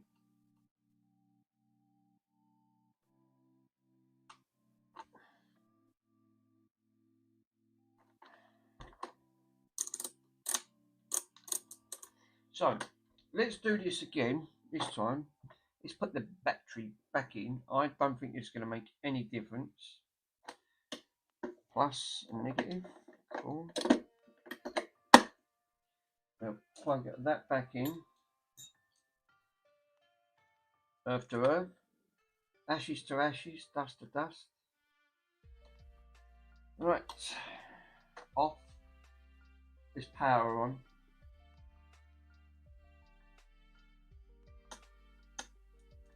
Oh, for crying out loud. I forgot because I pulled that down in on. Right. Person.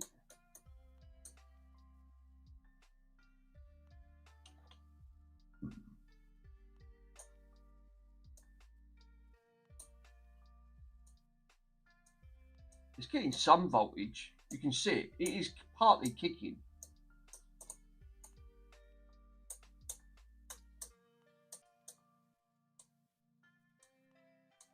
I think that's just because of the shock. But you can actually see the voltage does get some voltage to it.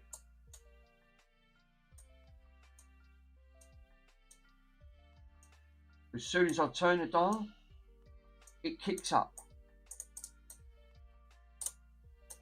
But I don't think it's complete all the way around.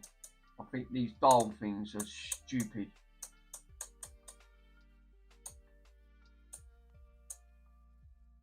Volts and amps. Now if we turn that off, amps.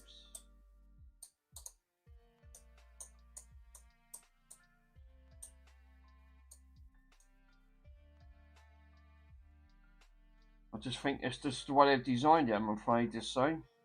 There's not a lot I can do. But we put the things back on. Regardless. Yeah, that's a lot. Put them back on. I can't even get them back on. Holy smokes. Really? Seriously? Right, there you go. It's back on.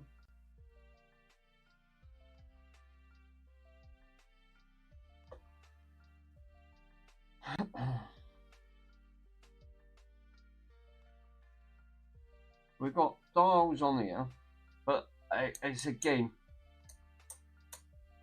I think it gets partial power.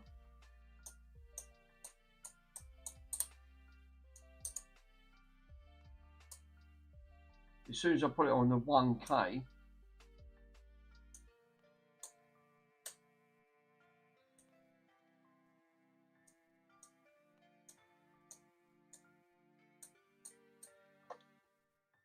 I mean, it's on the 1K anyway.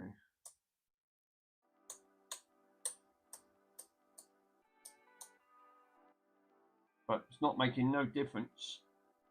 Obviously, we've got multiple issues from this, so this is going to be a looked at, no fix.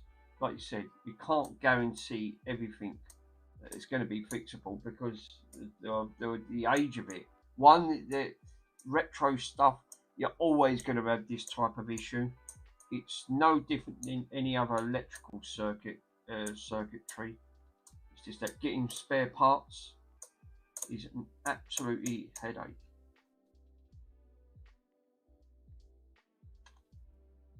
Look, that is partially working there. Can you see that? Look, I'm pushing it down.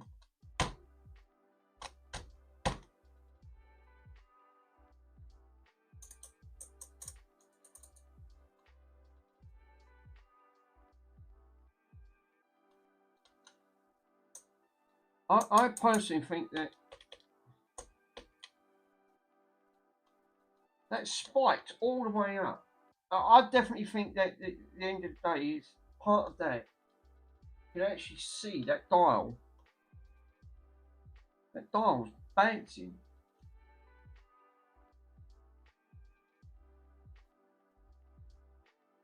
Look. Not even really pushing on anything. You can see when I'm trying to turn the dials,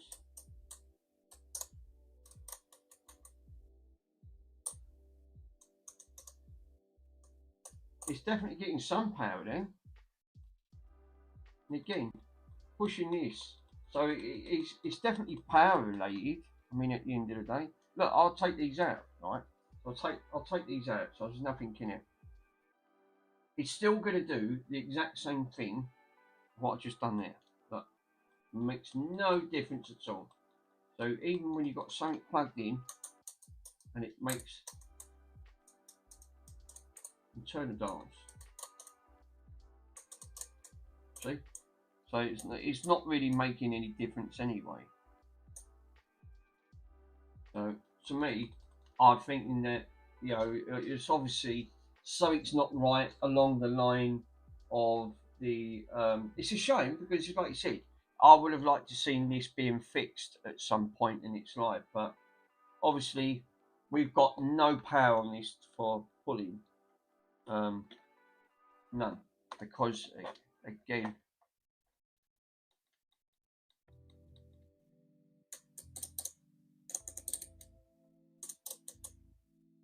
Don't seem to want to pull anything, but pushing the connectors.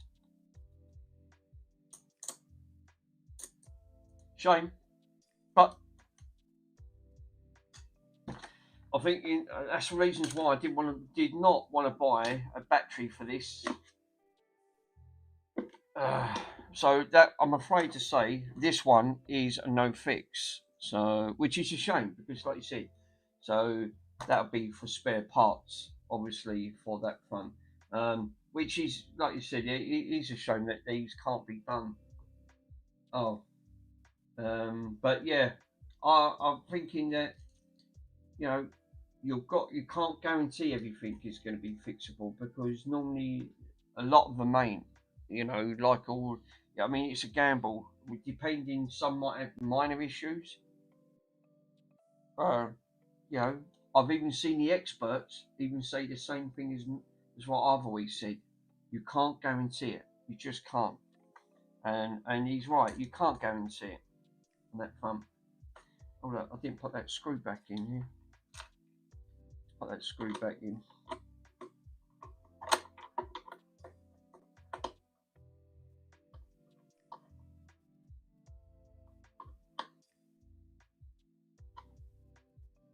Shame, because like you said, it's you're obviously thinking that you want to see something being done.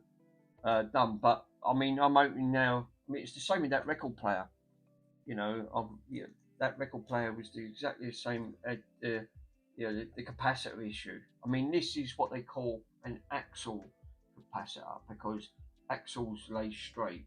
At the end of the day, and you can use normal standard capacitors. It's not an issue at the end of it, but I'd rather. I'm running into the exact same problem trying to get the correct value, and it's non-existent. You can't get the correct value for it, which is a shame. Like most of these things, you can't always bank on it that you're going to get the part. And the type of business that I'm doing, obviously dealing with electricals, especially vintage, is going to be unknown. Which which is to me, it seems like oh that's a shame because now that's gone into the electric pile. That's you know obviously that's not gone right down. I wasn't happy with that. But still, that's the only thing with these. But yeah, what I'm going to do, guys, thanks for watching, and I'm going to have a bite to eat now because it's 6 minutes past 8. I've been on this long enough. But again, this was had to be one of these types that I had to try to have a look at because I never got round to it. It was just sitting up there for a long time. And what I can do is tomorrow I've got I'll tell you what I've got to do tomorrow because the belts come today from Germany, which is let me grab it and I can show you.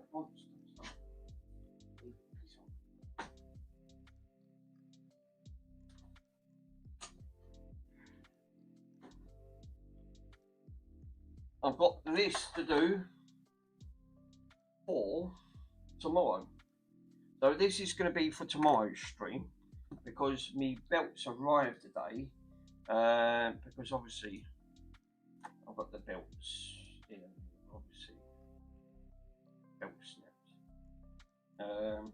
So yeah, I've got new belts to put on to that, which is hopefully.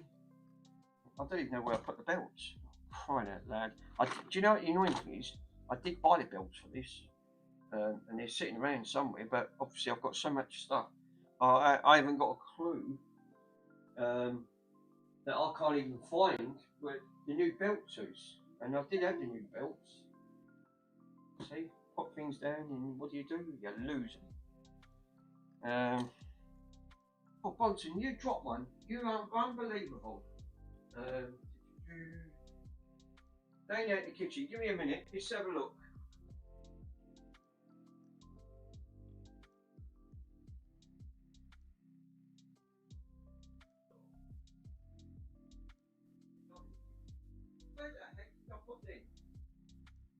I only got them this morning. Literally, I've got them this morning. Me new belts, and now I can't find the new belts. Nice. Like everything else. Everything goes walkabouts. Ouch. Oh, no, please don't say you've lost them.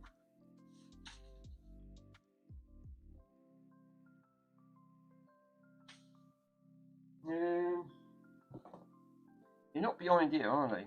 No, I didn't think they would. No, because I've been working on it. Well, where the heck have they gone? I mean, you know, that's unbelievable.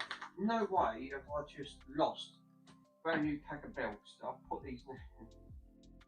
Hold up. They're in there, are they? No, I got them. They come through. Oh, here they are. They're in here. Oh, thank God for that. Because I got a letter stating a thank you for the letters on it. So this is the way they've packaged them at the end of the day. So, but look, I've got the brand new belts. It's a 3-belt system. Looking at that, we've got one there. We've got the small one. I've also got a nice big one to put on at the end of the day. So obviously, I don't know what's happened with the other top part of the belt, but it's not on there. So I've got to put these 3 belts on. I've got 2 there. I don't know what happened to the third one. It's obviously disappeared at the end of the day. But again, got the belts here. So that's obviously going to be a project, and that is not the easiest to put together. It's being a Grundig, you know, I've got to disconnect the speaker. The speaker's already bloody ripped already, which is great, you know. So I don't think I'm going to be able to try and repair the speaker. So I can't see it. So that's ready for tomorrow's stream. So if you want to come back tomorrow, by all means, you can see me streaming, putting this back together. So which is really cool. So, but yeah, thanks guys on that front. Hold up, just have a look. Good. Logitech front camera, green screen, TikTok, other screen. No, that's not the one. Desktop cam. So what I'm going to do is I'm going to say thanks a lot, guys. Thanks for joining, and I will catch you guys again tomorrow afternoon. Have a good evening.